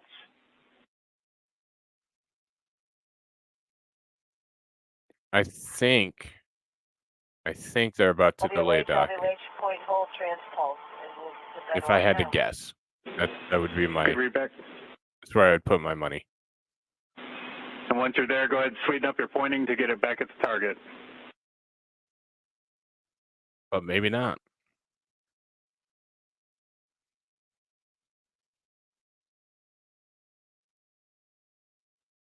Slightly out of conservative value range. Well, that's why you set up conservative value ranges. So if you're out of range, you're not nominal.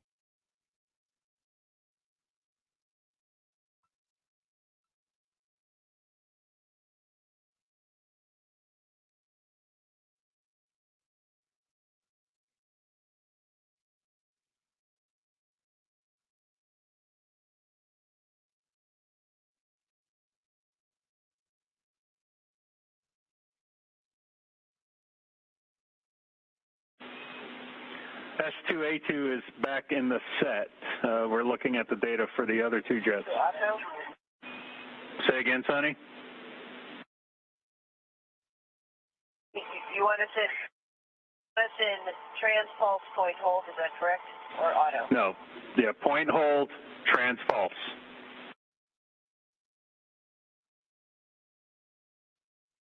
We're there? See it.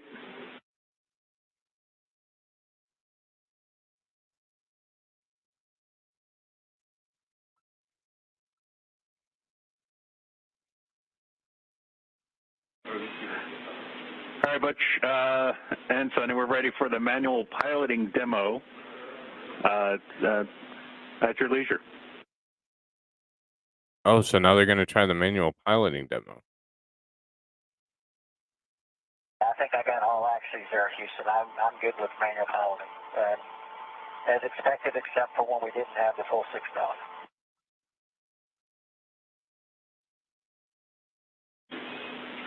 All right. Yep. We're just confirmed you got all axes and you're happy with it. And we're still looking at the data down here. I'll get right back with you.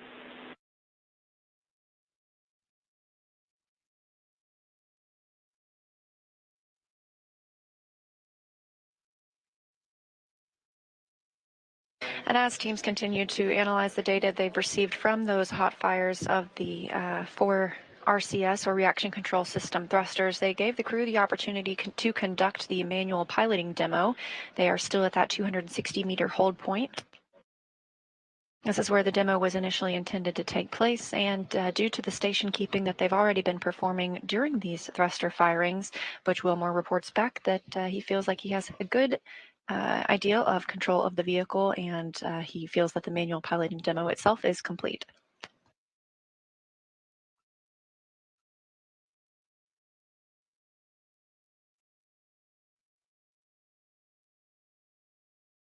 So we're good?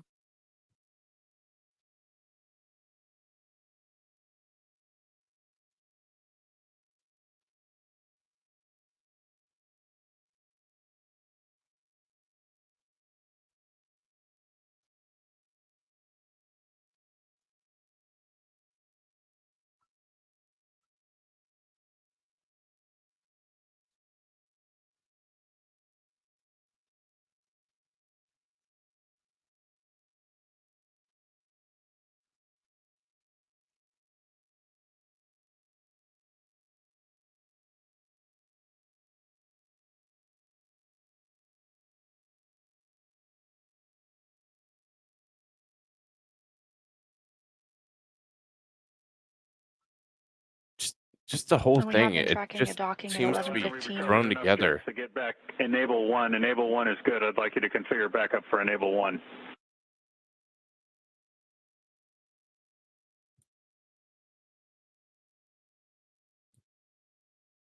Enable 1 on, enable 2 off.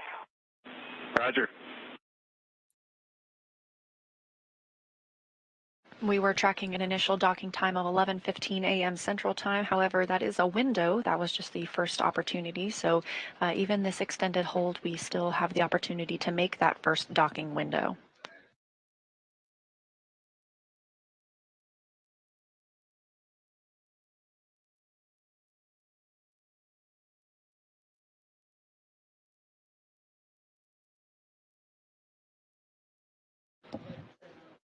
Starliner is continuing to station keep out in front of the approach corridor for ISS, as both ISS and Starliner are about to enter a period of darkness. Sun going over the horizon for them.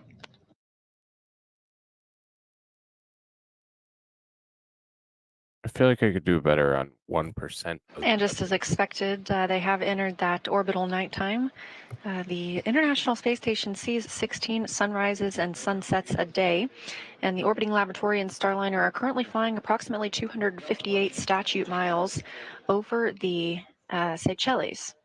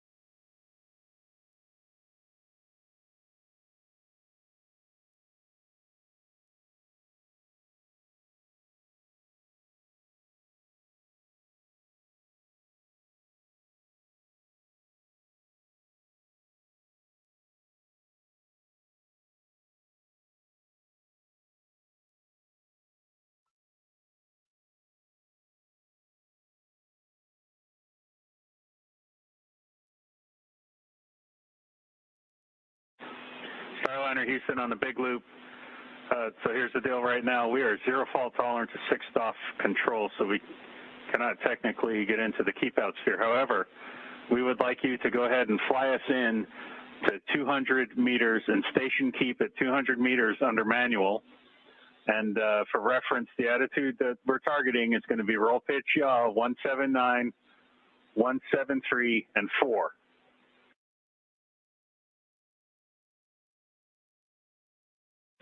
And you're good to do that now.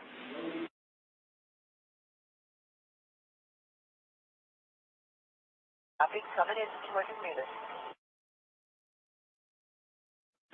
Roger.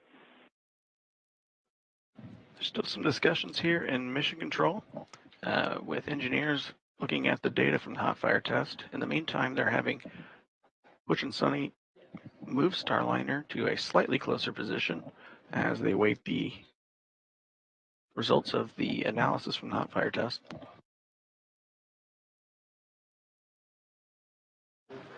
The vehicle is still being manually piloted, and we heard the call that they do not have the go to enter the keep out sphere due to the current configuration. However, as Jim mentioned, they are flying into near that 200-meter point. The keep out sphere is a 200-meter radius around the International Space Station, sort of an invisible boundary.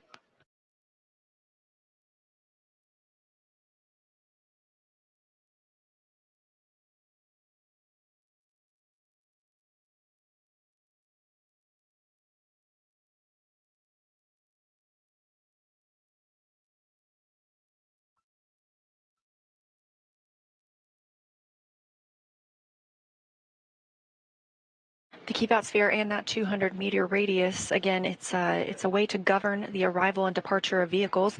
Essentially, before a spacecraft can enter the keep out sphere, it has to be at least 4 orbits safe, meaning if it were to lose control of its thrusters, it would not enter that 200-meter radius within 4 orbits.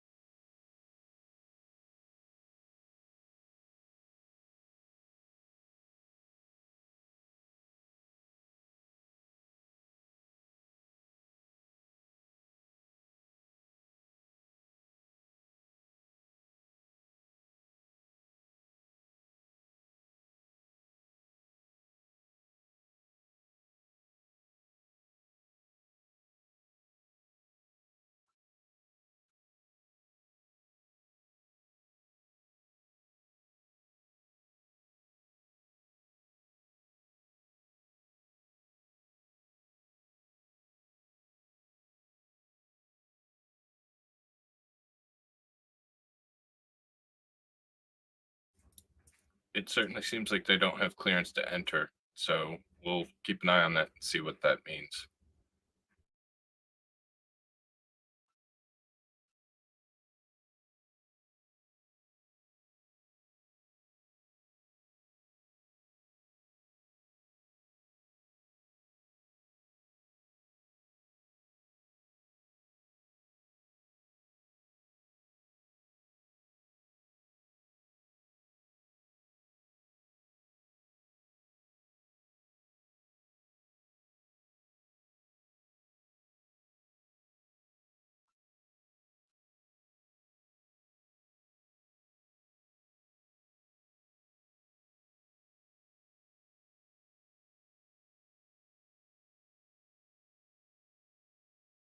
Again, to keep you updated on where we are at, we are troubleshooting 4 reaction control system thrusters on the service module of Starliner. At the 260-meter hold point, the crew was scheduled to conduct a manual piloting demo. They did so by station keeping while those 4 thrusters were hot-fired, meaning they're trying to regain use of them. We've received confirmation 2 of those have been recovered, and they have instructed the crew to move into the 200-meter point. Currently, the crew does not have the go from the teams to move into the keep out sphere and continue its approach to the International Space Station. We were anticipating docking at as early as 11:15 a.m. Central Time. We will not make that timeline, but we are still in a docking window.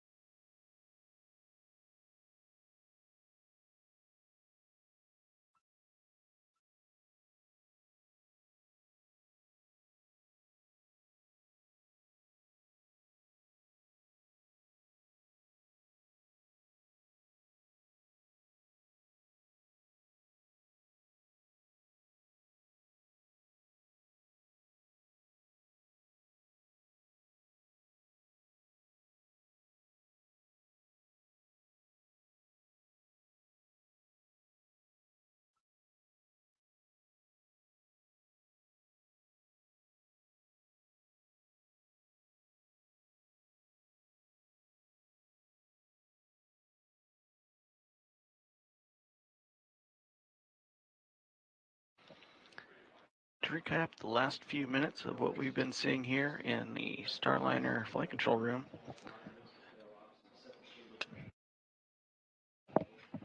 Starliner crew, Butch and Sunny, did some manual station keeping, as well as helped do a hot fire test for some of the RCS jets that were automatically taken out of the set for use. Currently, 2 of the 4 that had been preemptively turned off are now turned back on. They saw good data from them from the hot fire test. There's a lot of chatter on the back loops from mission control and the engineers. They're currently discussing a few more of them. Since the hot fire test, Butch and Sunny moved slightly closer to in the approach corridor. All is preparing for the next phase once they finish the analysis of the RCS jet data.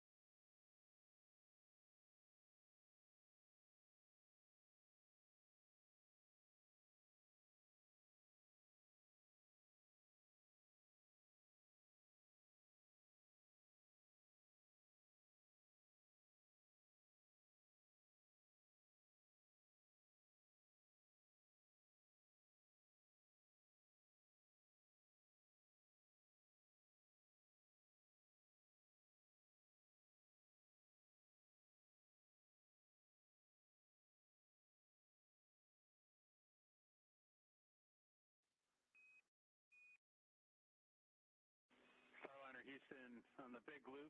See you in the hold box. If you can just station keep there, 200 to 210.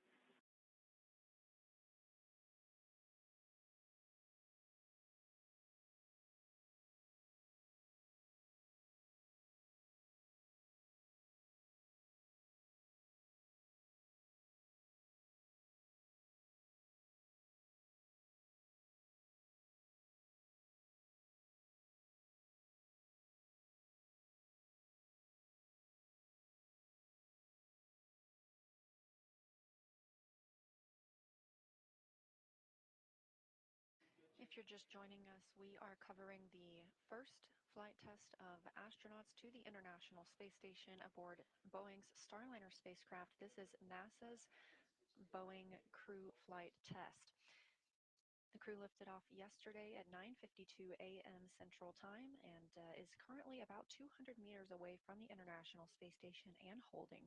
They do not currently have the go to enter the keep out sphere and proceed with the docking process, as they are troubleshooting some reaction control system thrusters that failed on the service module.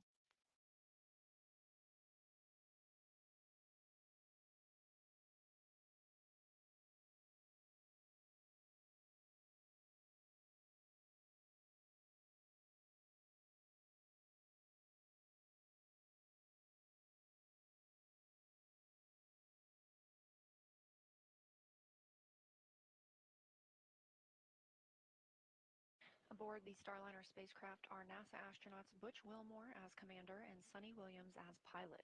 They are currently manually piloting the spacecraft at that approximate 200-meter hold point.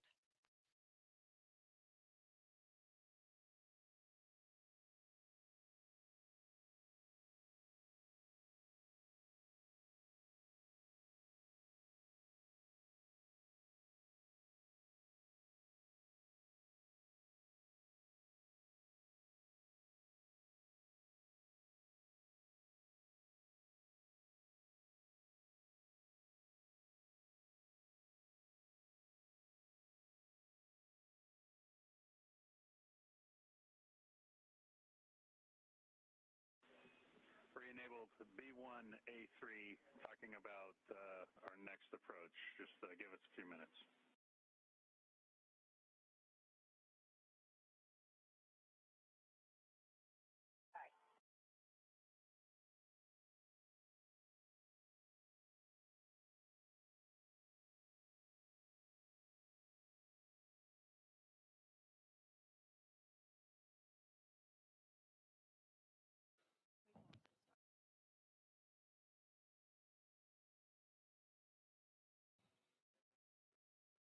And flight control teams here in Houston have re-enabled the B1A3S service module RCS jet. Butch and Sonny still station keeping Starliner, hovering between 200 and 210 meters out in front of the approach corridor for the Node 2 forward Harmony node docking port. A little more info about these RCS thrusters. These are reaction control system thrusters. There are 28 of them, and they are located on the service module. That's the lower portion, essentially, when you look at Starliner. The service module does not return to Earth. Also on the service module are 20 OMAC thrusters. That stands for Orbital Maneuvering and Attitude Control. OMAC thrusters are used for larger burns. Meanwhile, the RCS thrusters, what we are currently troubleshooting, these are used closer to the International Space Station. They allow us to make more fine-tuned changes to the spacecraft's trajectory.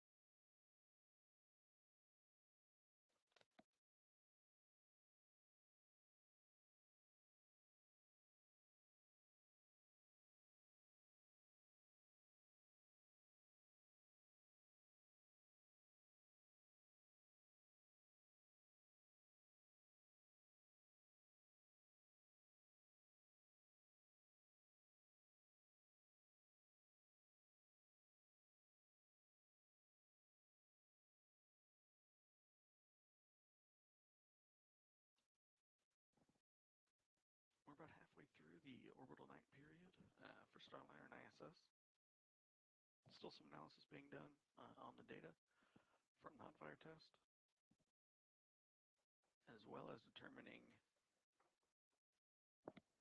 which docking window may be available for Starliner once they have. Houston on the big loop. Just be advised, looks like they're doing great flying there in the hold box. We lost the first docking window. We're going to still analyzing all the data and getting a path to approach for the next docking window.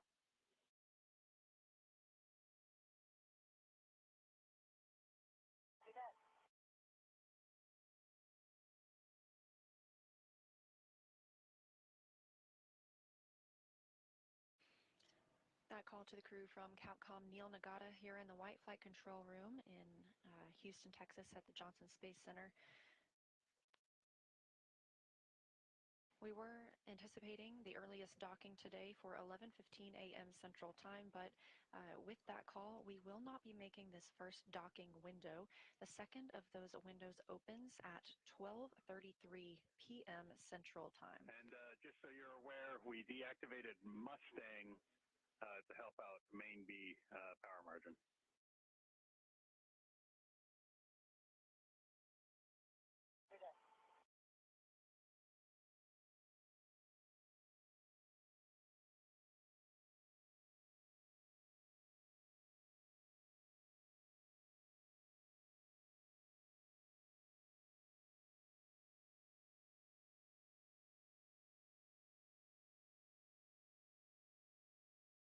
So we're going to power off the Starline camera for now. We've got to get vested.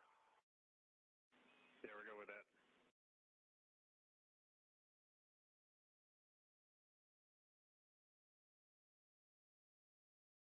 The crew is just outside that 200-meter keep-out sphere from the International Space Station.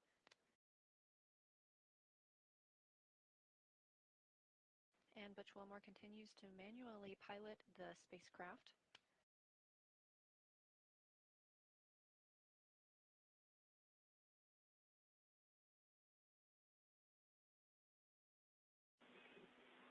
Starliner Houston, we'd like to get back at some level of automation for the hold.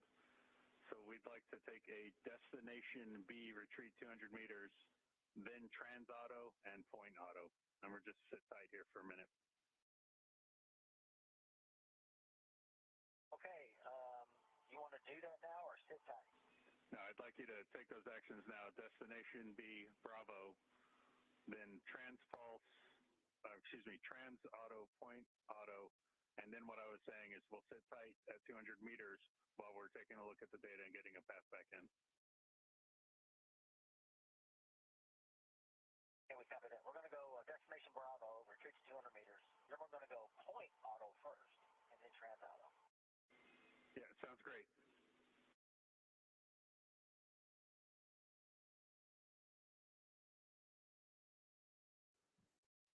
Capcom Neil Nagata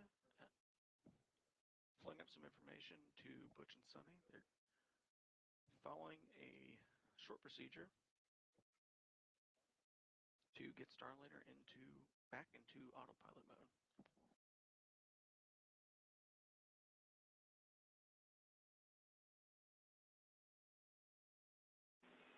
Expected message, T2A2 is not where we're looking.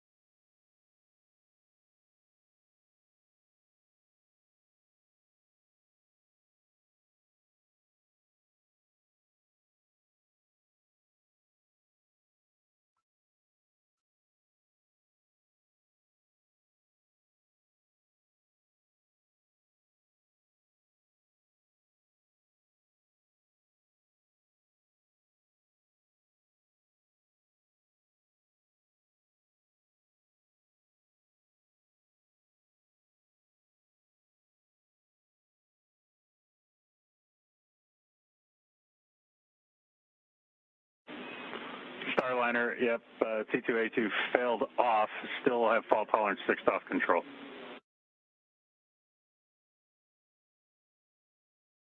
Copy.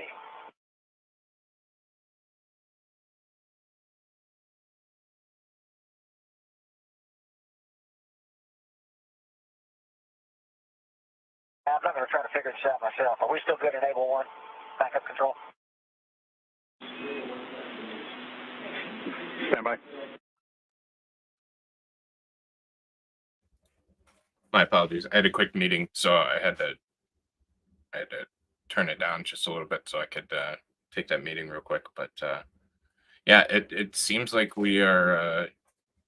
They're not going to be able to access the sphere. I don't know if it's going to be. I'm Butch with S1A1 and T2A2. Both enables are degraded, so you might as well leave it enable 1. And like we talked about last night, if you have to drop the backup, you'll just have to find the right switch to get accomplish what you need to accomplish. That's what I figured. Thanks. Got it.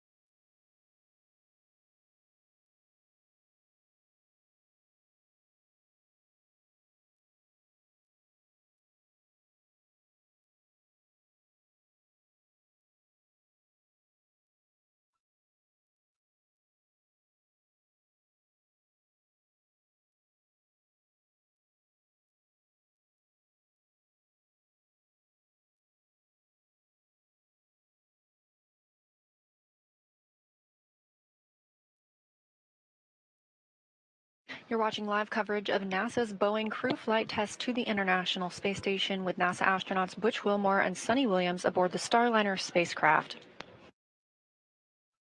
We were tracking an initial docking time of 11:15 a.m. Central Time. We will not dock during this during this current docking window. The next docking opportunity opens at 12:33 p.m. Central Time. That window closes at 1:19 p.m. Central Time. The crew is currently backing away from the 200-meter radius known as the Keep Out Sphere at the International Space Station. They will hold at about 250 meters away. About 45 minutes ago, the teams noticed there were some reaction control system thrusters. These are on the service module of the spacecraft. 4 specifically were beginning to fail off, meaning they would need to be reactivated. The crew took manual control of the spacecraft at the 260-meter hold point and conducted some manual piloting while those 4 reaction control system thrusters were fired.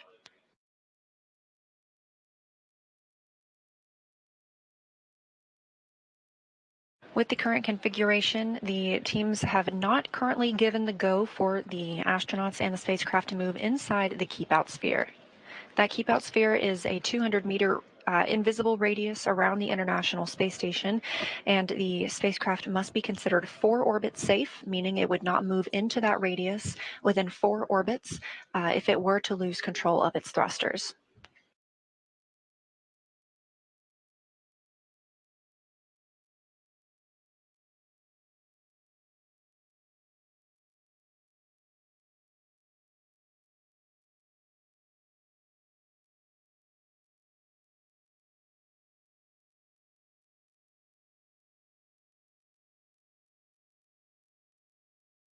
We are operating out of 2 flight control rooms here at Johnson Space Center. On the left, you see Capcom or capsule communicator Neil Nagata. He's the voice you've been hearing speaking with Butch and Sunny aboard Starliner. We're in the white flight control room. This is the Starliner flight control room. And on the right side of your screen is the International Space Station flight control room just across the hall, where teams are leading the space station and all of its systems.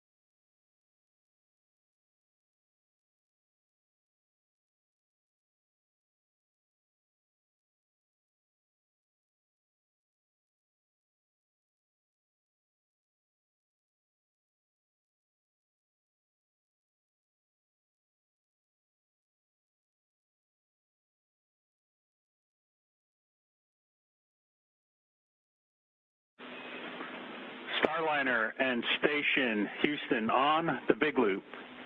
Right now, Starliner has enough capability. We have fault tolerance of 6-off control to press in.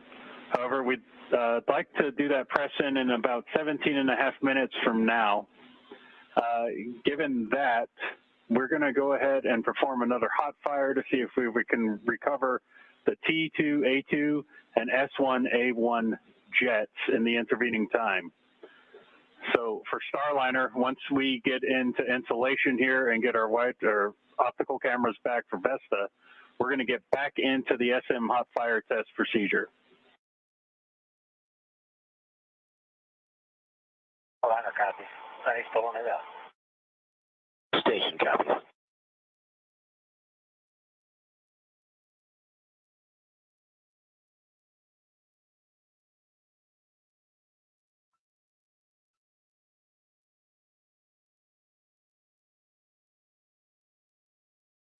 That call from Capcom, Neil Nagata to Butch and Sonny and Starliner.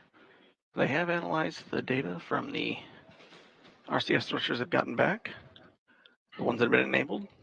They do have 6-off control of Starliner, which means they are currently go for a docking. They're currently planning on moving in for the next docking attempt. Again, that next docking window opens at 12:33 p.m. Central Time.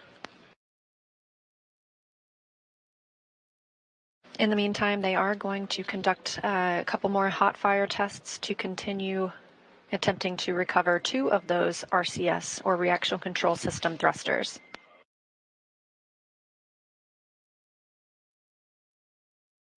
We are reaching the end. We are reaching the end of the nighttime period for ISS and Starliner. We should expect some views of both Starliner and ISS from each other's cameras shortly.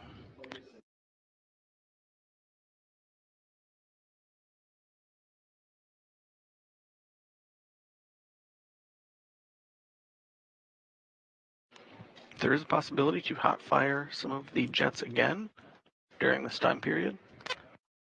We will wait for a call from the Capcom. Starliner for the hot fire. The plan here is we're going to hot fire 3 jets, B1A3, T2A2, S1A1. Part of the reason we have to go back and take a look at B1A3 is because we had an attitude correction. We told you to do it, and it kind of muddied the rates for B1A3. So to get confidence back in it, what we're going to do here is we're going to have you go, we'll have you go to point hold and manual, right? And then we're going to sweeten up the station keeping. We're going to go to free drift, and then we're going to go ahead. I'll let you know when we start firing those jets. You'll be hands off until I tell you you're hands on. How copy? We got hands off the 10-minute hands on after we go free drift. We're ready. Okay, and also to make things a little simpler, we're going to stay in LVLH for this one. So stand by for my next call to get us configured. Standing by, yeah, we like LVLH. We were curious while we were in Nurseville to begin with. Thank you.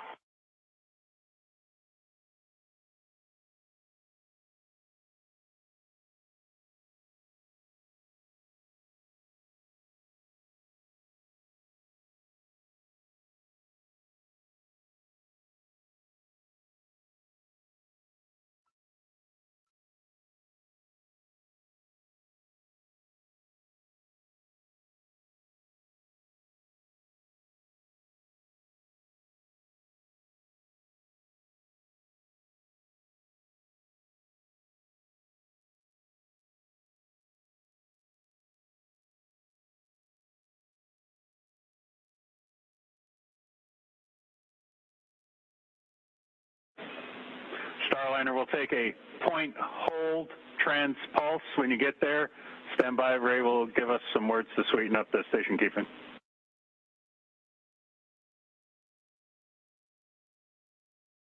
Okay, we are point hold transport.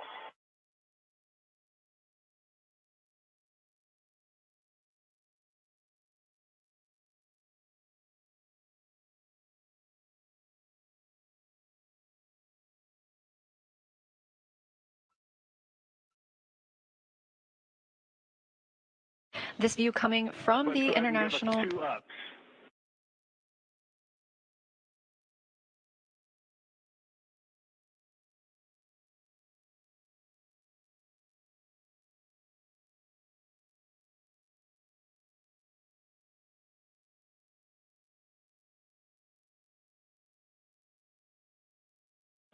All right, Starliner, we'll take point free, hands off. Free, hands off.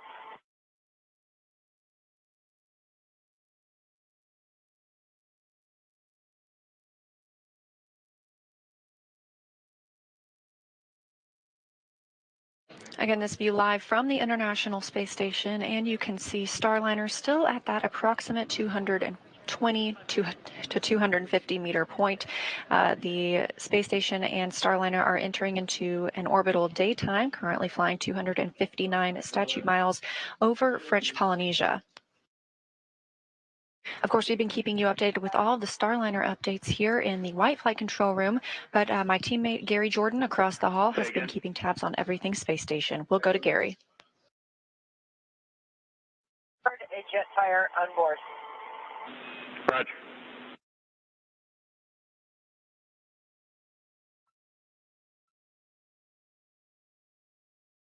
And this is Mission Control Houston. Of course, we're following along every step of the way with the teams over in the next flight control room following Starliner operations. Some of the views you were seeing were of the flight director, Vincent Lacourt, speaking with Ed Van Cise, flight director over in the Starliner flight control room, coordinating on entering that keep out sphere. We've been showing you periodic views of some of the telemetry that shows that sphere. Now, of course, once we cross that boundary, we're, of course, now in integrated operations, but that boundary needs to be carefully coordinated before pressing in and make sure it has the right fault tolerance.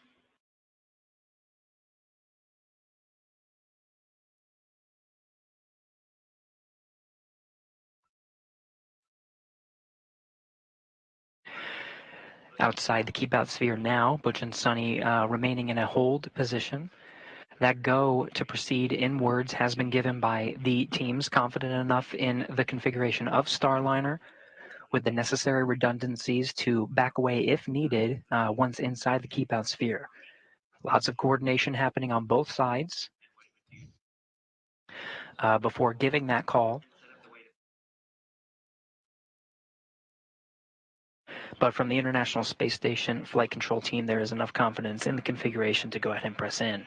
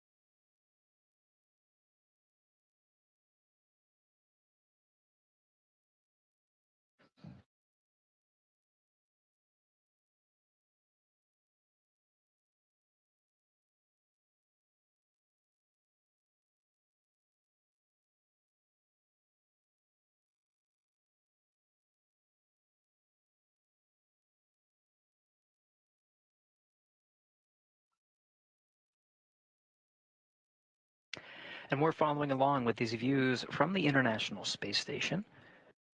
Getting great views, the sun reflecting. Starliner, we'll take point, hold, and then point back at the target, please. Take hold, and we will point back at the target.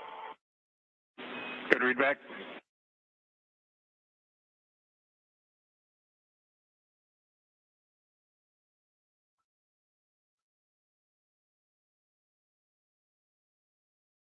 The point hold of the Sarge being one of the features of the International Space Station. The Vesta system, which we've been talking about on Starliner, tracks some of the features of the International Space Station, just making sure the pointing is right, and we do have some time to figure it out. Again, there's another about 8-minute window before the crew is given the go to press in inside the keep out sphere. Now there are several milestones once we press inside the keep out sphere to enable a docking, the window of which starts at 12:33 p.m. Central Time this afternoon. But once inside the keep out sphere, the crew is scheduled to have a 10-meter hold point. We're not pressing in straight from the current position, just outside, just about 200, a little inside 220 meters right now from the station's forward port.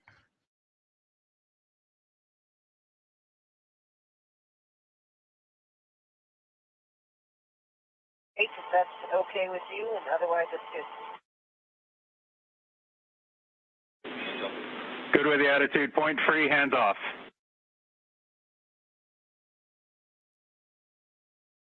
Attitude point free, hands are off.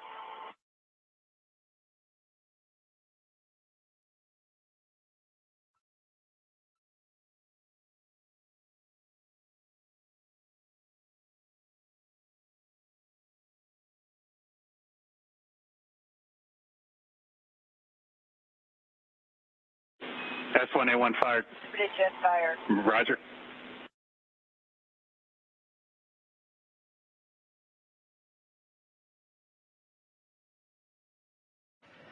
Capcom Neil Magada in the Starliner flight control room.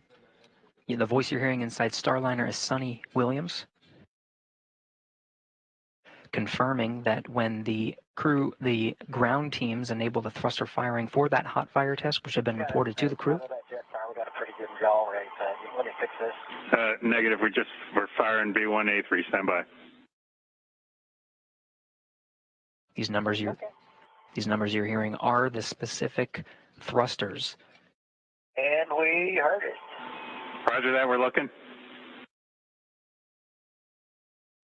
You heard confirmation of feeling some of those thrusters, S1A1, B1A3. These are the specific thrusters that are targeted for these hot fire tests before proceeding into the keep out sphere. Again, the teams are comfortable with the current configuration with some of the reaction control thrusters. In the current configuration off. However, some of these thrusters that are being fired now are part of the hot fire test to try to recover some of those. Even though there is redundancy, recovering those would just add enough redundancy or additional redundancy outside of the already go configuration. The crew reporting that they are feeling those thrusters as they are hot fired. Okay, we'll take point hold to get us back on target track. Point hold and take us back and point us back to the target.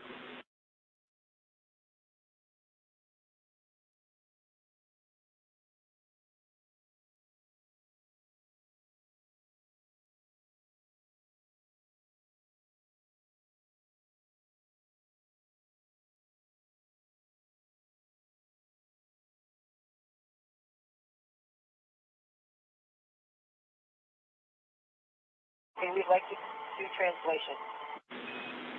Stand by.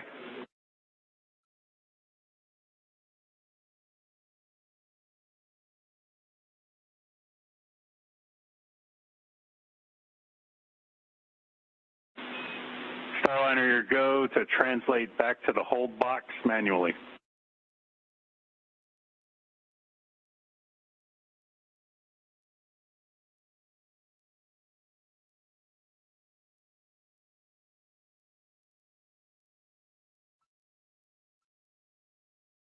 From the view of the space station, you're looking at Starliner, a little more than 220 meters away. The crew has been given a go to switch back to manual mode and push in just a little bit to the hold box before pressing in. Team's continuing to analyze the hot fire test. And we're tracking and following along with the teams before going ahead to press in. From this view in the orbital daytime, you can see some of the RCS jets firing. as crew takes manual control.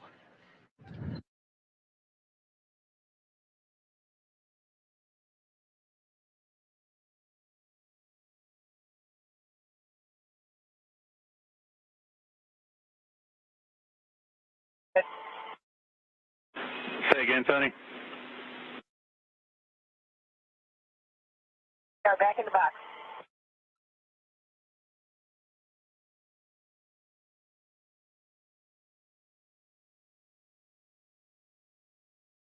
And can you guys get us in 200 to 210 meters, please?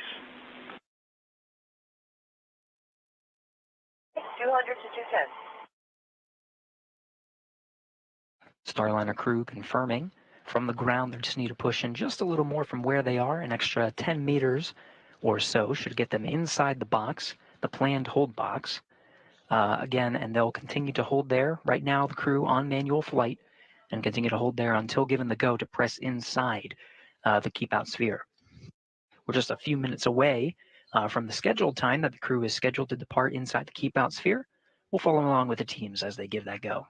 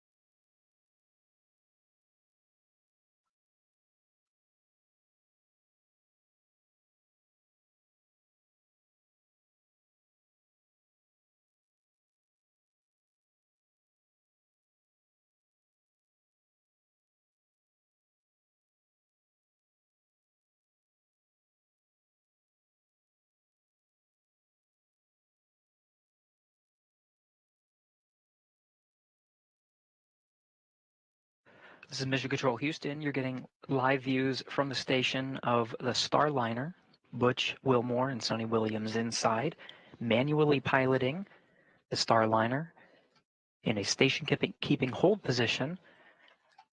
Right now, just about 212 meters from the station. Station and Starliner are flying approximately 257 statute miles over the Pacific Ocean, approaching the west coast of Mexico, about to fly over the Midwest of the United States on a northeastern trajectory. In an orbital daytime, you're getting great views from the outside of the station. Teams continuing to analyze the Starliner before going ahead and pressing in to the keep out sphere. The earliest window to do so is crossing right about now, but we'll wait for that go from both teams concurring to press in and go through those next steps to the 10-meter hold point. We'll get that view of Starliner a lot closer than what we're seeing now. We're attempting right now the second docking window, continuing to look at the Starliner and its systems, the reaction control thrusters that are needed to enable a go to proceed inside the keep out sphere and ensure safe docking to the International Space Station. The window for that second attempt opens at 12:33 p.m. Central Time. That's, of course, Starliner Houston C in the box. We'll take auto. Auto.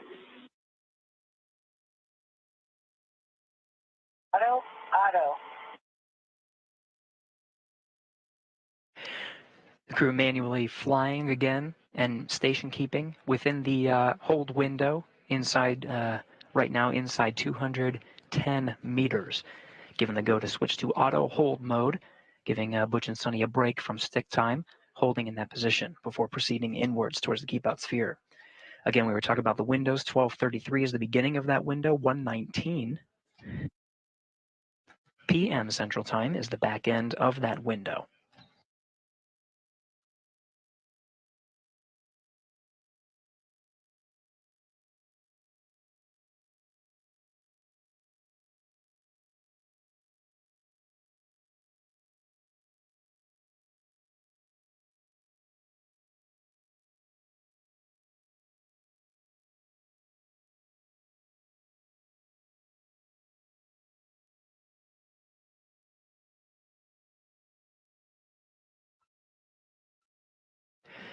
Flight controllers here in the International Space Station flight control room, continuing to evaluate steps needed to ensure a go to proceed inside the keep out sphere, and go ahead and press in for that attempting for docking within the second window. We're following along very closely and coordinating. Houston. So based on the hot fire test, the T2A2 and S1A1 had satisfactory results. We didn't get a result out of B1A3. So we're going to re-enable T2A2, S1A1, and inhibit B1A3.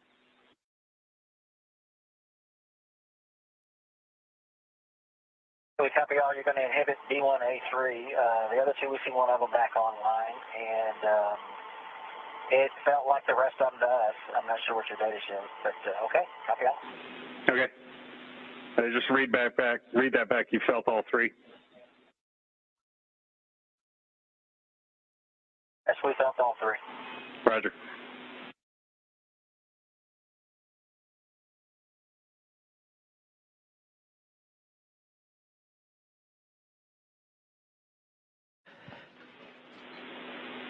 And by getting back T2A2, backup enable 1 became full again. And I don't think he switched out of that, but we're still go backup enable 1. Look at that. Enable 1 on, enable 2 is off. SMRCS. Roger that.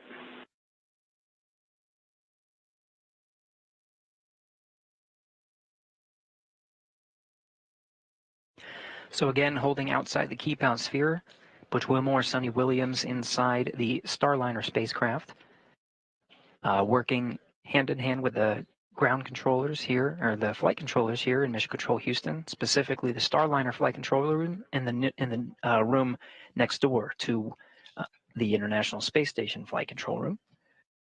The teams worked together to hot fire some of the reaction control thrusters that went down. Looks like some of the reaction control thrusters, 2 specifically, performed well, so those will be re-enabled. 1 did not perform so well, so they're going to go ahead and inhibit that particular thruster. That one's B1A3. Currently analyzing the configuration before pressing in. The flight control team here in Mission Control Houston, the International Space Station flight control team, working hand in hand to make sure that we are jointly operating within the flight constraints needed to press inside the keep out sphere. Flight Director Vincent LaCourte here in the International Space Station flight control room, working hand in hand with Ed Van Cise, the flight director in Starliner Mission Control. We're continuing to follow along here in the International Space Station flight control room.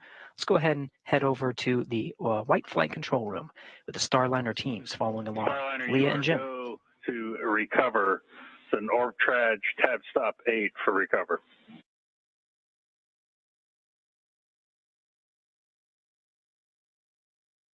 Stop 8, recover. Here we go.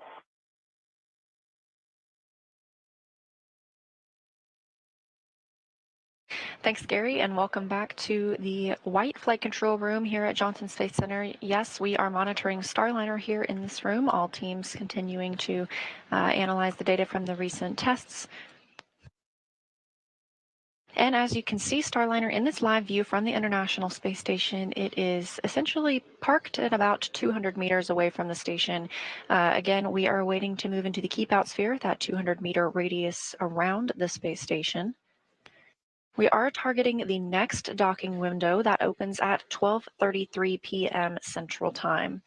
Now we are in another tracking and data relay satellite system handover. We expect to regain those visuals shortly. Meanwhile, here's another good look at the teams in Mission Control Houston, both Starliner and International Space Station. As Gary just shared, over there on the left, in the middle of your screen, that is Neil Nagata. That's the Capcom you've been hearing speak with the crew. Down toward the bottom in the white shirt is NASA astronaut Mike Fink. You may have seen him on the launch broadcast yesterday. He is also a crew member for the Starliner 1 mission. Up at the top of your screen, that's Flight Director Ed Van Cise.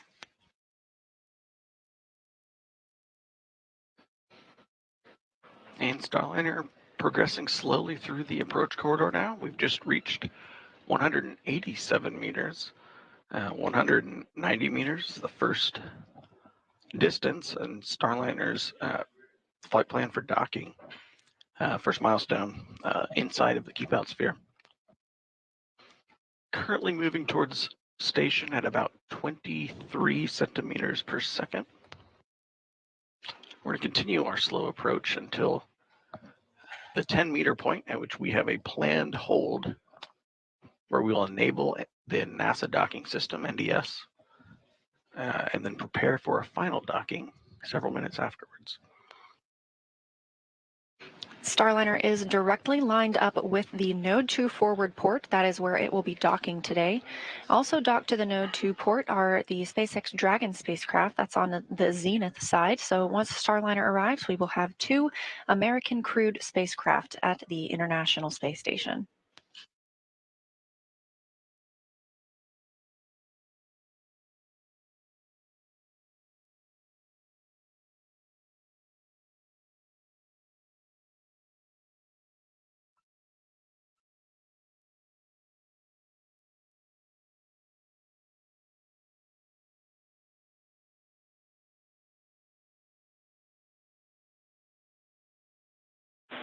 Station Houston on the big loop. Starliner is inside the keep out sphere. Begin monitoring per 1.106, step 1.1.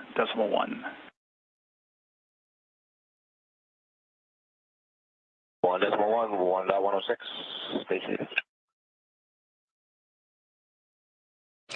And with Starliner inside the keep out sphere, this is the second of those 2 invisible boundaries that we use to govern arriving and departing spacecraft. The first is the approach ellipsoid. That's when our joint operations begin between the space station and the Starliner teams. Now, the keep out sphere, we had to wait outside of this location for a go.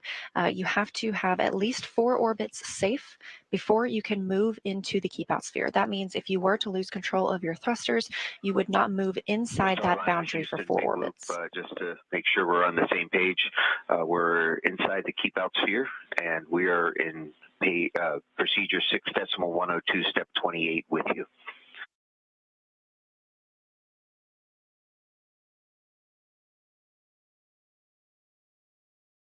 And Starliner is with you. Height fill 2's up to 45 hits.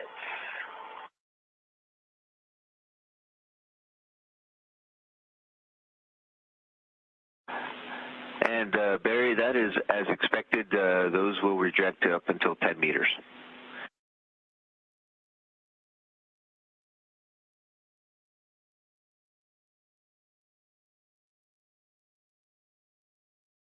As Starliner continues its approach, both it and the International Space Station are flying approximately 261 statute miles over Kansas, crossing into Nebraska.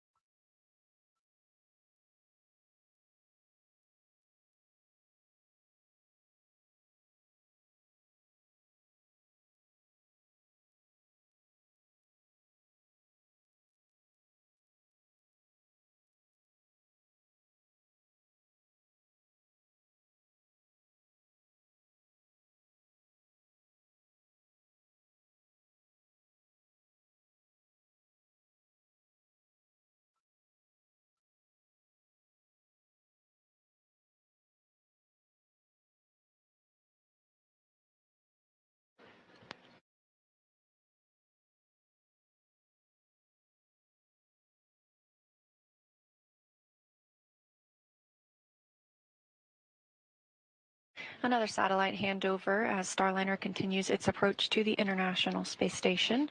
Again, we track these handovers on the tracking data and relay satellite system, and we have regained that visual communication of Starliner on its approach. Again, we are inside the keep out sphere. Starliner has been given the go to proceed, and we are targeting the earliest docking time for 12:33 p.m. Central Time.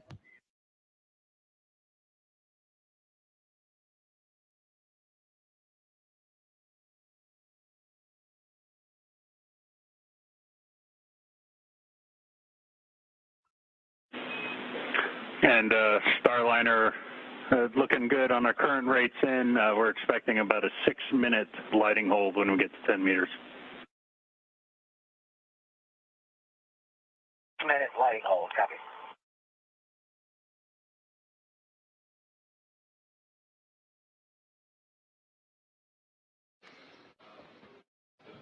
Capcom, Neil Nagata, providing some status updates to Butch and setting up in Starliner.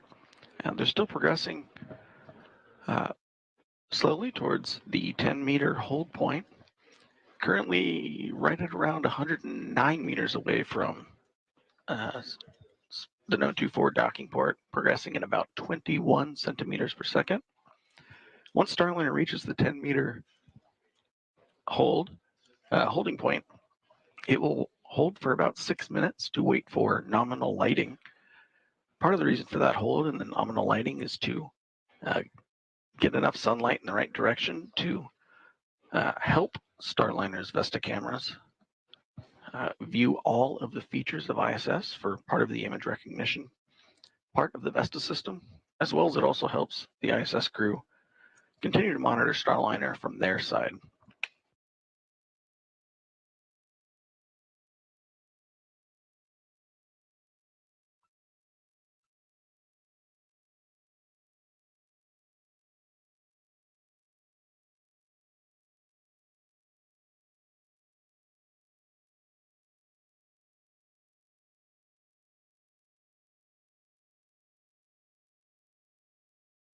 And just a reminder of the NASA astronauts aboard Starliner today.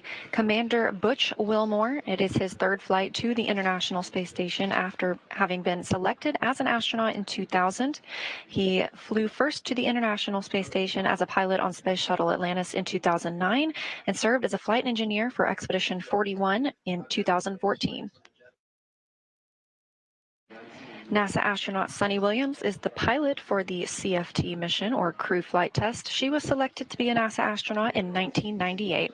This is also her third flight to the International Space Station, the first one coming as a flight engineer for Expedition 14, and in 2012, a member of Expedition 32.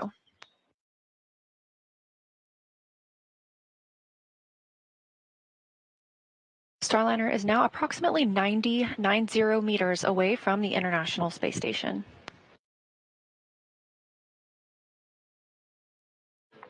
And at the 100-meter point of Starliner's approach towards ISS, it has slowed down to 0.1 meters per second, or 10 centimeters per second. It will continue at that lower rate until it reaches the 10-meter holding point.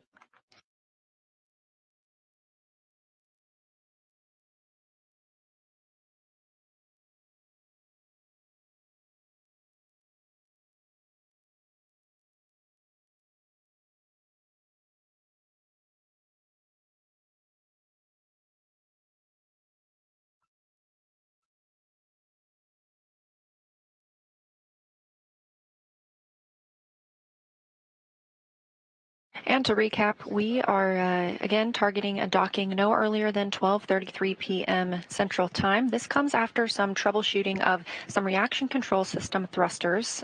Those are also known as RCS thrusters on the service module portion of the Starliner spacecraft. We had 5 at different points, had 5 of those thrusters go offline, and through several hot fire tests, we were able to bring back 4 of those thrusters and obtain the go and the redundancy that we needed to enter the keep out sphere and approach the International Space Station for docking.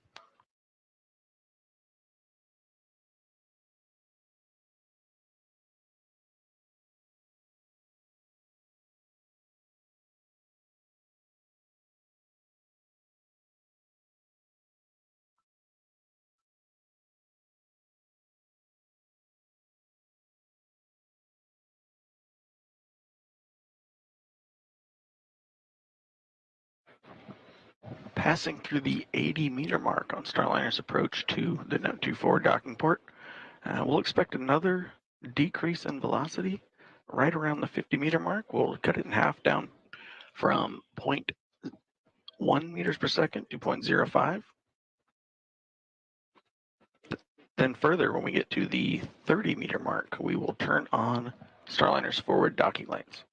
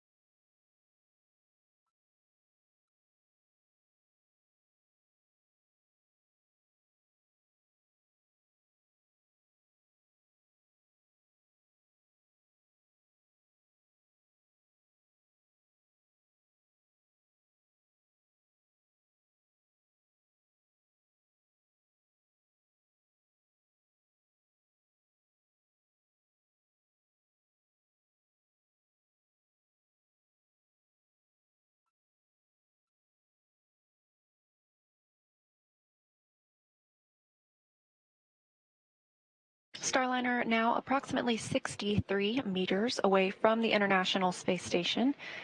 Again, we are docking to the Node 2 forward port today.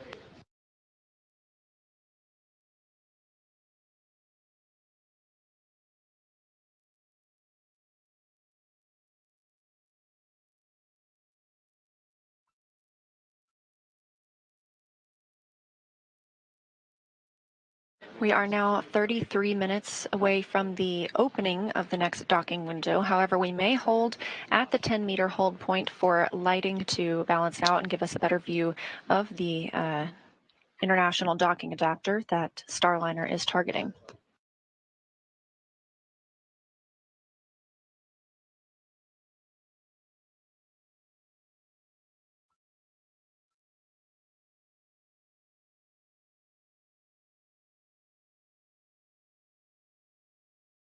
Starliner continues to use the VESTA system as it approaches the International Space Station. That stands for Vision-Based Electro-Optical Sensor Tracking Assembly. There are two VESTAs on Starliner so that we have fault tolerance. These include vision-based cameras, a long-wave infrared camera, as well as LiDAR.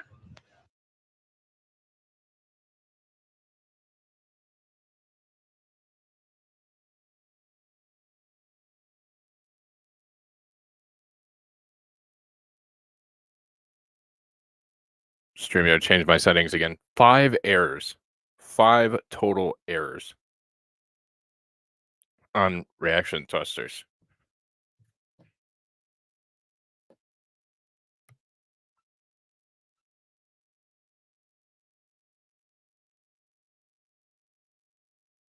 We started at 3 and then we went to 4 and now we're at 5.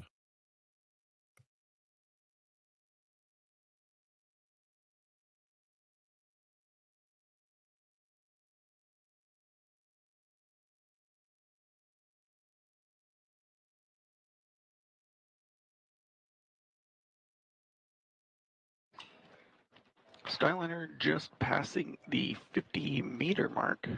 It has now slowed its approach rate to 5 centimeters per second, 0.05 meters per second.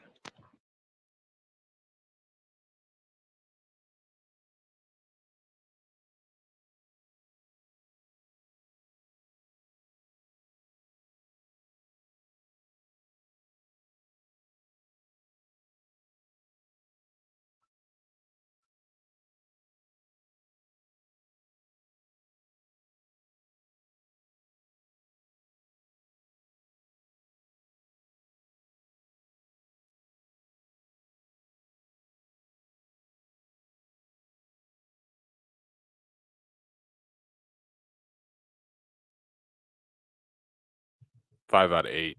That's better than 50%.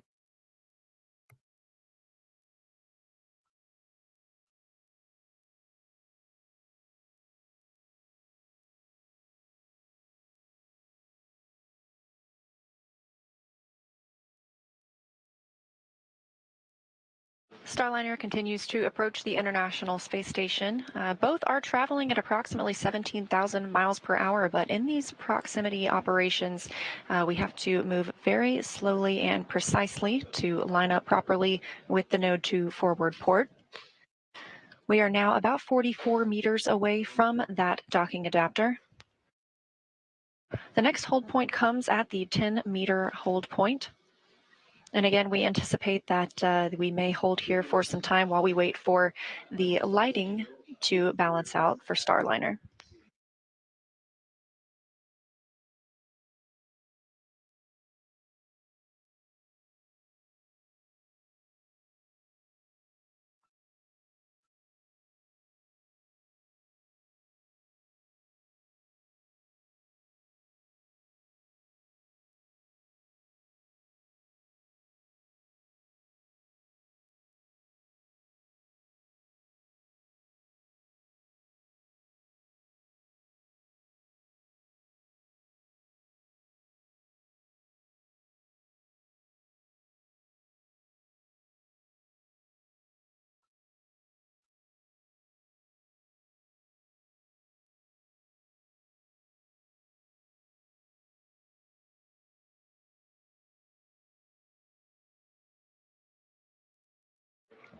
And coming up on 40 meters away from station, still progressing at about that 0.05 meter per second approach rate.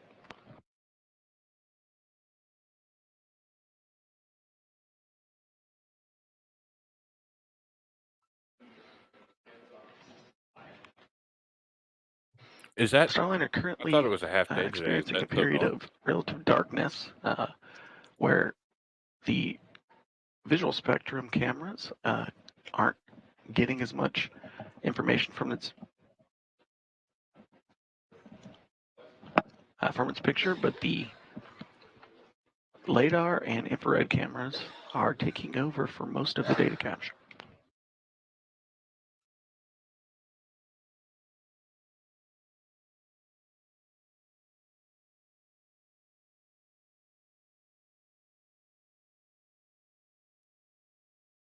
Again, this is NASA's Boeing crew flight test to the International Space Station, the first flight of astronauts aboard Starliner.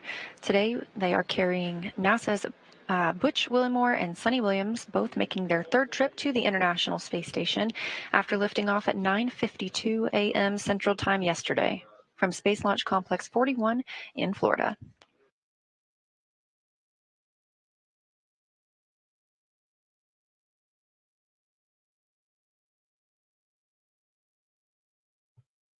So they can't go in for another 25, 26 minutes?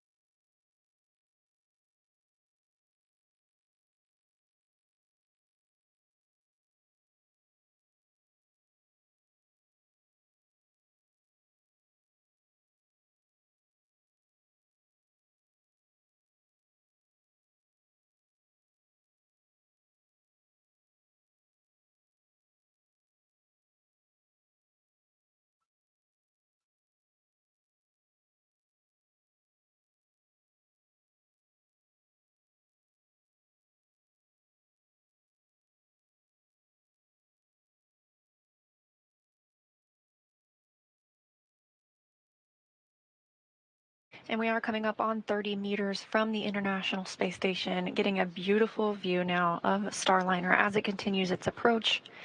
We are in an automated piloting mode at this time, so the crew is not having to command the spacecraft. Starliner is designed to automatically rendezvous and dock with the space station, but we have seen the crew take manual control of the spacecraft a couple of times during this flight test. One of those happened yesterday afternoon while we were in what is called far field operations. They essentially got to test maneuvering the spacecraft in case they ever did need to take manual control. And because that test went well, they did the same thing as we were at about the 260-meter hold point earlier today.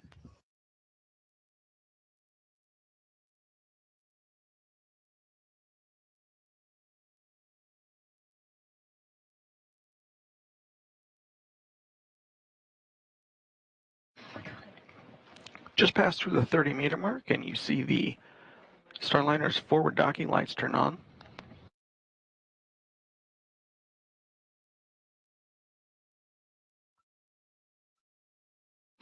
Station is getting a good view of Starliner with the lighting coming from that direction. We're waiting for the Earth to spin a little bit more, sun to move relatively, so Starliner gets a good set of lighting on station, and we'll continue the approach towards the IFT4 docking port.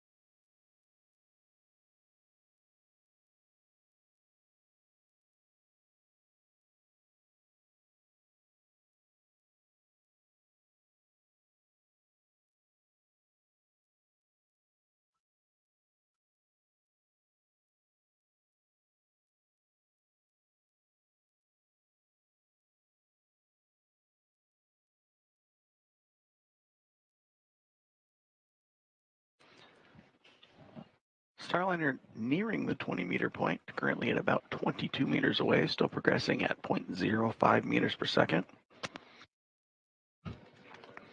From Starliner's view, front of station is still fairly dark, using mostly the LiDAR sensor for feature tracking on the front of the docking IFT4 docking port. Currently, you can see Starliner's NASA docking system, NDS. The docking cover has been open for a long period of flight. Currently, the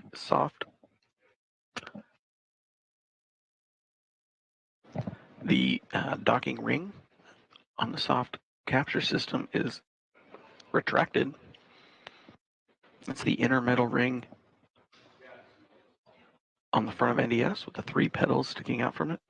Once we hit the 10-meter docking hold point, Starliner will extend the soft capture system, which is a series of motor-controlled arms.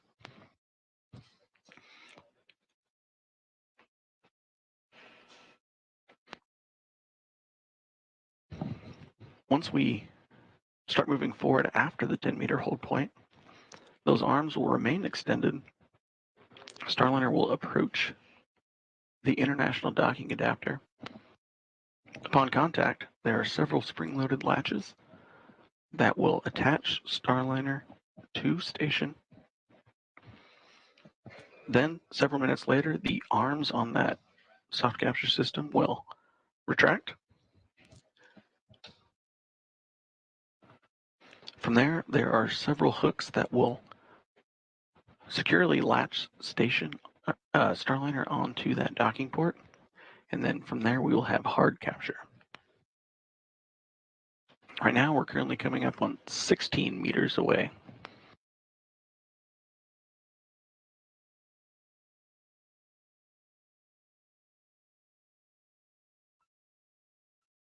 And again, we anticipate holding at that 10-meter hold point. This is a built-in hold, and we may wait here until we get ideal lighting.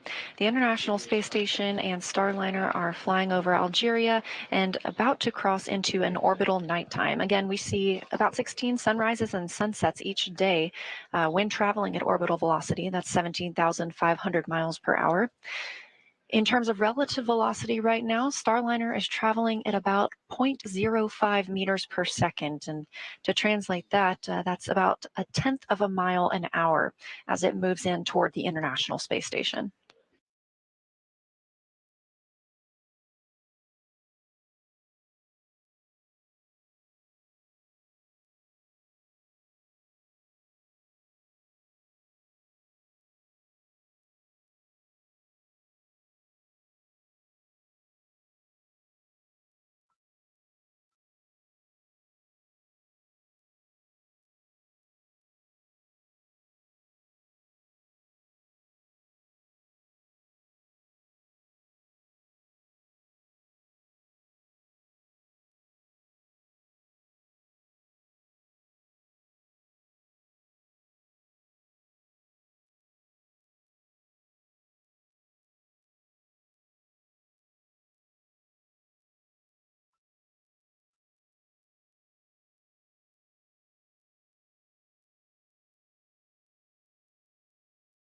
And meter hold confirmed.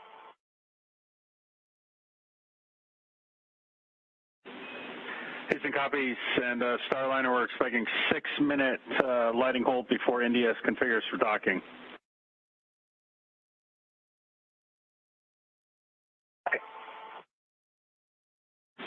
Station Houston on the big loop. Starliner's at the 10-meter hold point. ISS crew perform 1.106, step 1.2. Station copies on the big loop. Executing 1.2 of 1.106. ISS crew ready for final approach. Houston copies. Starliner Houston, got your fill-ins for your step 31. The maneuver to target align will be at 17:27:40. Expect final approach at 17:30. We're going to have 47 minutes of margin.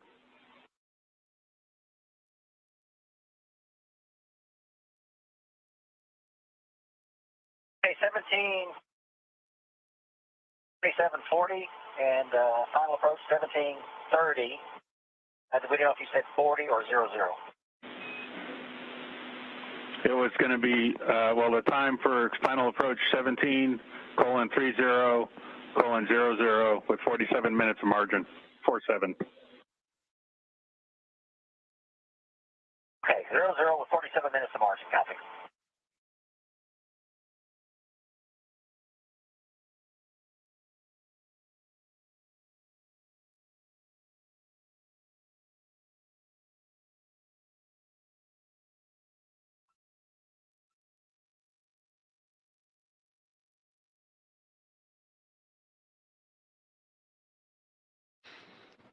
Starliner holding steady in the 10-meter hold point.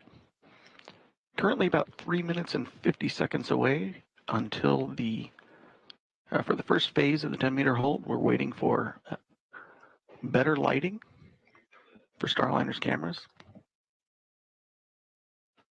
In the second phase of the 10-meter hold, the NASA docking system will continue to finish its initialization.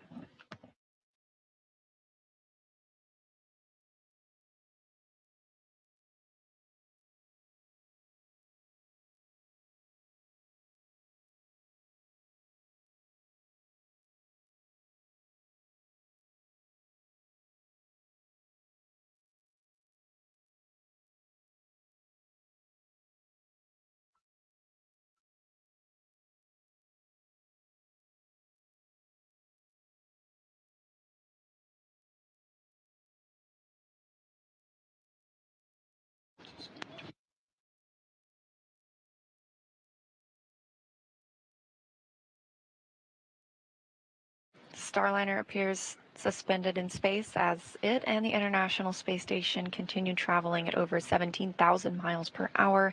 And again, we are anticipating an orbital nighttime here shortly. We are at the 10-meter hold point. This is a built-in hold for all arrivals. And we will continue holding here until we get the lighting that the teams are looking for to continue to press in towards that node 2 forward port.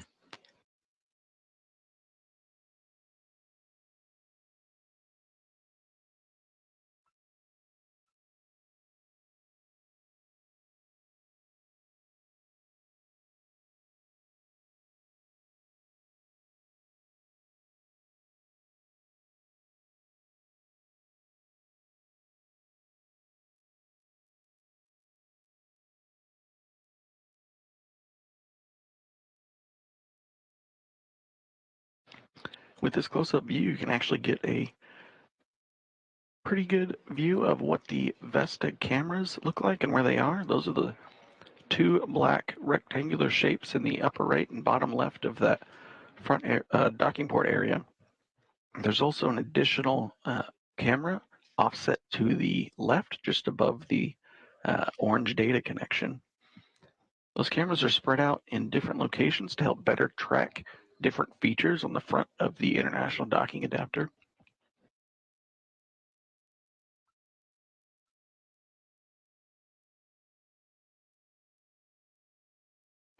And we are again in a satellite handover with the International Space Station. Station uses the tracking and data relay satellite systems, and we expect to regain visual communication shortly. However, we will still be at that 10-meter hold point.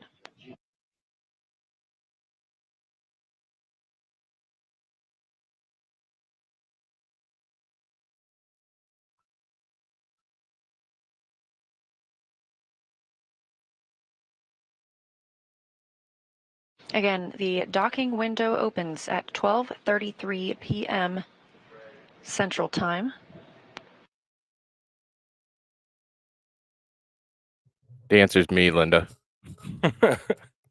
And we are in an automated piloting for the Starliner spacecraft, so Butch and Sunny are able to continue monitoring its approach once we resume that, but they will not be needed to take manual control and fly in and dock the spacecraft. That capability does exist, and we tested some of that manual piloting earlier in the flight.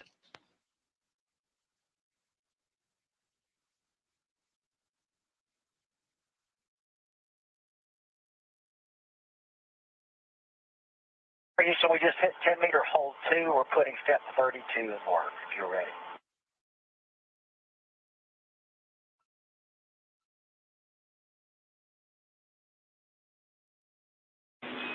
We are ready.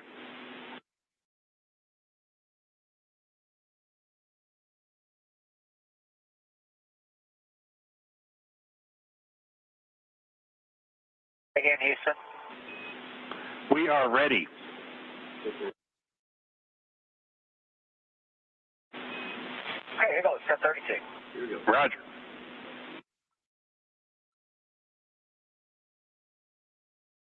All right, NDS latch NEA switch is in enable. Roger.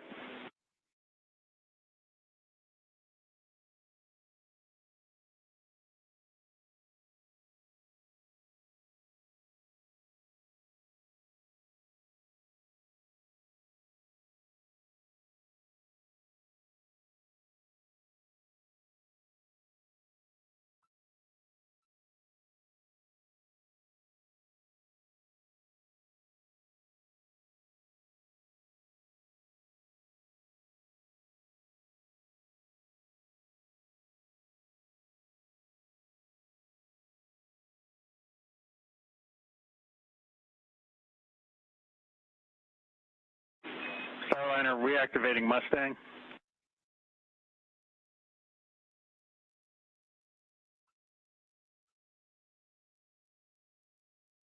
Okay.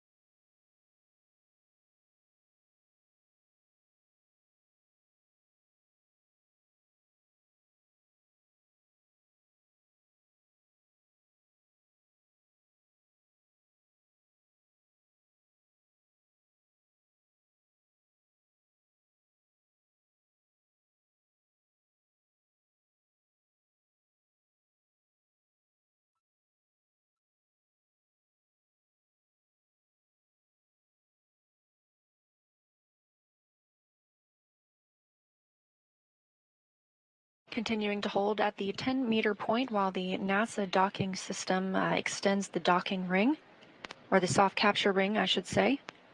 Now less than 10 minutes away from the opening of the next docking window. Again, that coming at 12:33 p.m. Central Time.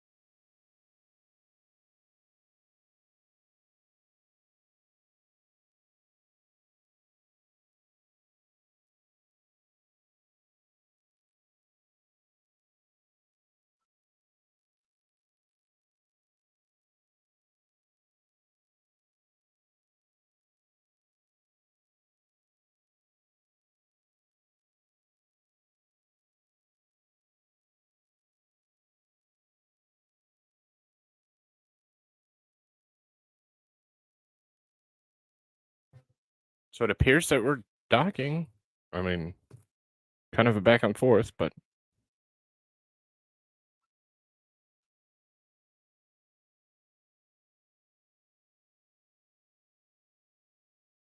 clearly see the docking adapter port.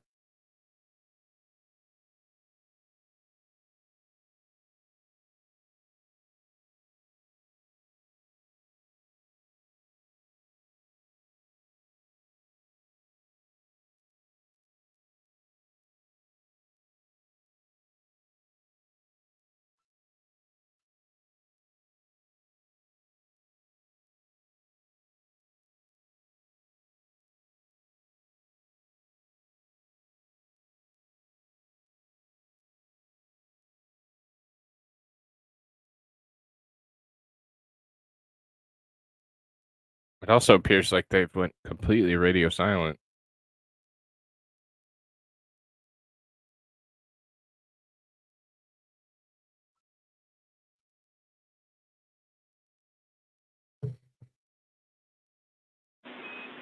Starliner, Houston on a big loop. NDS and entry cover are configured for docking.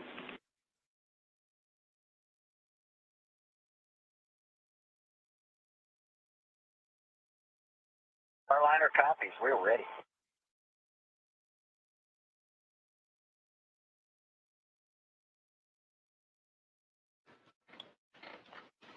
Capcom Neil Nagata and Commander Butch Wilmore, both confirming that they see NDS ready for docking. We're currently sitting about 1 minute 55 seconds away from the final approach ignition.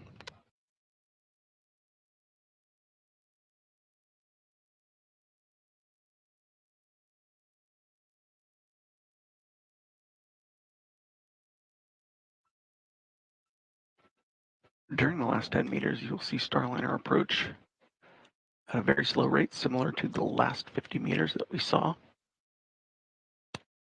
coming in the approach corridor.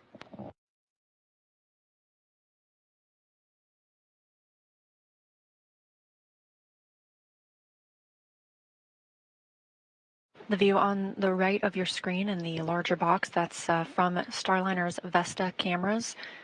This helps Starliner align with the International Space Station. Again, we are docking to the Node 2 forward port today. Window opens at 12:33 p.m. Central Time.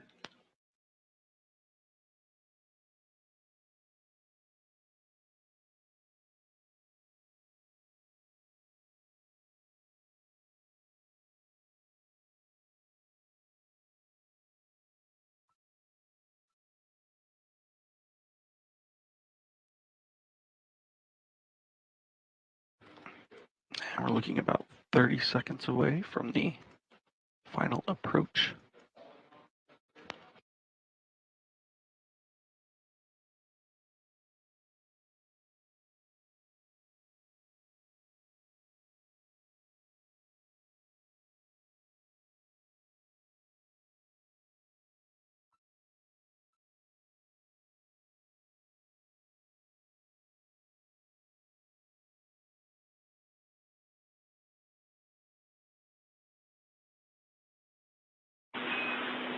Starliner Houston on the big loop. You are go to command final approach with tap stop 4 OFM, trigger next.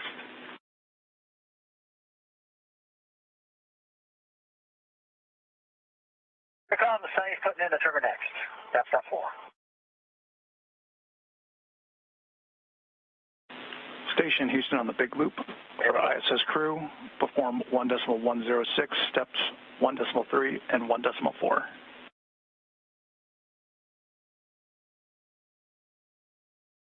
Station copies, executing 1.3, 1.4, 1.106.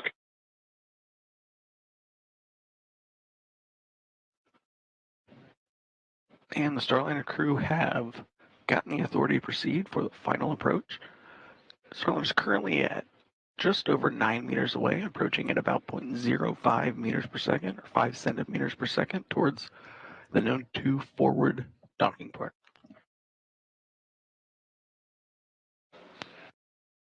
Again, NASA astronauts Butch Wilmore, the commander, and Sonny Williams, the pilot, on the crew flight test today.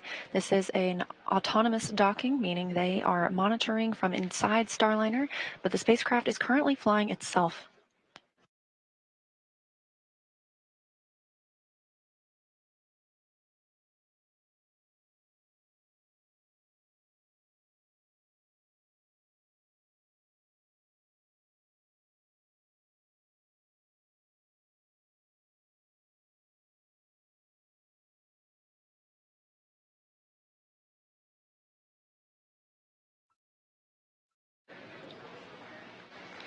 Starliner now less than 7 meters away from the International Space Station. All good calls on the ground. Estimated time of contact is 2 minutes.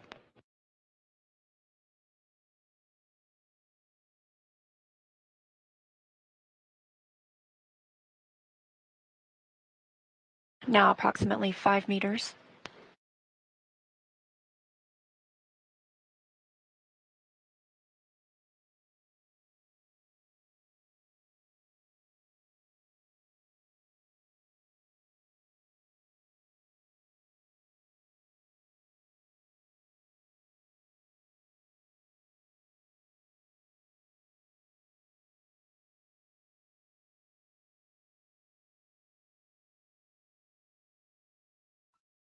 And Starliner passing through 4 meters.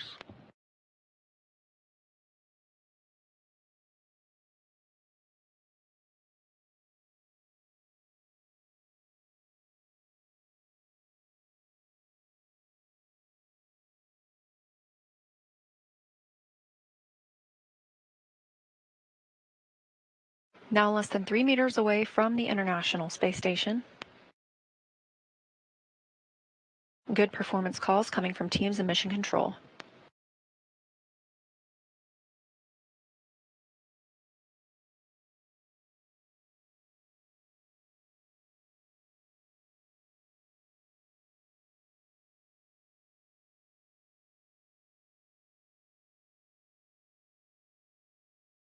Starliner at 1.5 meters away, currently about 25 seconds from docking.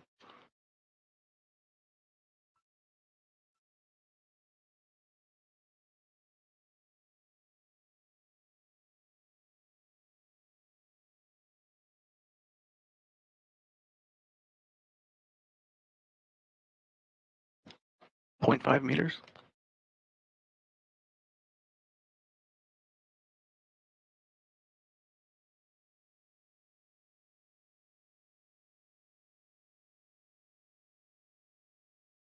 Contact capture. We see the same.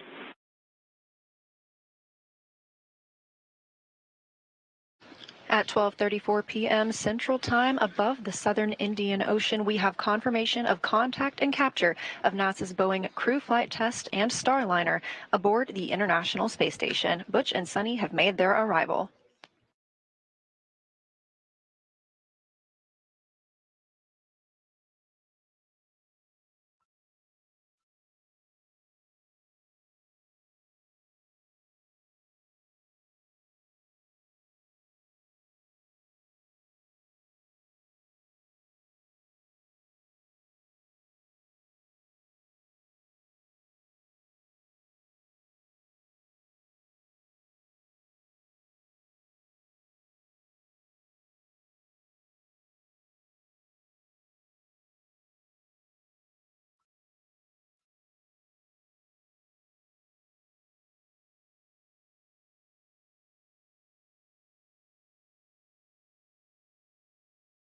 Starliner's soft capture system has finished attenuating any motion after initial capture.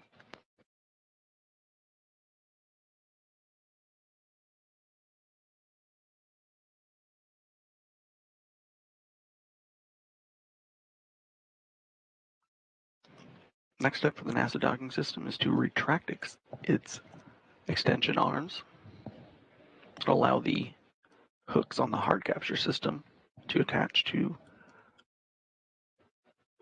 the docking port on the Node 2 forward international docking adapter.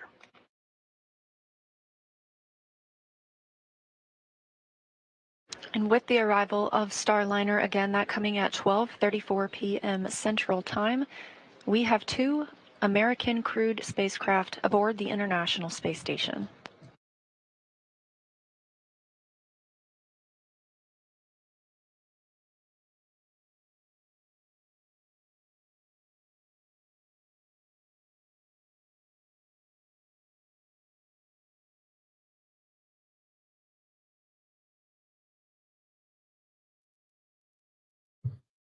We made it.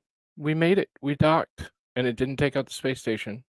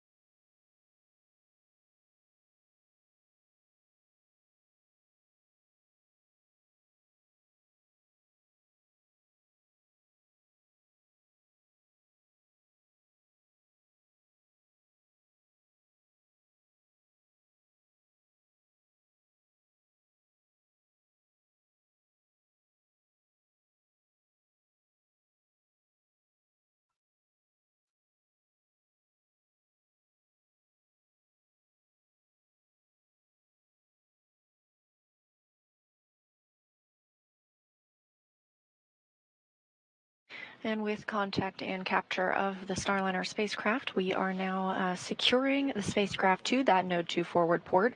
First step in that is ring retraction of the NASA docking system soft capture ring. Once that's complete, there are 12 hooks that will need to drive and more firmly secure the spacecraft. Those will happen in 2 sets of 6. This takes anywhere from 15 to 30 minutes after the spacecraft arriving to the International Space Station.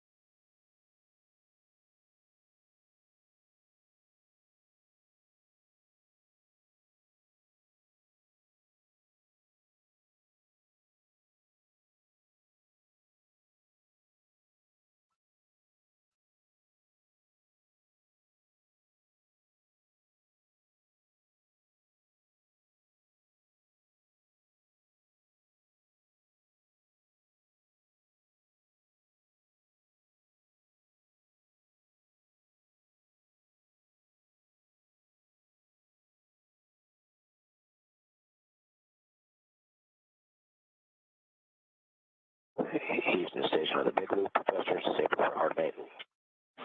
Houston copies.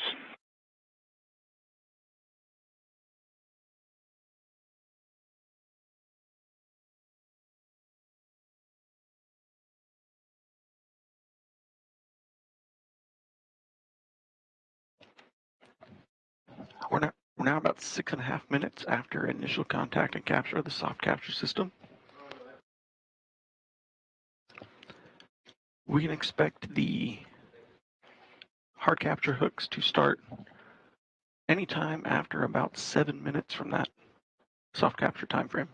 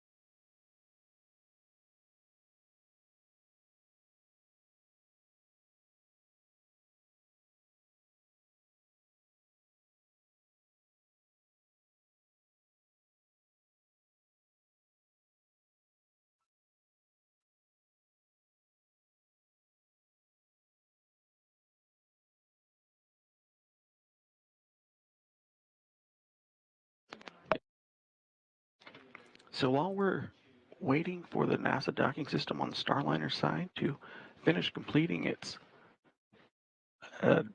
docking procedure, let's go over to the International Space Station Flight Control Room.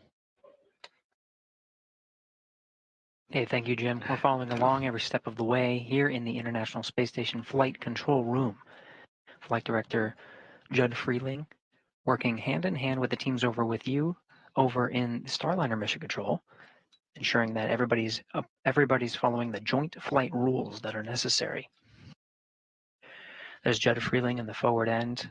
To his left is Diana Trujillo, working to monitor all the different steps together. Will Vu over to Vince's right is to Vincent LaCourt's right is Will Vu, the voice from Mission Control here in Houston, up to the crew aboard the International Space Station. Space Station has a couple of maneuvers in order to proceed with the next steps of retracting the NASA docking system ring on the Starliner. The thrusters need to be disabled on the International Space Station side, and the International Docking Adapter must be aligned with the NASA docking system. Teams here in Mission Control Houston verifying all of those have passed, so we're following along to proceed towards a hard capture. Again, we had soft capture confirmed at 12:34 p.m. Central Time. The hard capture secures Starliner to the International Space Station. Expect to hear some words from the crew after that hard docking is complete. In the meantime, lots to follow along with to ensure a safe docking, a safe hard docking of Starliner to the International Space Station. A couple of steps. Now, of course, after that hard dock is complete, we still have to go ahead and open up the hatches, so the teams here will remain on console and follow along through the methodical steps necessary to pressurize the vestibule in between Starliner and the International Space Station. That vestibule is the International Docking Adapter. Right now, it has been exposed to vacuum, awaiting for Starliner's arrival. Once Starliner is hard docked, they'll follow procedures in order to pressurize that vestibule from 0 psi to match that of Starliner and the International Space Station, same as we have here at sea level, 14.7 psi. That will take some time in order to accomplish. Now, because we docked on the second opportunity here, the second docking window that we were tracking as part of the flight to the International Space Station, we'll follow along to provide estimated times of hatch opening and the welcome ceremony, where the Expedition 71 crew will formally welcome the two first-time flyers of Starliner to the International Space Station, Butch Wilmore and Sonny Williams, the first to fly the Boeing Starliner.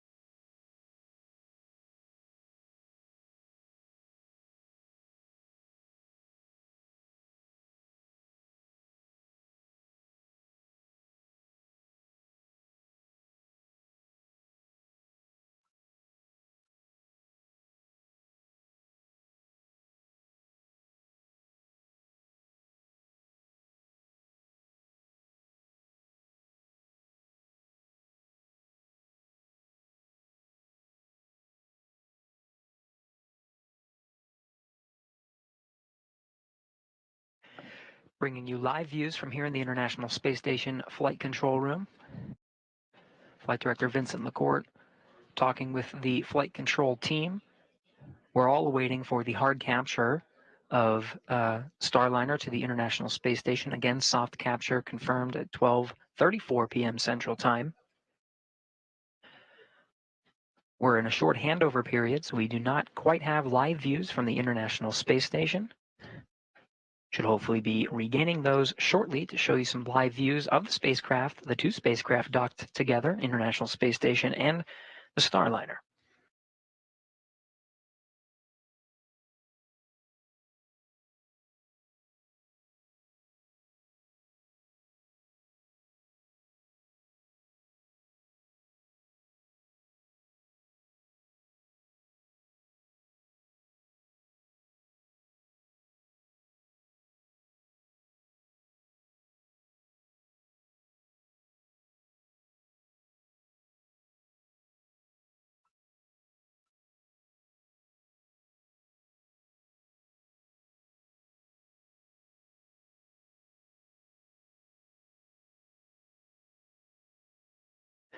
Fellow Flight Director TJ Creamer was just passing behind Vincent LaCourte and Diana Trujillo.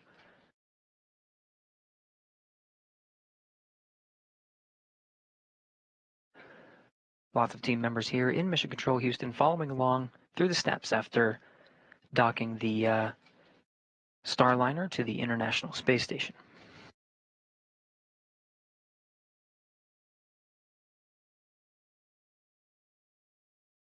Visiting Vehicle Officer Dory Tomeko is following along with the teams over in the Starliner Flight Control Room. The visiting vehicle officer, a console position here in Mission Control Houston that works very closely with any visiting vehicle spacecraft.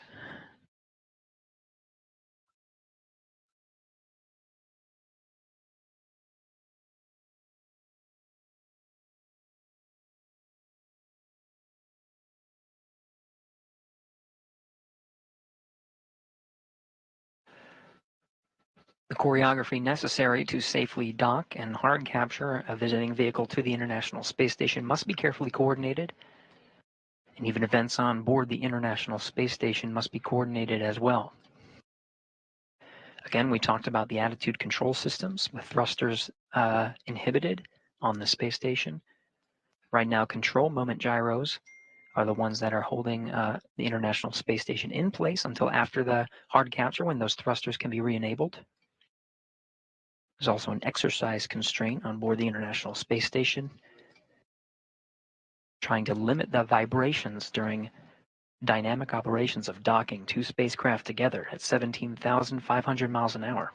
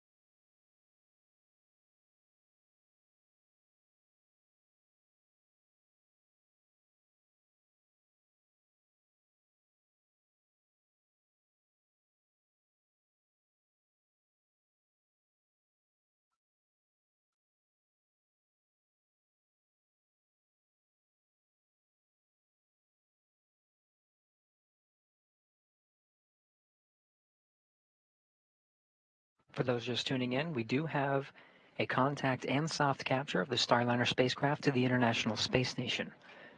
Butch Wilmore, Sonny Williams, currently at the forward end of the space station inside the Starliner spacecraft.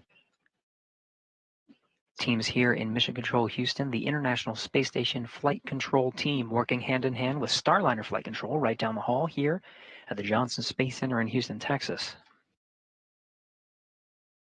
The teams are now working through carefully choreographed procedures to ensure a hard docking to the International Space Station. After soft capture is confirmed, there is a series of very critical steps in order for that NASA docking system ring to retract on the Starliner spacecraft, pulling in the spacecraft for a hard dock.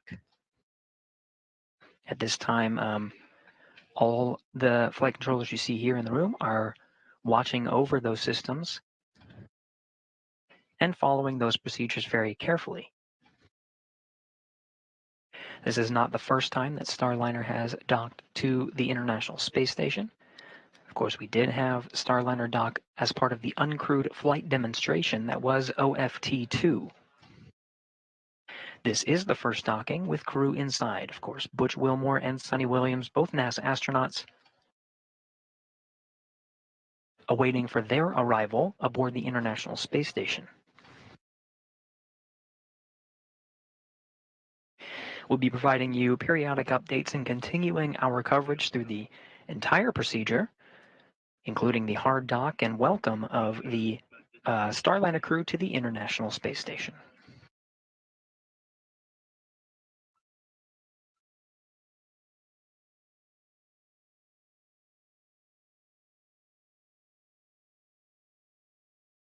Again, we'll remain on air continuously through the entire procedure of hard docking to the International Space Station.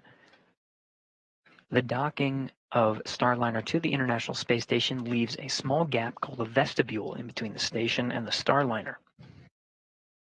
That vestibule is currently at vacuum, and methodically over the next few hours needs to be, once, of course, hard dock is confirmed, needs to be pressurized up to sea level to match that of the internal pressure of Starliner and the International Space Station at 14.7 psi.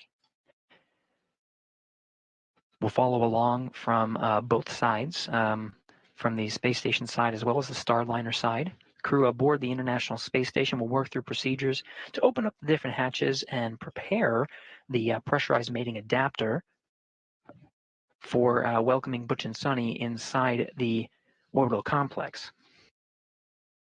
There are many steps in order to outfit the pressurized mating adapter and prepare for their arrival, including opening up various hatches, including the Node 2 forward hatch and what's called the APES hatch. This is the hatch on the station side.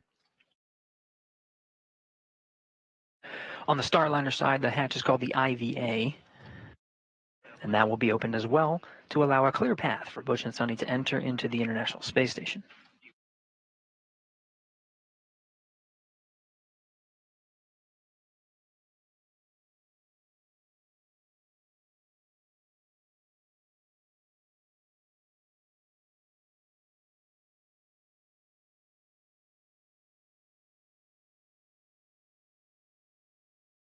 Starliner, all books are closed.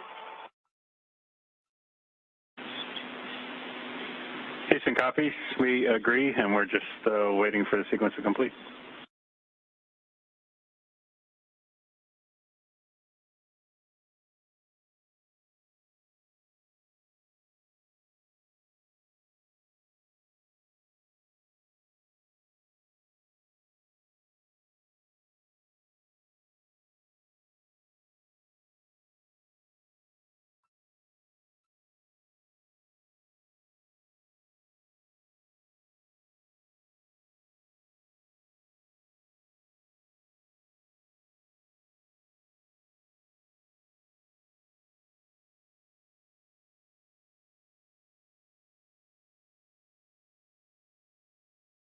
Again, you're getting live views from the International Space Station Flight Control Room. On the forward end of the screens there, you see some of the camera is set up in the Node 2 module of the International Space Station. This is at the very forward end. The hatch that you're looking at in this view is the Node 2 forward hatch. That is one of 3 that will be needed to be opened in order to welcome Butch and Sunny to the International Space Station. Currently closed as part of the docking operations. Starliner Houston on the big loop. We've all been waiting a little while for this call. That was an OK 3-wire, Fly Navy, docking complete.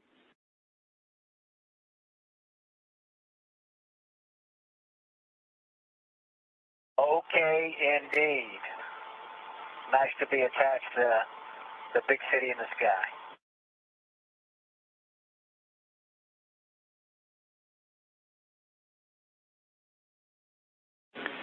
And from the ISS Flight Control Team, congratulations to all NASA and Boeing teams on this historic day. Butch and Sunny, nicely done. Welcome back to the ISS. Outstanding. Great place to be. We're looking forward to staying here for a couple of weeks and getting all the things done in Starliner that we need to get done, and also on station, ready to work. Welcome aboard, Starliner.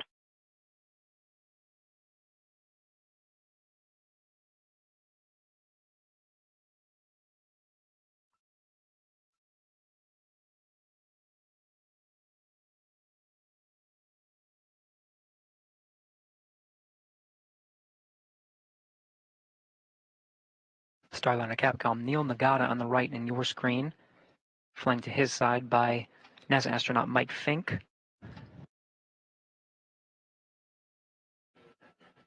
To the left of Neil, Starliner Flight Director Ed Van Cise. We're going to call that the big time. Yeah, you have extension. I said we're going to call that the big time approach and controlled collision, and the Claire Moore grapple, cinch, and hold. All right, roger that. It's on the record now. I mean, there's your call out. Even though it was in, I was still waiting. It was not pretty. It was not pretty at all. There's a lot of concerns with this capsule. I mean, a lot of things Boeing has to work out.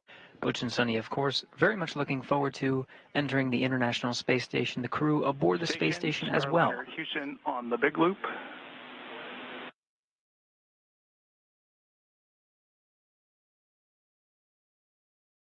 Station's here.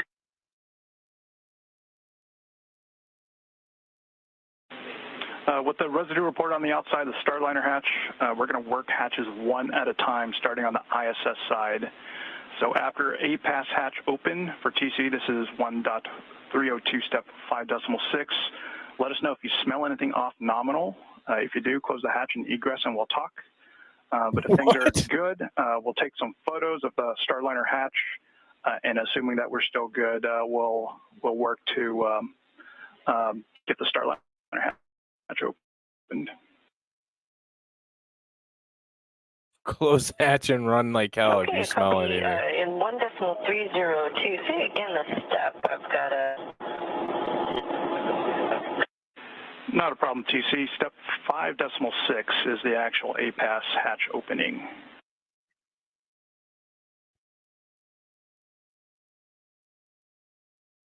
Okay, that may be another...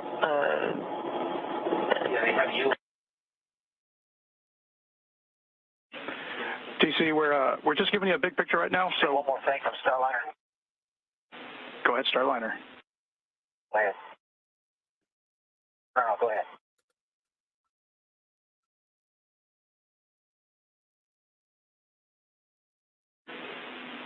TC, we're not ready for you to get into those steps yet. We'll let you know when we are ready. And one additional point here, we want you to focus those photos and your inspection on the actual window in the hatch. Well, the thought would be a hypergolic leak. Window hatch. So a fuel leak. So we're not sure everyone involved, but certainly great work by Flight and the prop team and whoever else was working to get us attached here. So fantastic. We're proud of you. And we appreciate that down here, Butch.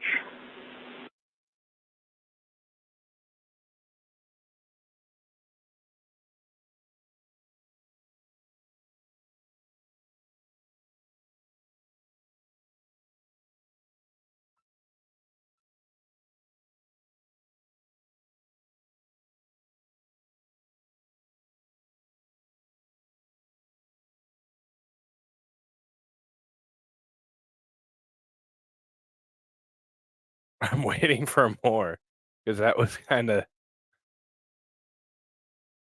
questionable. Starliner Houston, on the big loop, I'm ready for you to pick up in step 1 of 1.302, the CST-100 post-docking leak checks and ingress.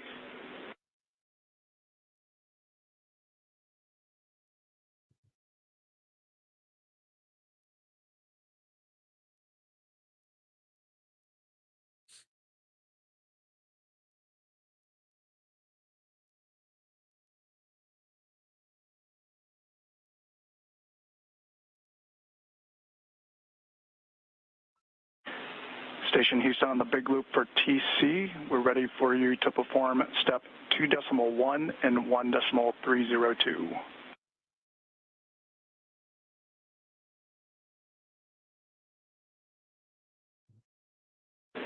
Copy and work.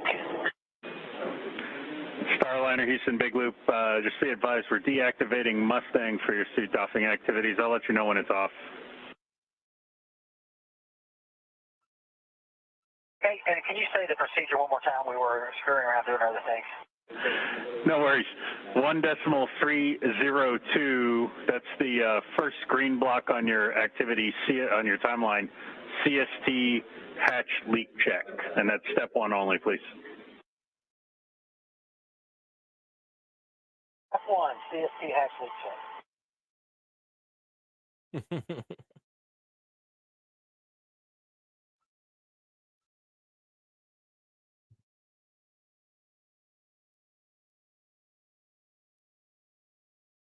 Lots happening right now. Congratulations in the Starliner flight control room. Handshakes all around. The crew is carefully awaiting confirmation of hard dock to proceed with the next steps. Of course, opening up the hatches and welcoming Butch and Sonny to the International Space Station. The contact and soft capture was confirmed at 12:34 p.m. Central Time. Teams in the room there in Starliner Mission Control celebrating the arrival of Butch and Sonny. We're hearing on both ends, on the Starliner end and on the International Space Station end, proceeding to open up the hatches. Celebration here in the International Space Station flight control room as well.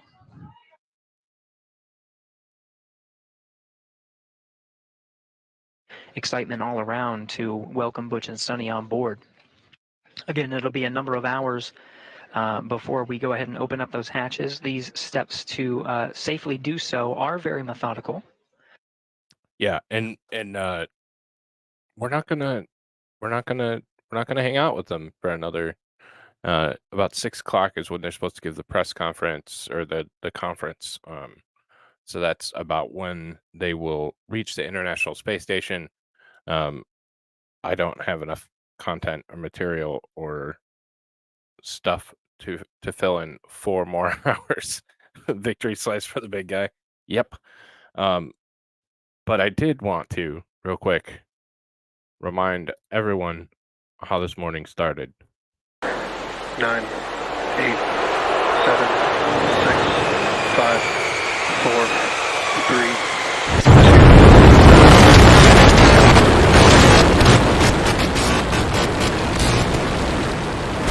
We have liftoff.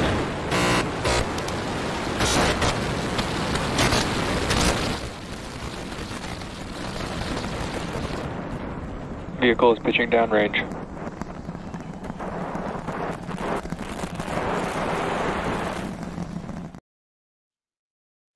And this is how it ended. The morning ended with a very cringe ad for the Starship Torch ad, or Starship Torch, making marshmallows. which I'm giving serious consideration to. So yeah, I think that's gonna do it for me today, boys and girls. Thank you for joining me. Very historic day in spaceflight. Second commercial crew capsule to ever reach the ISS. It was very tenuous. There were a lot of mistakes and errors. And there's a great deal of concern moving forward with the Boeing program. But we'll have to see. Hopefully they start taking it seriously and start doing a little bit more. And to SpaceX, fantastic job this morning with the flight test, and it's worth one more watch. It's worth one more watch.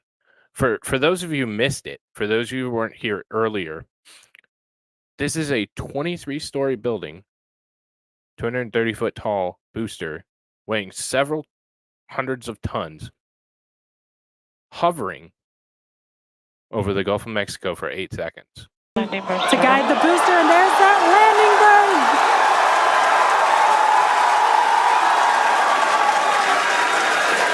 That landing burn just begun, and you can see the water below.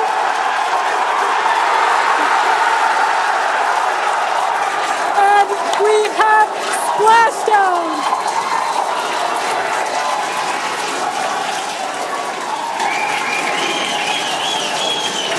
What an incredible sight! Congratulations to the SpaceX team! And congratulations to SpaceX, and I cannot wait for IFT4. Hopefully to take a payload. Daisy Girl, if you missed the first hour, go back and watch the first hour. It's worth it, for real. You see the SpaceX process and everything associated with that. So it was unbelievable. You'll see my original reaction when I saw that footage for the first time. It was very, very eccentric, but I was just as excited as they were. So until next time, I hope everyone has a wonderful, wonderful day, and I hope to see you all again soon. Take care, y'all.